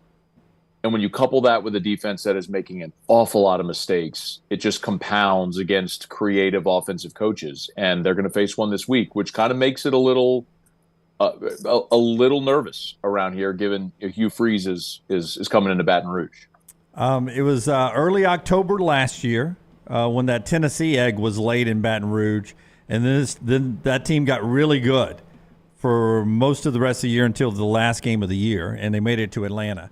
Any signs that there's a possibility that this team can hit that hot streak coming off that Ole Miss loss and be the same team that could still get to Atlanta? Here's the optimist point of view. And the difference is a year ago, they kind of needed the offense to get going, which it did. But the defense was pretty solid. This year, it's inverted. The offense is great. The defense is what's really struggling. The second half against Missouri might be an indicator. I think that's the hope here, is that the second half against Missouri is an indicator of maybe some changes they made defensively. I mean, I could go really into the weeds. I mean, they switched to a true 4 down front, which I think plays into their strengths a little better with guys like Mason Smith and Mekhi Wingo, some of those defensive linemen. They found a true spot for Harold Perkins in a nickel Sam role. They'd been moving him a lot for the first half of the year based on the opponent. So don't get it twisted. This defense is never going to be good enough this year to be considered top 10, top 20, top 30 in the country. They just need to not be dead last in the SEC. If they can find a way to give up an average of a touchdown a quarter, if this defense can get to a point where they're allowing 28 a game, you could win every game remaining on your schedule because you're going to score 30 or 40 on everybody you play. And I'll include Alabama and Tuscaloosa. LSU is going to go to Tuscaloosa and score more than 30 points. I just don't know if they can stop anybody from scoring. So that's the tricky part. Now, the other part about the West also is keeping in mind A&M and Ole Miss have already lost to Alabama, so Bama's got the tiebreaker there. LSU is the only realistic shot that anyone in the West has because thinking Bama's going to lose twice heretofore is probably unreasonable. LSU could go to Tuscaloosa, win, and have that tiebreaker, and maybe that gives LSU the leg up there. So it's an optimist point of view, but given the way LSU's defense has played, it's hard to think of that as realistic. Matt Moscona is with us now, ESPN down in Baton Rouge. You hear him throughout the state of Louisiana every single afternoon with After Further Review. Matt Moscona on Twitter. He is on the JohnstonRVCenter.com hotline. Auburn has played really good defensively. And, you know, as we've talked about here, nobody's really slowed LSU down. But what has, in the event they haven't scored every time they touch the football, what has slowed LSU down? Well, season opener against Florida State, they had 2 possessions inside the 10 and came away with no points. They went forward on a goal-to-go situation from the 1-yard line and got stuffed, and then they had a possession inside the 10 where they went forward on a 4th down and didn't have the right play call. So that's kind of been it. It's Hugh Freeze said it earlier this week, and it may sound like coach speak to some, but he's not wrong. You're not going to stop LSU from moving the football. You're not going to stop them from getting yards. But if you get into a red zone situation, can you hold them to 3 instead of 6? I mean, as some coaches call it, those 4-point plays. I mean, that is the key with this LSU offense. When they get in the red zone, can you hold them to 3 instead of 6? And that's been easier said than done, but that really is the ticket. I mean, they're going to move the football, guys. They've got a really good offensive line. Jaden Daniels is playing as well as anybody in the country right now. Logan Diggs is a true bell cow running back. Everybody knows about Malik Neighbors and Brian Thomas. They can attack you from so many angles. It's really just a matter of when they get those scoring opportunities in the red zone, can you come up with a play on a 3rd down to force them to hold them to a field goal? The first time I ever saw Jaden Daniels, and I love watching this kid play, Arizona State years ago, and he looked like and I said this yesterday on the air, he looked like he was about 170 pounds. And they list him at 210. He still looks like he's like 175 pounds. The dude can fly. 51 total touchdowns at LSU, only 5 picks in 1 and plus years. But how much fear is there for LSU fans every time he's got the ball and some of those hits he takes that if he goes down, I know Nussmeier's good, wasn't good in the red zone when he came in for the 1 possession last weekend against Missouri, but how much fear is there that Jaden Daniels is not going to make it a full 12 plus? Yeah, I think when you have a quarterback like that, every time he takes off and runs, you hold your breath a little bit. But that's been a big topic of conversation here for 2 years now. Make no mistake, Jaden's a tough kid. He does not like to slide. He does not like to go out of bounds. He will fight for the extra yard. And look, late in the year last year, he twisted his ankle against Texas A&M, which limited him in the SEC championship game. And he took that big shot in the ribs on Sunday at Missouri. So there's always that sort of lingering thought in the back, but also, guys, I mean, Jaden Daniels' ability to make plays with his feet is a major part of this offense. I mean, he's the leading rusher right now. In the 4th quarter, even with the busted rib, it was Jaden making plays with his feet against Missouri that ultimately got LSU back the lead and then put that game away. So he's going to run the football. It's going to be part of the offense. I think a lot of people would like to see him be a little smarter and slide. I don't know that's in the cards for him at this level. As for Garrett, Garrett's played plenty of football in his time at LSU, and I think there's plenty of confidence if he had to go in, he could continue to function. You lose the running dynamic that Jaden has if Garrett does play, but the ability to sit back and sling it around a little bit, I don't think anyone doubts Garrett Nussmeier's arm talent. One question from one of our listeners simply calls himself the Alabama football social media editor. I don't know who that is. Over under points scored LSU at Bryant-Denny Stadium, 30.5. Would you like to make a comment on that? Over. No one's going to hold it. I agree with you. I agree with you. Clean read. Over. I think nobody's going to hold LSU under 30. They're if it happens, it's going to be the weird one-off. I mean, I even looked to that game against Florida State. people forget, man, LSU put up 200 yards of offense in the first half of that game. I mean, they should have led that game by 17 at half. So nobody has stopped this offense yet. But listen, when they go, we can talk about this in a few weeks, but when they go to Tuscaloosa, the bigger question is going to be, is LSU going to be able to stop Bama from scoring 40? It's just, that's the question. That's going to be the question with this team every week. So stop talking, because they'll edit this part out anyway. So it doesn't matter what nice things you say now. Yeah. Just look at Chris Storing this past week. They'll edit any nice stuff out. It'll just be what you said at the beginning. I know the game. I know how it's played. Do your worst, editors. I've had much worse. I've Mark Stoops this thing before. It happens to all of us. I like it that we use Mark Stoops now. Matt, thank you very much for the time. Have a great week. It's always a pleasure catching up. Okay, guys, thanks. All right, that is Matt Moscona. He covers LSU for ESPN Baton Rouge throughout the state of Louisiana. I love that guy. On the JohnstonRVCenter.com hotline. Nick Saban is on the teleconference right now. Our own Emily Grace McWhorter, Emmy G, is documenting some of what is being said on there. He says Malachi Moore and James Burnip are game-time decisions Saturday. I know for a 100% fact you can win this game without James Burnip, so it would surprise me if he's anywhere close, if you even see him. Yeah. And I think you can win it without Malachi Moore, too. I think you win it without any said player. The Arkansas game. Yeah. What do you mean any said player?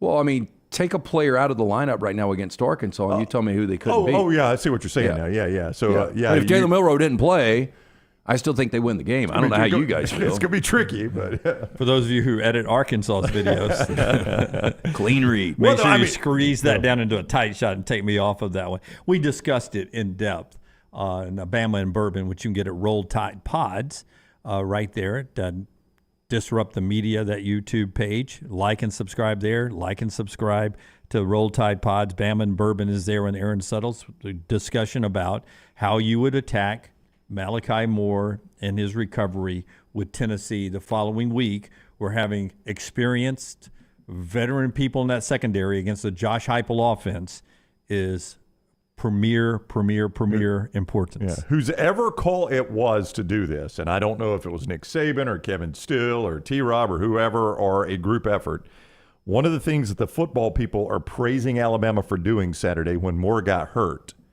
was moving Terrion Arnold to the star position and bringing Amos in at the corner. Yeah, we talked about that earlier in the week on the show because the star position is such a more complicated thing, and he's more experienced, so Amos just had to worry about his corner. That's right. And not the star position. You worry about that guy in front of you and let Terrion Arnold do more of the heavy lifting. And, I mean, it worked. 103 second-half yards for Texas A&M in their home stadium. That was a heck of a defensive performance. Yeah. All right. Chris H. says Matt and T-Bob do their post-game show every week drunk. It's usually quite funny. It is funny. Yeah. I like Matt sober, though, too. He's a really funny guy. I always love getting his perspective on what LSU is doing down there. Always a good listen to when it's about anything in the Southeastern Conference. Getting ready for another big football weekend. A couple of our great sponsors, including A+, the folks that changed Brown's bathroom. So listen, if you're interested in master bath or kitchen, that's where you're going to make your money back when you go to sell your home, when you renovate those two things. And we were interested in master bath. Scott is showing you photos of the bathroom that we purchased. We purchased our house. It is a fully functional bathroom. It wasn't awful. It's just not what we wanted. So we knew somewhere down the road we were going to remodel it. So Jennifer said, now's the time. So she scoured the internet, and she found Brad Bell, A+ Tile Home Remodeling. We went to Brad and said, here's what we want. We would like darker tones. We obviously updated it. And he said, all right, I got you, man. And that's exactly what he did. We would not change a thing. He made perfect decisions. His crews are great, on time, clean, worked hard. We loved it. In fact, Lance saw it, and he's like, you know what? My bathroom's darker. I'd like it lighter. You think Brad will do that? I said, he'll do whatever you want. Proof in the pudding. There's the photos from Lance's bathroom, the exact opposite. That just shows you Brad Bell is in this to make sure you are happy, and he does it. Master Bath and Kitchen. That's his specialty, Master Bath and Kitchen, 205-422-1758. That is 205-422-1758. Brad Bell, A+ Tile Home Remodeling. It started at 40 at mybookie.ag, the over-under on Iowa, Wisconsin this weekend. Basically, this is like the Western Division championship game this weekend. Yeah, I mean, we can laugh at these two teams. But Wisconsin's 5-1 and Iowa's 4-1. Yeah, they're awful teams to watch. It started at 40. It's been bet down to 35.5, the total in this game. I don't know if it can get to 33, but it's trending in that direction. Wisconsin's got the 37th best defense in yards allowed. Iowa has one of the best run defenses in all of college football, and they're coming off a game where they were inflicted Purdue with a lot of tackles for losses and sacks.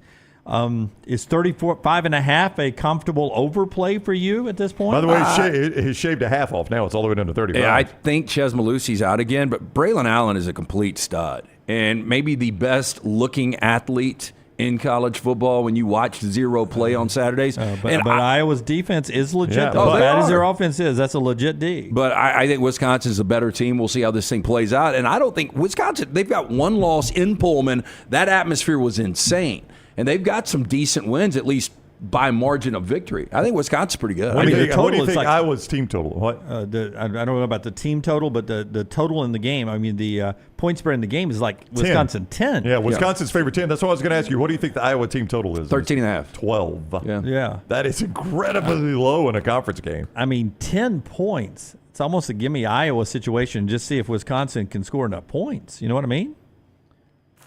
Where would you go? Oh, you're saying you would play Iowa? I would take Iowa in the 10. Really? Yes. Would you not? No, I'd take Wisconsin. You'd take Wisconsin. You know what? We don't have any stakes out there. Would you do it for a steak? Yeah, absolutely. I'll take Wait, Iowa. let's make sure it's not 11 o'clock. Well, I mean, I'll do it even if it's 11 o'clock. That's steaks. 3 o'clock. Fox, perfect. 3 o'clock Fox. It's going to look better. So you can is that the official MyBookie.ag number? It's at 10 right now and a total of 35, yeah. Do you want to put a hook on it? No, let's just leave it at 10. I'll take minus 9.5. Yeah, I'll take 10.5. I'm the one that's got the dog here. You should give it the dog. That's a You're dog the one hunt. that actually brought up the conversation and talked about how easy this is. 10. We'll keep it at 10. It's a wonderful New York butcher shop steak bet. 10. I've got Iowa plus the 10 against Wisconsin for the Big Ten Western Division coming up this weekend. Jeff asking the chat room for the Auburn team total. At mybookie.ag right now, the Auburn team total is at 23.5. Auburn is an 11-point dog with a total of 60 in the game. Their team total at mybookie.ag, 23.5. Tell us about our friends at Michelson Laser Vision. Phone call that I made over 2 decades ago, 205-969-8100. When you call that number, ask for Amy. She's going to hook you up and schedule a console free. Go in. You're going to find out if LASIK is right for you. Again, I did this 2 decades ago. I had the 2200 vision. I was legally blind without the aid of contacts. After I got the procedure done, only took 12 minutes for both eyes. 2015 vision, better than 2020. Dr. Mark Michelson, Dr. Jen Michelson, best in the business. Make the phone call that I made, 969-8100 or online, michelsonlaservision.com. Van Jefferson traded from the Rams to the Falcons. Does it help the Falcons at all? I don't know. I mean, he's going to be like 4th or 5th best weapon out there. He is a guy that can stretch defenses, but hands become a question sometime. He became the odd man out. I'm a little surprised Les Snead dealt him for to go down from a 7th to a 6th. They could have gotten more out of him. 2021, he was really good. Travis Kelce limited in practice. They're going to try to play him if things keep going well on Thursday night, Denver and Kansas City. We'll see if he plays or doesn't. Austin Eckler is returning for the Los Angeles Chargers this week in the NFL. And if you're looking for just a good explanation of what is going on in college football with a play, I think probably you first heard signaled against Henry To'oTo'o in the Georgia-Alabama National Championship game. Disconcerting signals. Remember that penalty? Yeah. I saw it twice in LSU, Missouri. Yeah. It happened a lot in LSU, Missouri, which Eli Drinkwitz said this crew is known for calling that more than anyone else. I think it was flagged twice, once on each team, or twice in what I saw. Seth Emerson at The Athletic, it is a subscriber-based thing, but I think it's $1 a month. Seth Emerson at The Athletic has a great conversation with Steve Shaw and a whole breakdown of what they're trying to do. They're trying to keep it. But you can't clap on defense at all because so many people use that as the signal. So I can't try to get Lance's attention to signal you something. I can't do that. And it looked like to me that's what the LSU kid was doing that got flagged. Right. But, one of them, he had his back turned. It was to a DB. He was trying to signal him something. You can't clap.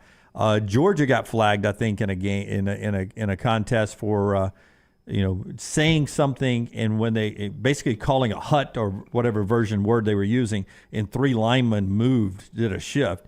And they said that signal and the move right there indicating a snap move, and they got flagged for that. It's a fascinating breakdown if you like that kind of stuff about your college football. Tell us about Moore's Marinade. Always good stuff, and we'll get to trash in the next segment. Yeah, I don't want you to miss out. I mean, I know Moore's Marinade's been around for a long time, and you think about just that old school Moore's Marinade that you've put on your pork chops and your chicken and your steaks. I want you to keep doing that. Put it on your vegetables. It's great on everything. Low sodium. Has a great hickory flavor, but do not miss out on their wing sauces. That buffalo wing sauce is terrific. I used the honey barbecue on some wings over the weekend. I put it on the vegetables. Scott showing you right there on my steaks a couple weeks ago. It is so versatile, Moore's Marinade. They got so many great products you can see online, mooresmarinades.com. That is mooresmarinades.com.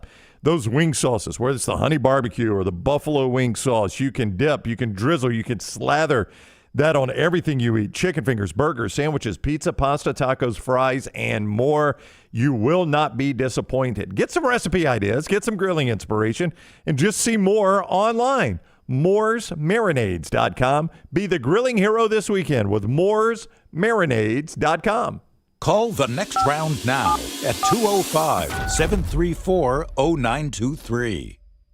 As summer bids adieu, get ready to welcome the arrival of fall. But hey, it's not just football season making an entrance. In the world of pest, it's fall invader season. Hold on tight, because we got 4 major troublemakers stepping into the spotlight: box elder bugs, kudzu bugs, ladybugs, and stink bugs.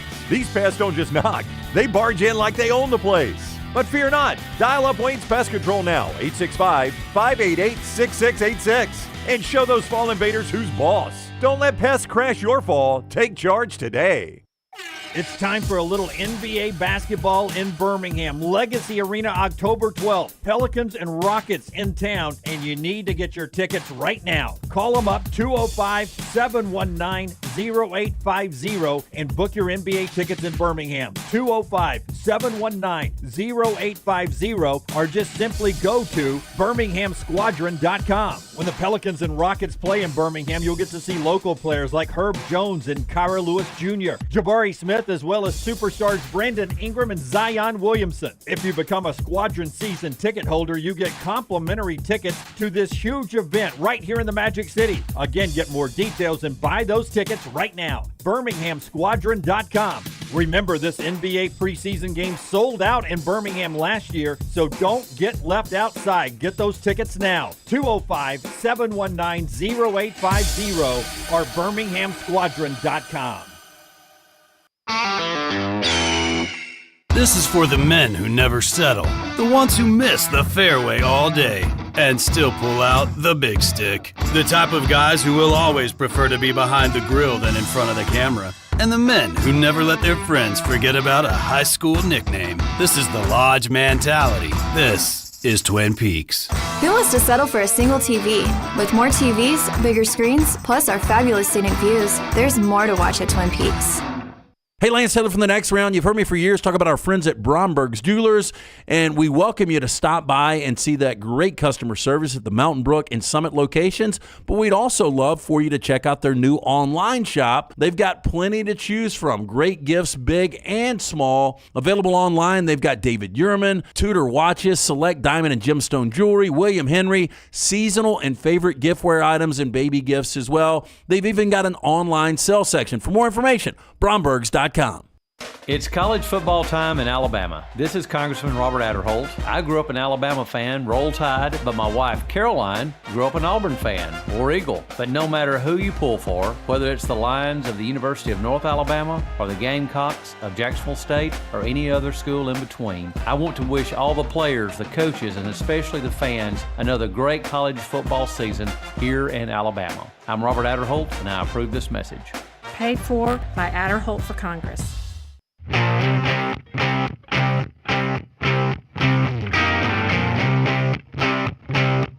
Back with you on the next round as we work our way towards trash. Don't forget the Braves game this afternoon at 4 o'clock. It is Bryce Elder who is going to get the start in this one.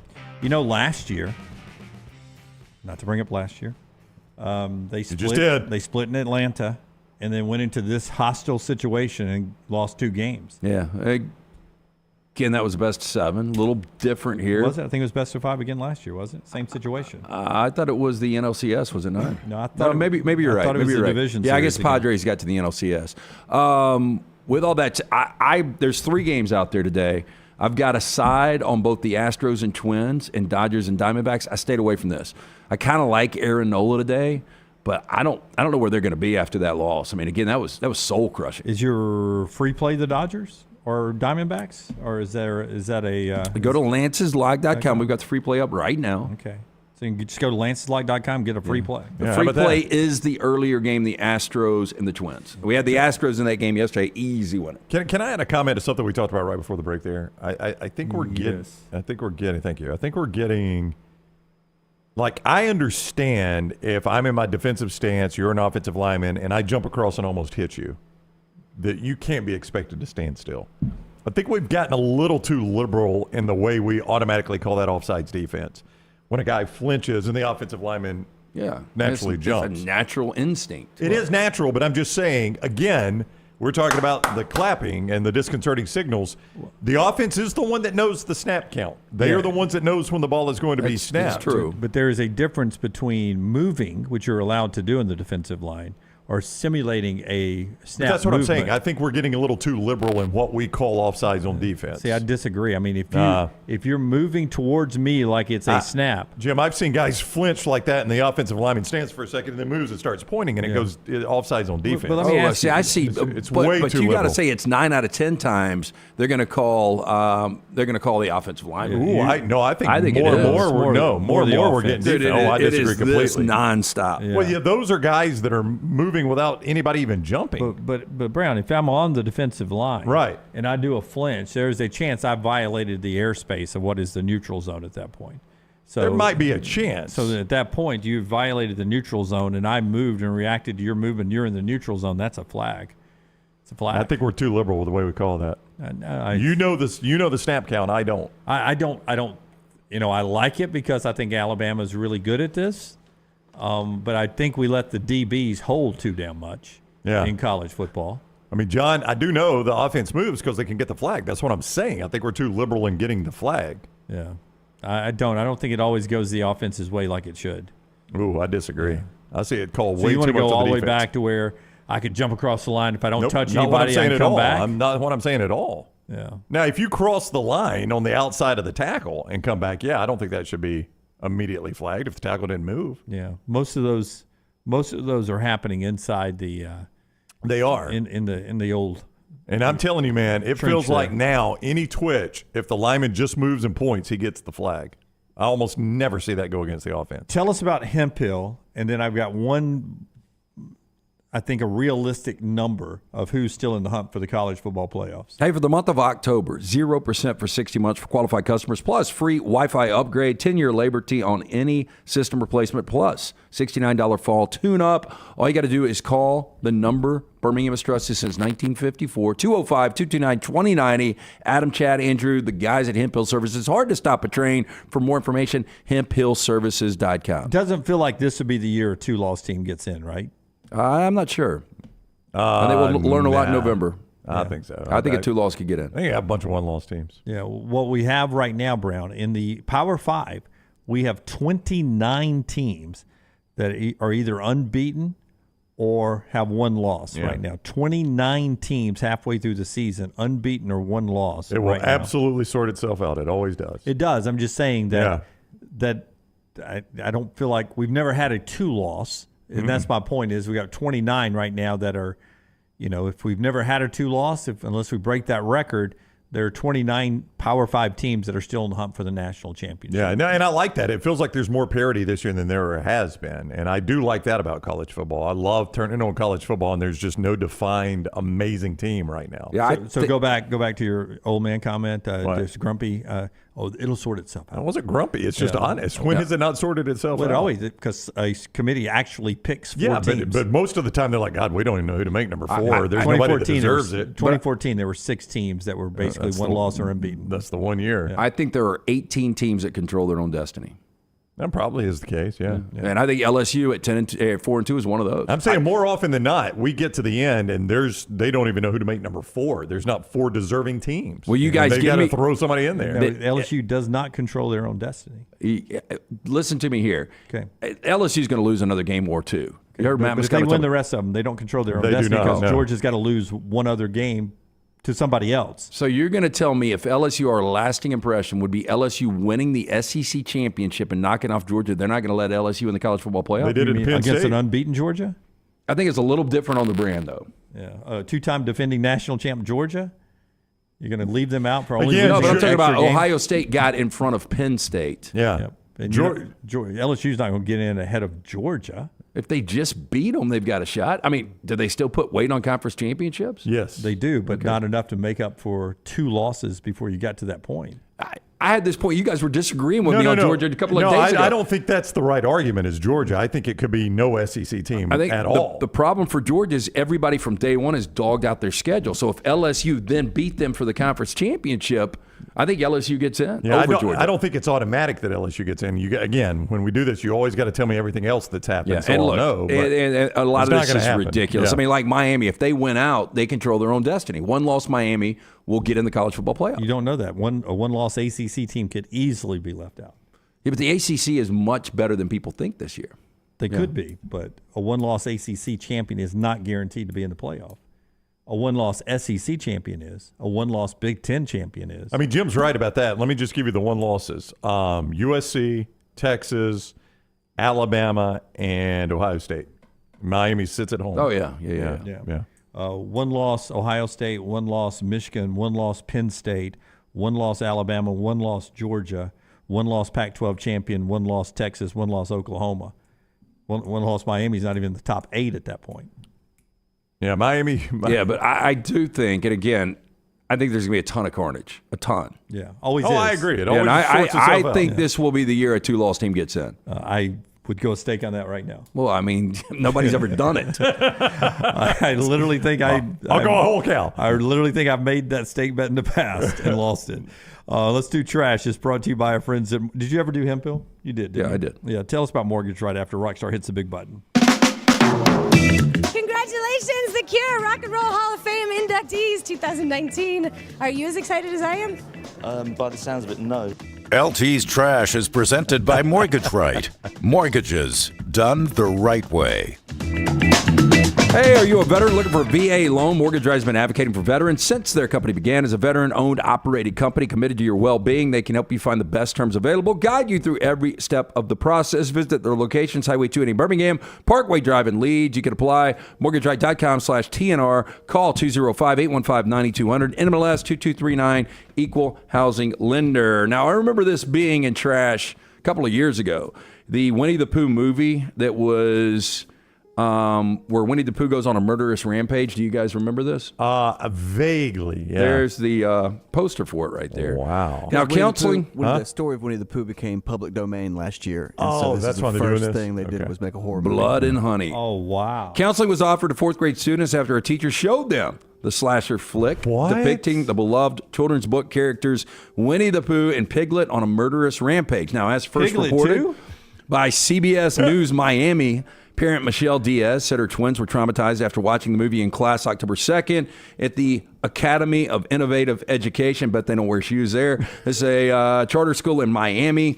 She told the outlet the movie continued to play even after the students complained that they were not enjoying the gore. Did they make Eeyore like over the top happy in this one? Hey, listen to some of the stuff that went down. Hey, guys. How old are the kids? Fourth grade.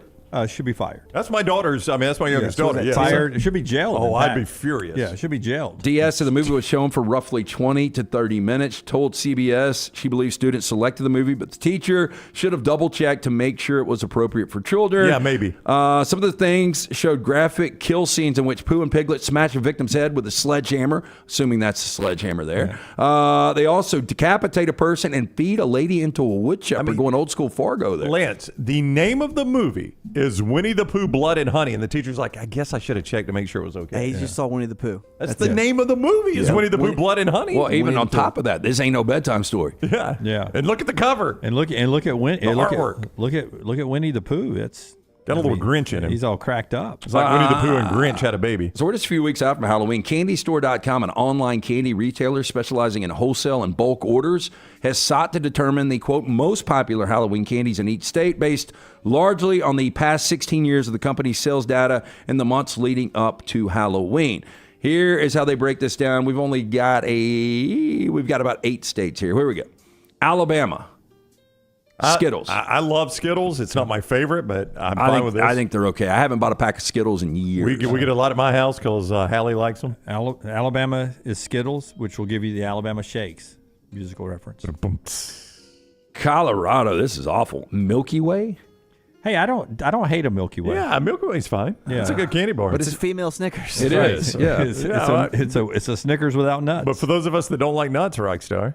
Oh, I love nuts. Got to get a good nut. I know, but I mean, I like Way the Milky Way. Is better than Three Musketeers, which is one of the worst candy bars out there. Yeah, I'm not a big Three Musketeers guy. I don't hate it. I don't hate it forever. I don't hate it. I don't eat a lot of candy bars. Do you eat a lot of candy bars? You know, on the golf course, Payday. Brown, if it's if I got a little blood sugar thing happening at the turn, I'll grab some. Yeah, to me, the Payday is the best. It's not going to be on this list. Connecticut, the Almond Joy. That is terrible. I can't tell you one I like less. But than I eat Almond them. Joy. I eat them on Do during you Halloween. really? Yeah. Oh, I do not. Yeah, I'll throw them right in the trash. No, don't even open the wrapper. I just hate for them to go to waste. Yeah. Jolly Ranchers for Georgia. Way to go. Georgia's winning everything now. That's a good one. Ooh, You don't like the Jolly Ranchers? I mean, they're okay. Yeah, to pull a tooth out. You know, the best Jolly Rancher is the Jolly Rancher Sucker.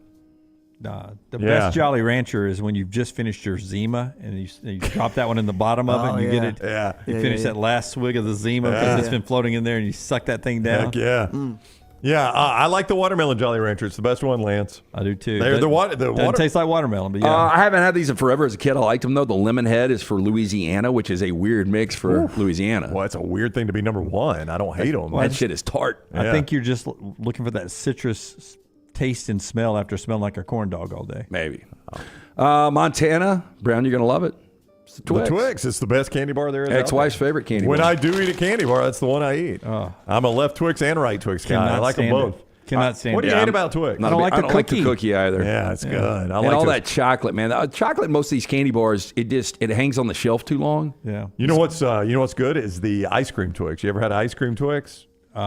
Probably. Yeah, they're fantastic. Hot tamales. We used to. It's Minnesota goes hot tamales, just trying to warm up. Do you have cinnamon? No, we got fierce cinnamon. They are fierce. Okay. Oh, I'll show it to my fourth grader. Utah, beautiful state, but kind of weird stuff goes on in Utah, and they go candy corn. I like candy corn. I know it puts me in the minority. We got some at the house right now. Little man likes it. Candy corn is all right, but those pumpkin ones is too much. Yeah, I don't like the candy pumpkin. corn. It's like eating a candle. Yeah, in Utah, if you see an upside down candy corn, don't go to that house. There's going to be a lot of activity. Don't go to the house. Don't go to the house. Yeah. Hey, Rhode Island man facing federal charges after prosecutors say he shot at, injured, and killed red-tailed hawks and Cooper hawks around his property to protect squirrels. Well, somebody's got to do it. The hawks do get after the squirrels. I cannot deny that. There is a chain of life, though, right? That's right. It's what I like to call the old food chain, Lance. Yeah. A hawk got to eat too. Robert Ferrer, 64, was charged with 4 counts of hunting, taking, killing, or attempting to kill migratory birds, violations of the U.S. Migratory Bird Treaty Act. Never read into that one. Sure, it's pretty serious. Can you look at the right claw of the talon of the? That's a little squirrel hair. Little pubis, huh? Yeah, he's had breakfast. That could be a Scotty Terrier. Right there, my friend. He's got a kill today already. Hey, I tell you what, I have for 2 years a red-tailed hawk nesting in my backyard and never saw any rodents. I mean, no snakes, no chipmunks, nothing. We don't get snakes because of that, but I'll see it occasionally pick up a rodent and you'll hear it screaming. It'll take it to the nest. Got to eat, Lance. But those, so those used to, they do go nuts. Some pretty bad sound. Talons used to be used as weapons. I remember me and my older brother were running around this in Monroe, Louisiana. So random. One of my early memories. What were you doing in Monroe, Louisiana? That's a good question, Dunaway. But Shane bought off of this dude an eagle's claw that was like the necklace, but you would put it between your fingers and you could just take somebody's face off with it. Gosh, that's violent. You guys grew up rough. Yeah, no, but I mean, he didn't use it. He never used it. Oh, okay. No, he did. Just threatened. He did bite a guy's neck in first grade and was out of pee for whole semester. Wow, whole semester. Wow. Yeah, but never use the Talon. But back in the day, people used to use Talons in bar fights. Where do they send him? Atmore? No, I think he just probably put his nose in the corner. I bet they don't do that to kids anymore. Well, do they? nose in the corner? Yeah, too dramatic. Yeah. Finally, a New Hampshire man has been arrested for allegedly using a small propeller airplane to stalk a woman in New York from the air for 4 years. Jeez. And That's a long pelting flight. her with tomatoes from above. Okay. Michael Arnold, 65, charged with aggravated stalking, impeding, and providing false information to the police after, quote, terrorizing Casey Wallace from the sky since 2019. Now, Arnold would fly a single-engine Cessna 180 out to allegedly stalk the victim's New York home, according to authorities. Now, Wallace, who lives outside of New York, said about the ordeal, he was, quote, terrorizing us. He flies so close to the house. Feels like he's going to go through it. It's a nightmare. Just doesn't stop. Now, she's accused him of waking up her family at, say, 7 a.m. 3 days a week with sounds of the aircraft over her house. Her roof, windows, and doors even would rattle with the flybys. How big is the plane? I mean, it's a Cessna, so it ain't too big. But what's your end game? Yeah, I don't know if they you're dated, but crazy, like dropping tomatoes and like 3 days a week. I got to get fuel up my plane, and then fly close to her house. I guarantee she pulls out an AR-15. And game over? Yeah, I mean it's gonna even things up, and I bet he won't fly back over. I'm just Is guessing. there a chance that she is a naturalist and she's in her backyard naked all the time, and he's flying over trying to get a Throw gander? tomatoes at her performance. Boy, I hope not. Yeah. I mean, I love the fact that that's the photo we have of her, by the way. Yeah, and I would say he could hit that landing strip, but I bet it ain't a landing strip. Yeah. That's a hipper to hipper. I think the Hawk already got it. It's in that right talent. I don't know what the end game is. I maybe if we dug a little deeper, maybe she, was an old girlfriend of his son and pissed him off a little bit or something. Or a girlfriend of his daughter. Maybe so. Maybe so. Maybe. Casey in the Sky. There you go. That is Trash Today, brought to you by friends at Mortgage Right. Hey, buying a home, major milestone in life, getting it right comes down to the right advice at the right time. That's why we're proud to partner with the friends at Mortgage Right who do mortgages the right way. Locally owned and operated, Mortgage Right standing by to help you today. Visit their locations, Highway 280 in Birmingham, Parkway Drive in Leeds. You can apply online, mortgageright.com/TNR. Hey, the best way to go to Baton Rouge in a Johnson RV, Brownie. You think, Jim? Yes. I think it'll get you there, baby. And you'll tailgate like a champion Great down there. Forrest Gump impression. You think, Jim? You ain't got... Life is like a pot of curry. Is he smart? Is he smart like me right there? Is he smart? Is he? He's number one in his class. What are you watching? Bert and Ernie. You remember when was it George Wallace was holding the door and somebody dropped their pencil walking in and Forrest scurried along and dropped your pencil? What's he say when she tells him his name's got a dad named Forrest? You got a son. Yeah, his name's Forrest. Like me. He got a daddy named Forrest too. Yo, his daddy. Is he smart or is he? Yo, his daddy. It's so sad. It is. Cherokee Dunaway is the number one selling brand in the nation. You can find them right there at Johnston RV Center. Nick doesn't want you to say any of this stuff. He just enjoyed the theater you guys were putting on. Nick Johnston. Nick Theater. doesn't care. That's my boat. That's my boat. Lieutenant Dan's just hanging up there by the cell. That's titanium. I got from space. Magic legs. Lieutenant Dan. All right. So, hey, listen, Johnston RV Center just now got back from Dunaway's favorite thing, which is the Forest River Expo. Dunaway calls it the OFRE. That's right. Free. The free. Well, they saw the latest travel trailers, the best fifth wheels, the best toy haulers, the best motorhome floor plans in the business. That means they've got new, exciting, fresh inventory arriving daily. It also means they need to make room for that. So the Call of Fall campaign is going on right now. Great savings on many different lines, and you can go camping this fall with Johnston RV Center. In fact, some fifth wheels discounted more than $50,000. Some travel trailers starting at just $179 a month with approved credit. You can see more I-65 exit 304 in Coleman and 334 in Decatur. Always online, JohnstonRVCenter.com, JohnstonRVCenter.com. Follow Sean Lunsford on Twitter @JLuntz. It's time for a little NBA basketball in Birmingham. Legacy Arena, October 12th. Pelicans and Rockets in town, and you need to get your tickets right now. Call them up, 205-719-0850, and book your NBA tickets in Birmingham. 205-719-0850, or just simply go to birminghamsquadron.com. When the Pelicans and Rockets play in Birmingham, you'll get to see local players like Herb Jones and Kyra Lewis Jr., Jabari Smith, as well as superstars Brandon Ingram and Zion Williamson. If you become a Squadron season ticket holder, you get complimentary tickets to this huge event right here in the Magic City. Again, get more details and buy those tickets right now. birminghamsquadron.com. Remember, this NBA preseason game sold out in Birmingham last year, so don't get left outside. Get those tickets now. 205-719-0850 or birminghamsquadron.com. A legendary coach once said, "It's not the will to win that matters, it's the will to prepare to win." Bryant bankers have the dedication and experience to put together a financial game plan that's right for you. Stop by one of the 7 Central Alabama locations today or give them a call at 1-855-4-BRYANT to begin preparing for your financial future today. You'll find out what unbeatable service and legendary results are all about. Bryant Bank, Equal Housing Lender, member FDIC. Hey, Lance Taylor from the Next Round to tell you about one of our favorite places for breakfast, lunch, and dinner. That is Hamburger Heaven since 1982. Hamburger Heaven has been serving Birmingham's best hamburgers, cheeseburgers, French fries, hand-spun milkshakes, and sandwiches made fresh to order. All of their ingredients are fresh and prepared daily. This includes their beef, always fresh, never frozen, hand-pattied each and every day. For breakfast, lunch, or dinner, visit any of the 4 locations, Highway 280, Irondale, Gardendale, and Homewood. Going to a big football game? Walking around all day? Then you'll want comfortable shoes. This is Wes McClooney, owner of the New Balance Birmingham store. Score a touchdown with a new pair of ultra-comfortable running or walking shoes. Come to the New Balance Birmingham store. I'm telling you, we'll make sure you have a perfect fit and we'll treat you like the starting QB. Our job is to make sure your feet are happy. Visit the New Balance Birmingham store on Highway 280 next to Chick-fil-A. Your feet will thank you. You want to look great while supporting your favorite show? You know the place to go is the official Next Round store at nextround.store. Yes, there are .store domains, and we have one. From shirts to hoodies to hats and all kinds of fun stuff, you can rep the Next Round anywhere you go. At the beach, Next Round hats to block out that sun. Up north in the winter, get you a comfy Next Round hoodie. Just need something to put your $20 beer in at a game? Get you a Next Round koozie and throw that thing in your pocket. You never know what stuff Jim's going to make me put in there next. Check it out. It's the Next Round store at nextround.store. Some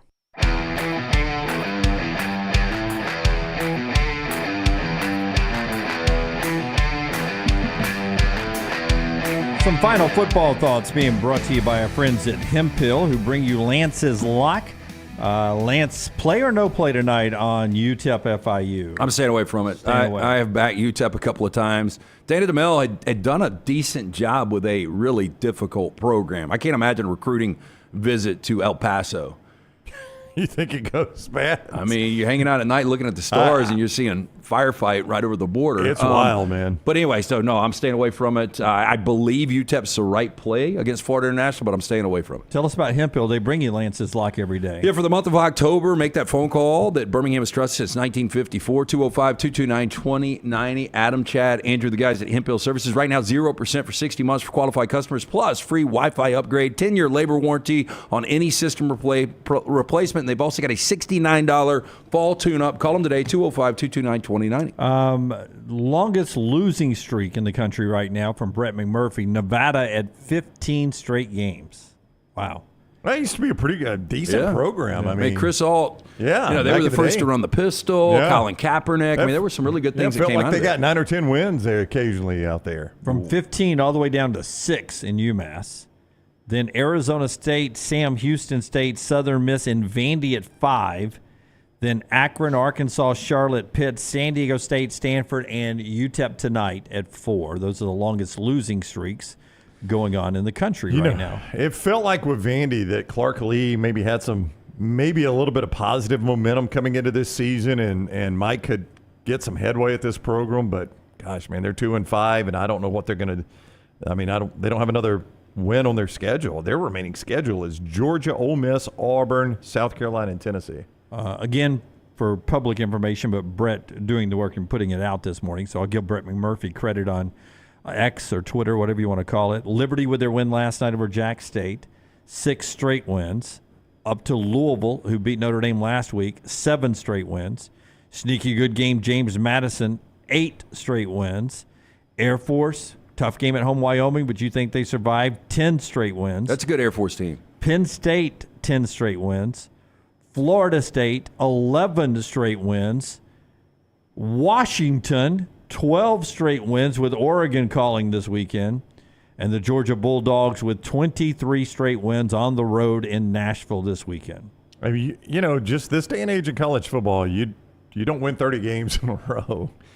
And I don't know who's going to beat Georgia, but I just know teams just don't do it anymore. I mean, there used to be a day maybe where you got over that, but you just don't do it anymore.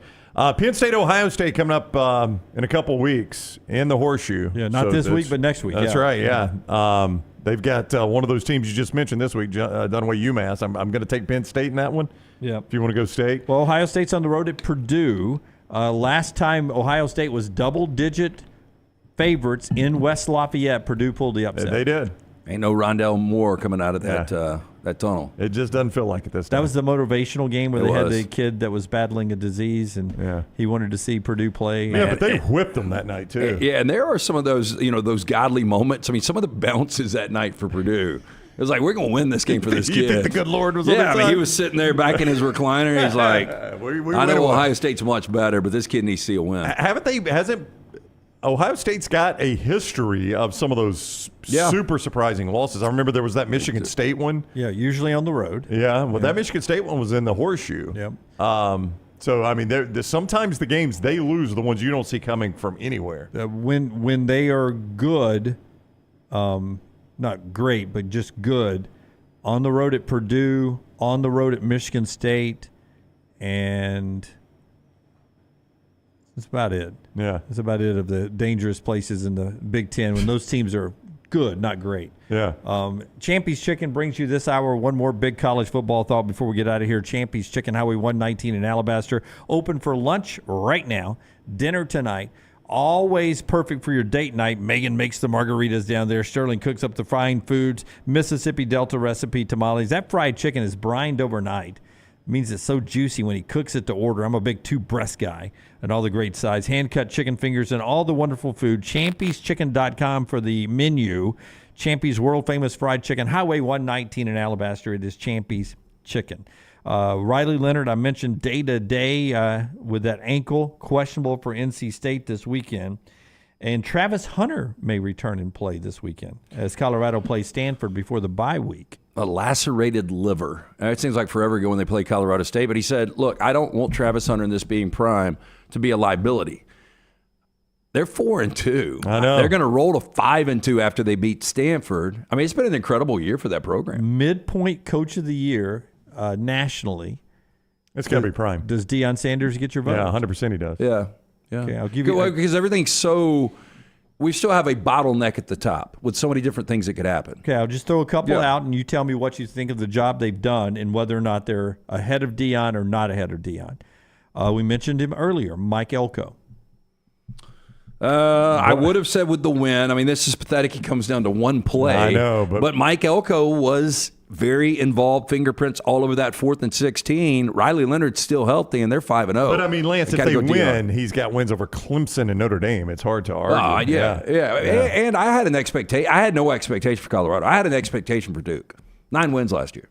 Craig Bowl only lost on the road at Texas. Couple of top 25 wins at Wyoming. On the road at Air Force this weekend. I've already seen my crystal ball this weekend, so I can't put Bowl in the mix. Okay. Wow. Troy Calhoun. Mike Loxley. Flyboy. Mike Loxley, Maryland. No. Bad second half last week. Yeah, and who have they beaten? I mean, go look at who they played leading into Ohio State. Okay, 3 more. Maybe in the SEC, Eli Drinkwitz, SEC Coach of the Year. You could consider, especially if they had found a way to beat LSU They Saturday. were up double digits. I know. You got to hold on and win that game. Hey, If they win that game, I've got no problem with it. Did you guys watch that game closely? Yeah. What did you think Every about play. What did you think about him going for that 4th down late? So they get the snap over the head or the fumble or whatever, and it's like 4th and 19 or 20. How much time's left? I remember the play. It was, they had all their timeouts was the thing. They had timeouts. So what they end up doing is they miss it, and they still get the ball back because LSU couldn't throw the ball. They had to run it. Then they throw the interception. And then they throw the pick six because they're pinned down because they had gone for it rather than punting. NFL's a different game, but watching into the half the other night with Josh McDaniels, how conservative they were before the half,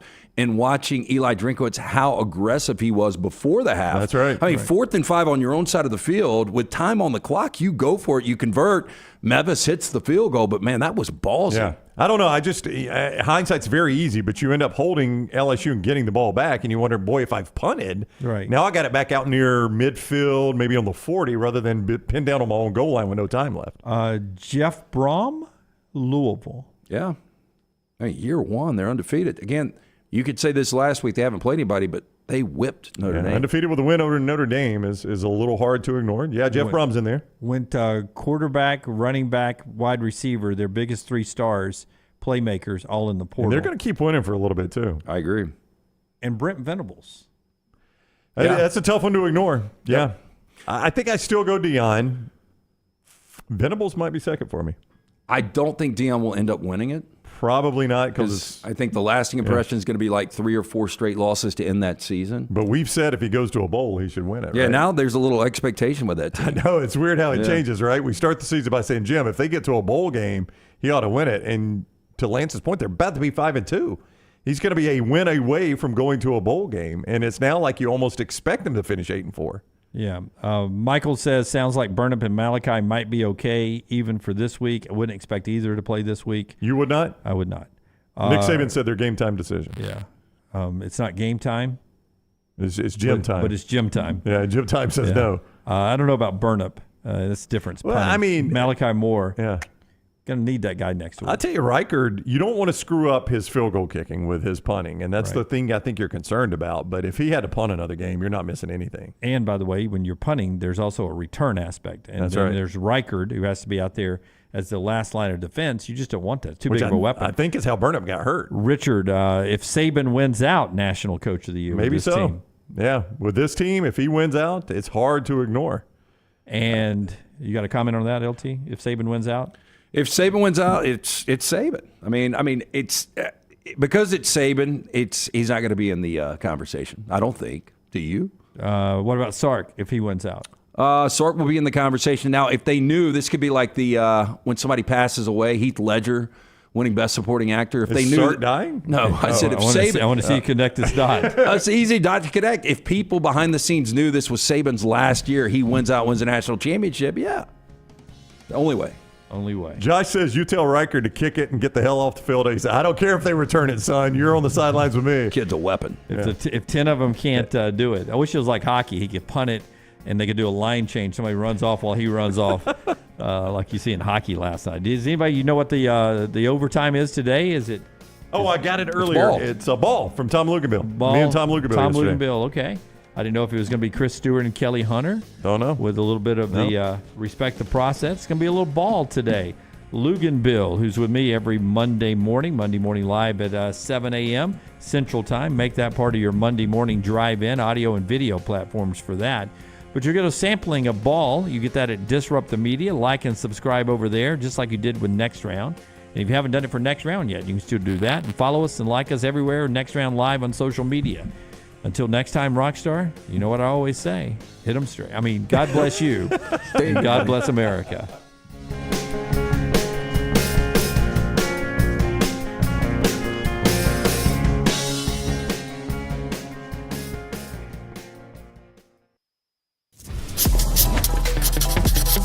Jim Dunaway.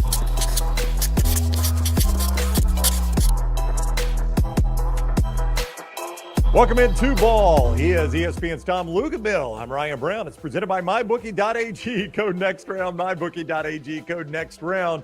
to get signed on with that 110% sign-on bonus at mybookie.ag. Lugs is joining us not from his normal studio, but from the road. You are in Boone, North Carolina, Lugs. Yeah, man. It's that time of year, right? We've got midweek games, and I think it's 50 straight days of football every single day of the week. So this time of year, I start pulling some double duty. I got a couple of more in November, then probably some FCS playoff games. But this is a fun one in Boone, man. It's one of the greatest environments in college football. I call it the Boise State of the East Coast. Coastal Carolina coming to town to take on App State. So looking forward to it tonight on ESPN2. For those that have never been to the western part of North Carolina to see that area, it is a gorgeous area. That is a beautiful campus, widely regarded as one of the most beautiful campuses really in the world. It's awesome, man. I mean, you're about 2 hours from Charlotte. You're up in the mountains. Right now we got the fall foliage changing, a lot of orange, a lot of yellow, a lot of red and brown. And then it's interesting because the campus sits right in the valley of about 3,500 feet. And then, you're 25 minutes from two ski places to go. The stadium's really cool. If you haven't been up here, they call it the Rock because it's literally built sunken down into bedrock. That's what it's up against and what it lays upon. So just it's a cool spot, man. There's no secrets as to why this place has been successful. All right, so Luginbill is there, and then Saturday we'll be in Tuscaloosa for Alabama, Arkansas. We'll talk about that game coming up in a moment. But as we get started here, a reminder that at mybookie.ag, again, when you sign on with code NEXTROUND, you make that initial deposit. They match it 110%. That is absolutely free money, 110%. They're at mybookie.ag. That is code NEXTROUND. Bet anything, anytime, anywhere with mybookie.ag, code NEXTROUND. Let's start, though, with when weaknesses collide. Now, one of these I fear you might disagree with. All right. So I'll save it for a second. One of them I know you won't disagree with. Auburn is at LSU. The weaknesses that will collide here, Auburn's offense, LSU's defense. Auburn's offense currently, Lugs, in passing is ranked behind Army. Army is 120 in passing. Auburn is 121, and the stats are almost identical. Across the board, it's not just yards per game. I mean, like everything's identical. LSU is 14th in the SEC against the run, 13th against the pass. They're awful defensively. How do I evaluate when weaknesses collide? Whether or not, if LSU says, hey, listen, we haven't been able to stop the run, but these guys can't throw it. So you know what we're going to do? We're going to roll the dice. We're going to push the chips to the table. We're loading the box, and we're going to say, Hugh Freeze, Peyton Thorne, Robbie Ashford, we dare you. And now live and die at the line of scrimmage.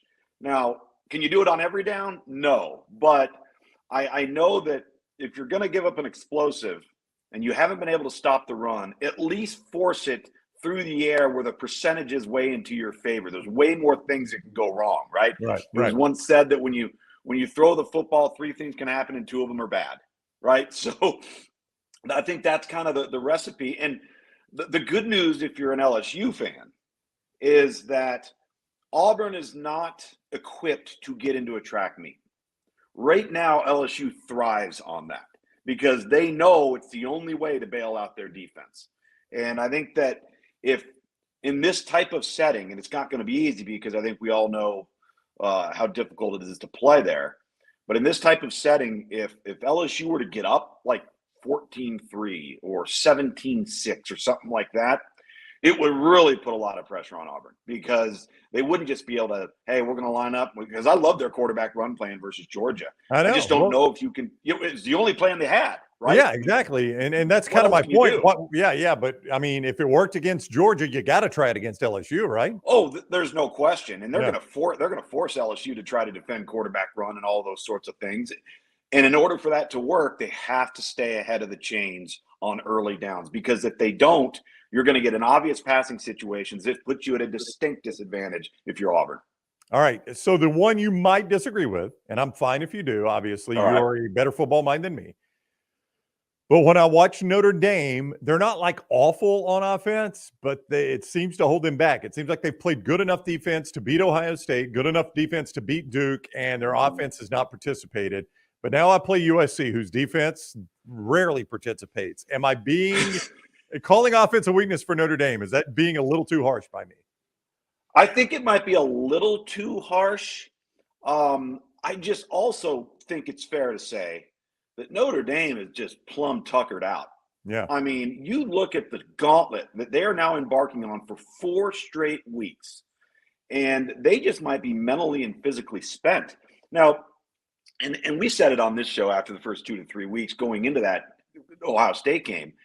We really don't know how good either of those two teams are because they hadn't played anybody. Yeah. So they made it look easy. And at that time, Notre Dame looked like, wow, this is a well-balanced, well-oiled machine. They can run it. They're aggressive at the point of attack. Sam Hartman's making all the right decisions, and he is.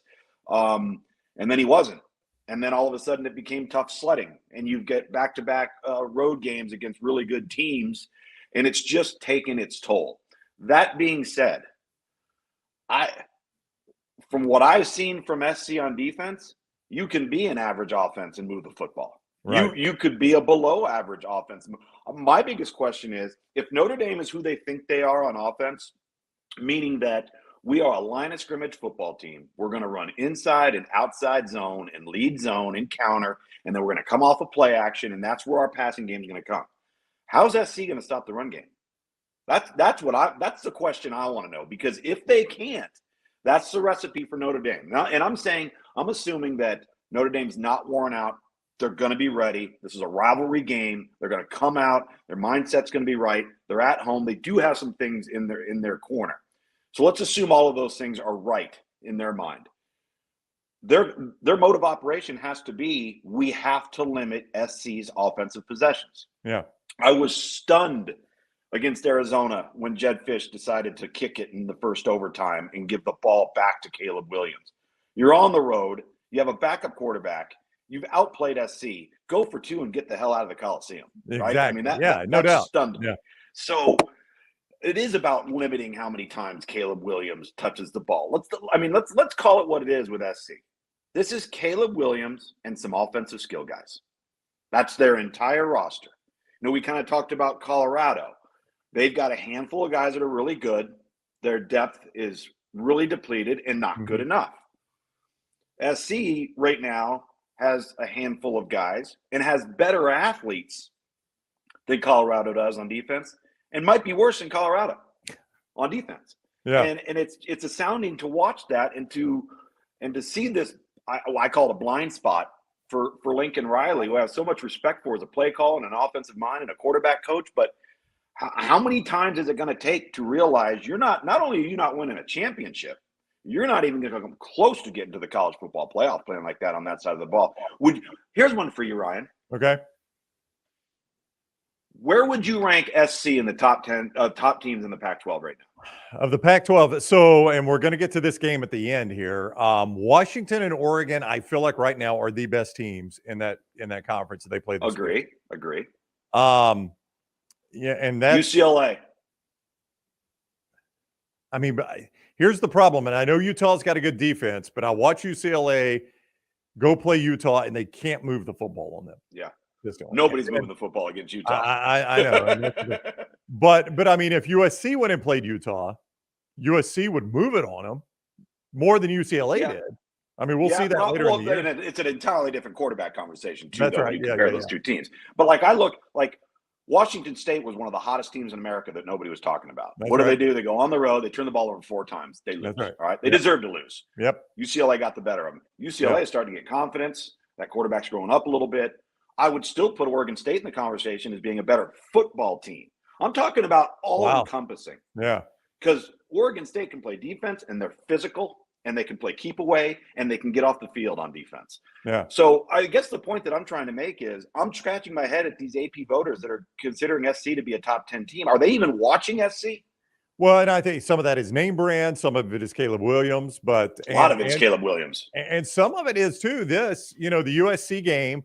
The Pac-12 had an entire schedule last week, played on the Pac-12 network, save the USC-Arizona game. That was the only Nobody game. sees it. I know it's the only game the whole country could watch was USC-Arizona. Yeah. And that should have hurt USC, by the way. They played awful. It's the worst game they played this year. But somehow it didn't because you didn't see UCLA do what they did to Washington State this past weekend. I think the country will see the best two teams. We'll talk about that game at the end with with Washington and Oregon. Ball is presented by MyBookie.ag. Code next round when you sign on at MyBookie.ag. Get that sign-on bonus right away. It is 110%. You can play it right away. You win one time, it is yours forever. It's not one of those bonuses where they make you win 5, 6, 7, 8, 9, 10 times. Mybookie.ag, code next round. Also, lanceslock.com. I got a. How's Lance doing? Hey, how did he do? Because I got spit and lugs with him tomorrow. He's killing it, Lugs. I was going to pull this up. I saw this. Let's see. This is the past month. So I'm guessing this is the past 30 days, not necessarily a calendar month, the past 30 days. He is up 14.31 units last month. 14 plus units. That's winning ball right there. Yeah. Get it done. So he's been red hot in football. Yeah. And the postseason baseball, really good too. Lanceslock.com, up 14 units in the last month. Great time to get on board with single day packages, weekly, monthly, year-long packages for a great value at lanceslock.com. All right, Southern Barbecue, you got the game. Alabama, Arkansas. Will it be a barbecue? Will the hogs get roasted? We'll discuss that. But first, let's talk actual barbecue. You live in North Carolina, but you spend a lot of time in Alabama. You more beef or more pork? I'm probably more pork. Okay. I'm probably more pork. And, my wife's from the state of Alabama, and I spent a considerable amount of time in that state. Right. So, yeah, and yeah, I'm a pork guy. There's no doubt. But I'm also a white sauce guy. Okay, that was coming up. White sauce on pork or just on chicken? On everything. On everything. Okay. Pork, chicken. Yep. Have you ever dipped a hush puppy in it? Oh, that'll change your life. Yes, I like white sauce. But when it comes to the red sauce, are you thicker, thinner, middle of the road with a red sauce? You like the vinegar base? You like, more of the tomato base? Which one? I don't care about the consistency. I care about what the kick is. Okay. I want some spice. Yeah, the hotter the better for me. You mix sweet and spice for me. Oof, I might not push back from the table. If you eat a barbecue sandwich or a barbecue chicken sandwich, is it okay to have slaw on it? Are you okay with slaw on a sandwich? Depends on the slaw. Okay. Like I see, I don't think all slaw is created equal. I agree. Personally, I'm not a big coleslaw guy. I'm just not. But then there'll be some I'll take. I'm like, well, that's kind of different. I kind of like that. But I'm not a have to have slaw with my barbecue. If I were to go through like a buffet line and there was coleslaw there, 99% of the time I wouldn't get it. I pass. See, I'm like you. I never eat it as a side. I like it as a condiment. I like it on a sandwich. Yes. I think it adds to the sandwich. All right. So if you're going to sit down for a meal of barbecue pork, is it chopped? Do you like a barbecue rib? What do you like? I probably like spare ribs more than anything else. Okay. Yeah. Baby backs are probably my favorite, I would say. Here's one for you on barbecue. You're familiar with Wits in Alabama, right? I am. Okay. So have you ever had their stuffed baked potato? Oh, I have not. Okay, so they make this big, gigantic stuffed baked potato, right, with loaded fixings. So cheese, sour cream, butter, chives, bacon, and then whatever it is, pulled pork, brisket, pulled chicken, whatever. And then you add your sauces and all that, and you just take it, you just crush it all up. Right. Top notch. Oh, Throw some white sauce on there too. Oh, heck yeah, it sounds phenomenal. Okay. All right, so the Hogs coming to Tuscaloosa, all that set up to get to Alabama, Arkansas. Alabama coming off that win where they had a ton of penalties. They probably didn't play their A game, but they went to College Station and won. That pass rush Alabama had Saturday was just relentless, Luginbill. So last year, it became in vogue, and maybe it was true to say, boy, Will Anderson did not live up to the hype. Dallas Turner did not have a great game against Texas, but aside from that, he has absolutely lived up to the hype. That guy's having a year right now for Alabama. Absolutely. In fact, I would venture this argument to people out there. It's interesting how the defense started to really come on at the same time Jalen Milroe started playing better against Ole Miss. Right. And when those two stars aligned, all of a sudden there's a little bit of a different feel about this football team. And you go on the road to Texas A&M. I think Texas A&M is actually a pretty good team. I really do. I think they're a pretty good team. And in order to beat them, we said on this show last week, unfortunately, because of A&M on defense, who nobody can run the ball against, Alabama's going to have to throw the ball to beat them. And you know what? That kid went out there and did it. He showed poise and he showed composure. He was able to have a short memory when they didn't play well. I know things are still a work in progress up front. He's taken a lot of shots, 5 sacks. The penalties are killing him, particularly the procedure penalties. So he was up against a lot of obstacles and just kept forging ahead.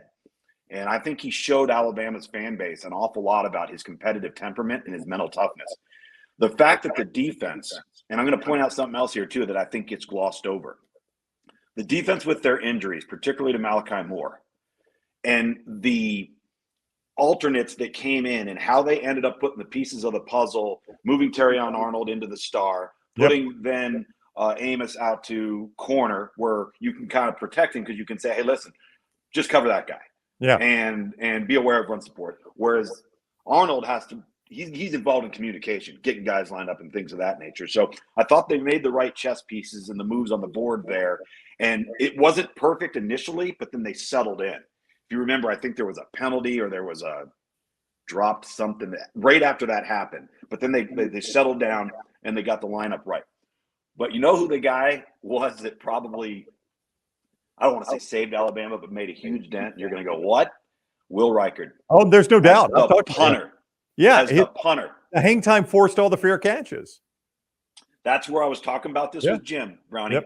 So that's where all the hidden yardage is. Like, what if you had 6 punts and the guy returns all of them? What if one of them he gets a 6-yard return, another one he gets a 27-yard return, another one he gets an 18-yard return? You've eliminated all that. So you've maintained a long field behind a defense that is dominant. And so I just thought there was a play, and I've seen it a couple of times with the defensive front for Alabama. And it was Jaheim Otis, Dallas Turner, and this is the coach in me, everything's a number to me, 96, who was lined up over the nose. And Otis and 96 are lined up around next to each other on the inside, and Dallas Turner is coming off the edge, and they overload that side, and the guard for Texas A&M slips. Yeah. And poor Max Johnson sitting back there, and the walls are closing in, and it's like first rounder, and nobody's blocking 2 of the 3 of them, you know. And you start to see that, and you know, you quiet the crowd down. It wasn't perfect, and the penalties are problematic. We know that. We keep talking about it. Oh, I know. But they're so talented that somehow, some way, they're overcoming it. And I know that can't go on forever. But holy smokes, just an impressive outfit there to come away with a win. Can I make a valid argument Caleb Downs is the best freshman in America? Yes. In fact, I just came out with my top 25 freshmen on ESPN.com through the first 6 weeks of the season. I had him number 2 behind Zachariah Branch at USC. I'm fine with that. Yeah, that dude is the best player on their team next to Caleb Williams. Yeah, I know. I'm fine with that. Branch is incredible, but what Caleb Downs is doing, and then to your point, Saturday, he's asked to do it now without the veteran Malachi Moore next to him for a lot of that game. All of a sudden, this kind of becomes his show at the safety spot there. And the way Arnold played, that was just, it was, you look at the scoreboard, normally you wouldn't say masterful defensive performance, but A&M, they held them to 103 second half yards. That's pretty, on the road, that's a masterful defensive performance right there. No, it really is. And going back to Caleb Downs, because, those who follow recruiting and they follow it very closely and they're passionate about it and they see the star rating and they see the 4 and the 5-star and this and that. And I've said this to you hundreds of times over the years. It's all of these guys coming out of high school, or if you're a top 50, top 100, even top 200, 300 player, 99% of them are physically gifted enough to play as a freshman. Like, it's not the physical uptick that you're adjusting for. It's from the neck up. Like, can you handle all the other stuff? Like, can you handle being away from home, going to class, being accountable for your time, waking up at 5 a.m. for the workouts, going to study hall, being on time for meetings, training table, all of these different things. And then, oh, by the way, be that same way on the football field with everybody that's 19, 20, 21, 22, 23 years old. That's where Caleb Downs is different. Caleb Downs is an adult brain and mentality in a kid body with NFL attributes. And those are rare traits. That doesn't happen all the time. If it did, there'd be 30 true freshmen dominating college football every year the way he is. And there's not. There's a handful of them. Yeah, and he's been terrific. Alabama and Arkansas, good matchup for Alabama, you think, this week? They're a 19.5-point favorite or somewhere around there at mybookie.ag. Is this a good matchup straight out of game day with your game Saturday? On paper, it's not, and I feel for Sam Pittman at Arkansas. I just got through 2 of his last 4. I'll get through the other 2 tomorrow, but they have been their own worst enemy. You couple that with injuries, which have been mounting on the offensive line, and now they're mounting on defense. They were down 5 guys coming off the Ole Miss game, and all 5 of them are questionable for this week. But really, when I say their own worst enemy, we've talked about Alabama's penalties. Each of the last 4 weeks, Arkansas has had double-digit penalties in every game except for 1. They've allowed 20 sacks in 4 weeks. So KJ Jefferson is getting banged up. He's getting beat up. I think he's starting to see ghosts a little bit. They don't have that blazing passing threat. And most importantly, they can't run the ball a lick right now. And so it's the way Alabama's playing and what's happening, I think, mentally and physically to Arkansas, it's taking its toll. Similar in fashion to what I said about like Notre Dame. Like, how much longer can you sustain this and be treading water and somehow find the steps at the edge of the pool and get out of it? And we'll find out. Sam Pittman will have them ready to play. The question is, do they have enough horses in the stable to run the race? Yeah, 11 o'clock Central Time, noon Eastern, straight out of game day. You'll see Luginbill and his crew there in Tuscaloosa for Alabama and Arkansas. It is ball presented by MyBookie.ag. Code next round when you sign on at MyBookie.ag. Still now, you get that 110% sign-on bonus. Absolutely free money from MyBookie.ag. Play it, win right away. It is yours and yours forever at MyBookie.ag. Code next round. That is code next round when you sign on there at MyBookie.ag. Also, don't forget Roback.com. Great apparel with the quarter zips, the hoodies, the great golf shirts right there at Roback.com. We save you 20% on your first order there. TNR20 saves you 20% at Roback.com. That's Roback.com. Don't forget code TNR20 to save 20%. All right, let's talk a little time management. Everybody by now that cares anything about college football has seen what Miami did at the end of that game Saturday night.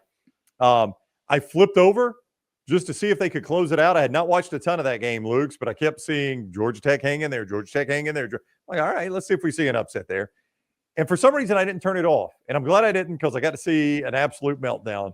I mean, let's just start by, oh my gosh, what are you thinking in that situation? Well, the bottom line is the head coach is responsible, but this falls on 3 people really. The head coach, the play caller, and the quarterback. Yeah. You'd like to think as a quarterback, and I'd like to think I would have done this. Maybe I wouldn't have done this. But in that moment, you're in the huddle and a play call comes in, and you're going to kind of say to your guys, hey, listen, I might get my you-know-what ripped tomorrow, but we're not running that.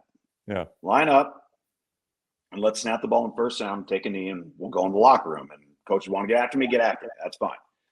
But I can't say for sure I would have done that. Tyler Van Dyke certainly didn't do it. He did not.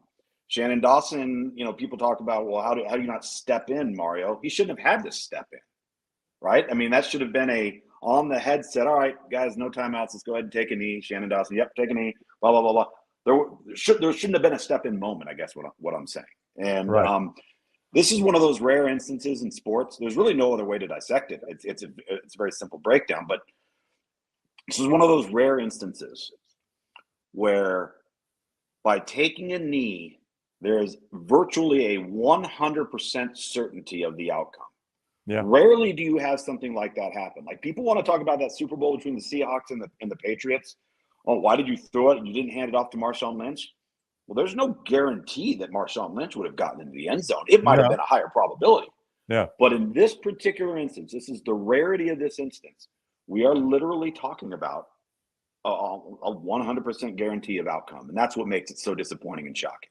All right, I want to do a little exercise with you. Before we do the exercise, though, can you, like, from your days as a coach or a player, give me just, the basic play that they ran, what that might sound like? Like, give me the verbiage in an offense.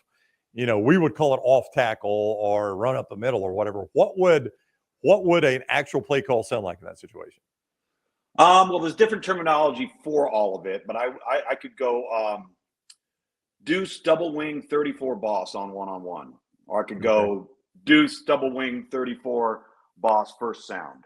Okay, so the deuce tells me what? Deuce tells we're in a 2x2 set. The double wing tells you that your 2x2 set, because we're in 12 personnel, you're telling your two tight ends to line up in a wing, so they're offset right off of the offensive tackles, which is exactly, ironically, the formation that Miami was in.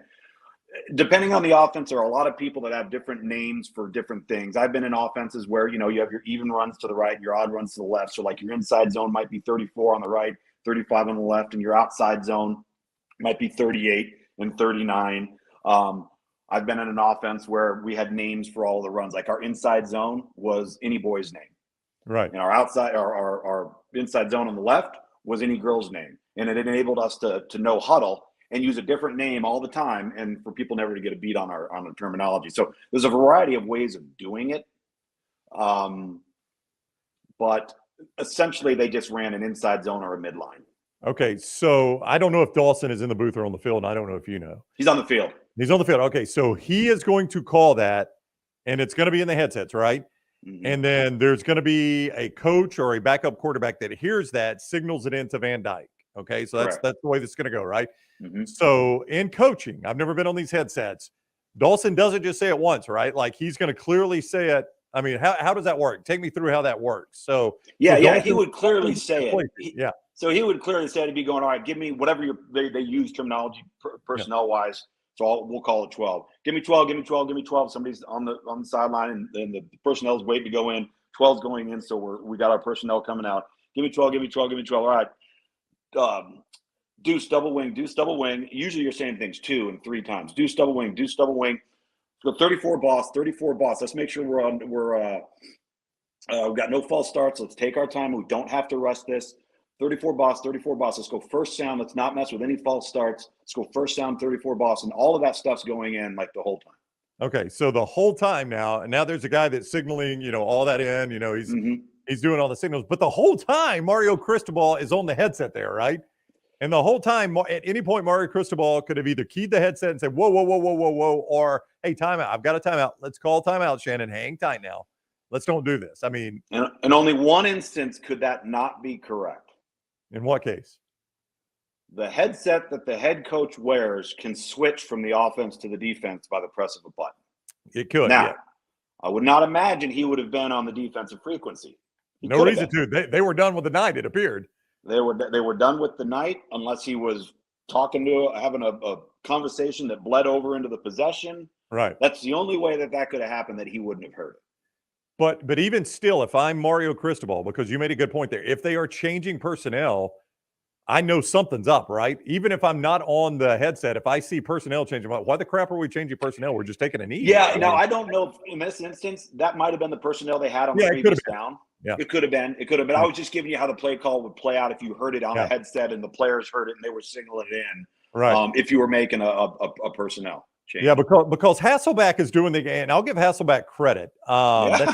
He's doing the game on ACC Network. That's Tim, right? Tim Hasselbeck. Yeah, he called it really well. He did, and even the plays leading up to that, Luginbill, he's like, man, I don't know why they're on the line so early in the play clock. You're asking your linemen, to stand still for a very long time, knowing you're not going to snap this ball. So already he's like, I don't know why they're out of the huddle on the line so early. Take more time in the huddle. Don't bring your guys to the line until 10 seconds on the play clock so they don't have to stand so long. So he's already like, I don't know what they're doing here. And then after Georgia Tech uses their timeouts and they're running the ball, he's like, why are they running the football? Literally, all you have to do is take knees. Like Hasselbeck felt this coming. Not only that, they were in the shotgun. Just make it even more difficult. Yeah. I mean, even more bad things can happen. But you know what gets lost in all of this? Is like you could have still won the game, but no, your defense, who probably to their defense probably is like, we're done for the night. I'm unbuckling my my pads. I'm throwing away my mouthpiece, and now all of a sudden we're called back out on the field. We didn't expect to be out there. They let a receiver. They get Christian Leary or all the way behind the defense. I'm like, I mean, that failure gets ignored because of how bad the offensive failure was. And it wouldn't have happened had Haynes King not broken the pocket. Yep. When he got out on the run and Miami's eyes were to the quarterback and not deep as the deepest, they were in trouble. They were in trouble, all right. I mean, if you're Miami and they play North Carolina this week, you just saw North Carolina get Syracuse. North Carolina's got Tez Walker back. Everything seems to be going their way. To me, there's really only two reasonable outcomes here. This team is a fragile mess and they completely melt, or they're tired of hearing their coach get drugged through the mud this week and they go out and every post-game interview is going to be, we won this one for Coach Cristobal. Everybody was Zone Mario. We love him and all that. I mean, to me, that's the only ways I could see this playing out.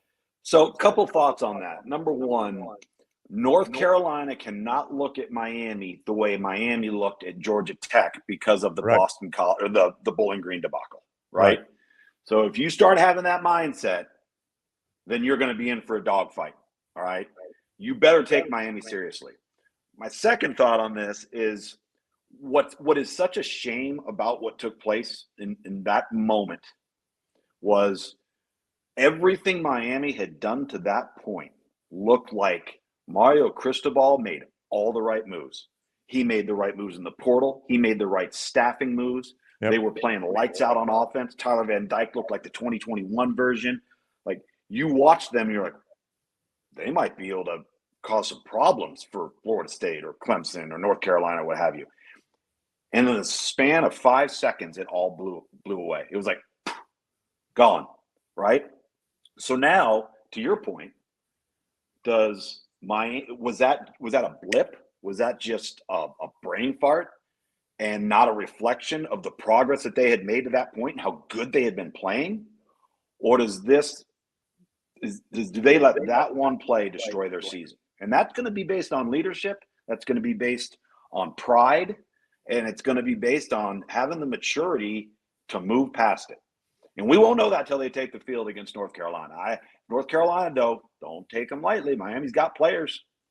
Yeah. How long will it be for Tez Walker to be a fully functioning part of that offense, you think? He's been out a while. What day? Today, Tuesday? Monday. Yesterday. Let me tell you something. So I'll give you some background on that. Okay. So he went through he left the spring as their starting wide receiver, went through all of the summer as their starter, went through all of fall camp as their starter. And they did not find out that he wasn't going to be able to play until they drove from Chapel Hill to Charlotte. So that was a Thursday night. He continued to practice and rotate with the ones because they figured they'd appeal, and by the next week they'd have the right answer. When they didn't get that was when they moved him to the scout team. So it wasn't as if he wasn't in game condition or he hadn't been practicing or he wasn't allowed to practice. He just wasn't getting reps with the offense. He was obviously the ultimate scout team weapon. But what he did, and it was interesting talking with Mac Brown about this last week, and Chip Lindsey as well, he said it was really kind of cool. Tez took it upon himself during that 3-week time to go sit in on different position meetings on offense. Wow. Go sit in on the offensive line meetings and see what they're being told and what they're responsible for. And go sit in on the quarterback meetings and what are they looking for and what are they expecting out of the receivers. And then go sit in the receiver meetings and the running backs meetings.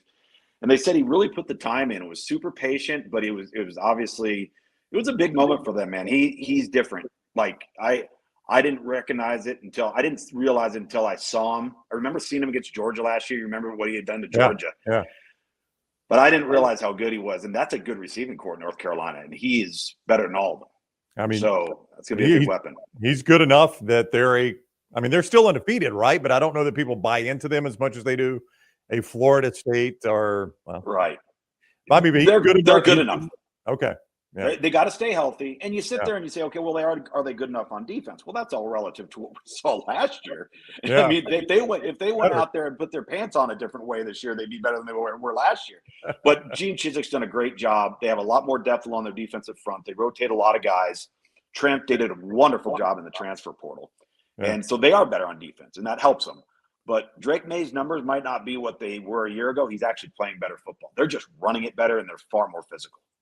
All right, quick question for Luginbill to wrap up after I tell you that ball is presented by MyBookie.ag. Code next round there at MyBookie.ag. Get that sign-on bonus of 110% free money. When you make your initial deposit, they match it with 110% sign-on bonus there at MyBookie.ag. That is when you use code next round at MyBookie.ag. MyBookie.ag, code next round. 2 quick questions. Did we see the Big 12 championship preview Saturday? Do you think it will be Oklahoma, Texas Part 2 when we get to December? I do. The one question I would ask is, when is Jalen Daniels coming back for Kansas, and would it be in time for the Oklahoma game? Yeah. Texas was fortunate to get that one out of the way, not have to face him. But they're clearly the two best teams in the conference. When you look at how, Texas Tech's been disappointing. Baylor's been disappointing. TCU to some degree has been disappointing. Oklahoma State responded versus Kansas State, but Kansas State's clearly been disappointing. They lost to Missouri as well. So, that's the beauty of how this thing is setting up. As spectacular as that outing was, we're going to get a chance to see it again, I think. Is this game Saturday in Seattle, the Pac-12 championship preview with Oregon and Washington?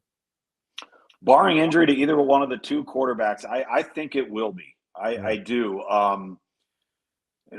You look at these teams, and you know me, I'm not a big statistics guy except for a handful of them that I think really matter to winning and losing. But like everything across the board, average yards per pass attempt, passing yards, total offense, like they're all within like 5, 7, 10 yards of each other. Somebody's ranked number 1, the other team's ranked number 3. One of them's ranked number 2, the other one's ranked number 4. Like something's got to give, right? And I think that something is Oregon has to find a way to force Washington to be patient on offense. Washington is the best team in America at pushing the ball downfield on all 3 downs. It doesn't matter what down it is. All of those numbers they're putting up, they're not dinking and dunking and throwing little bubble screens and crossing routes 5 yards in front of them. Those are deep, low percentage throws for most people, and they hit them routinely. So if you take them out of that, how do they respond? Are they patient enough to run the ball, throw the ball underneath? And could they manage a 10-play drive, a 12-play drive? Because that's not how they've done it to this point. I think that's the focal point for Oregon on defense is if you're going to do anything, make them dump it off and come up and tackle. But if you start giving them up over the top, that's not going to – on the road to that place, it's not going to be a good recipe. You can see Luginbill Tuesday night, Appalachian State, Saturday, straight out of game day, Alabama taking on Arkansas, and you can see those games there with Luginbill on the ESPN Family of Networks. Ball presented by MyBookie.ag. Code next round when you sign on there at MyBookie.ag. Get that 110% sign-on bonus. That is free money they are giving you. You can bet anything, anytime, anywhere with MyBookie.ag. Want some games to play?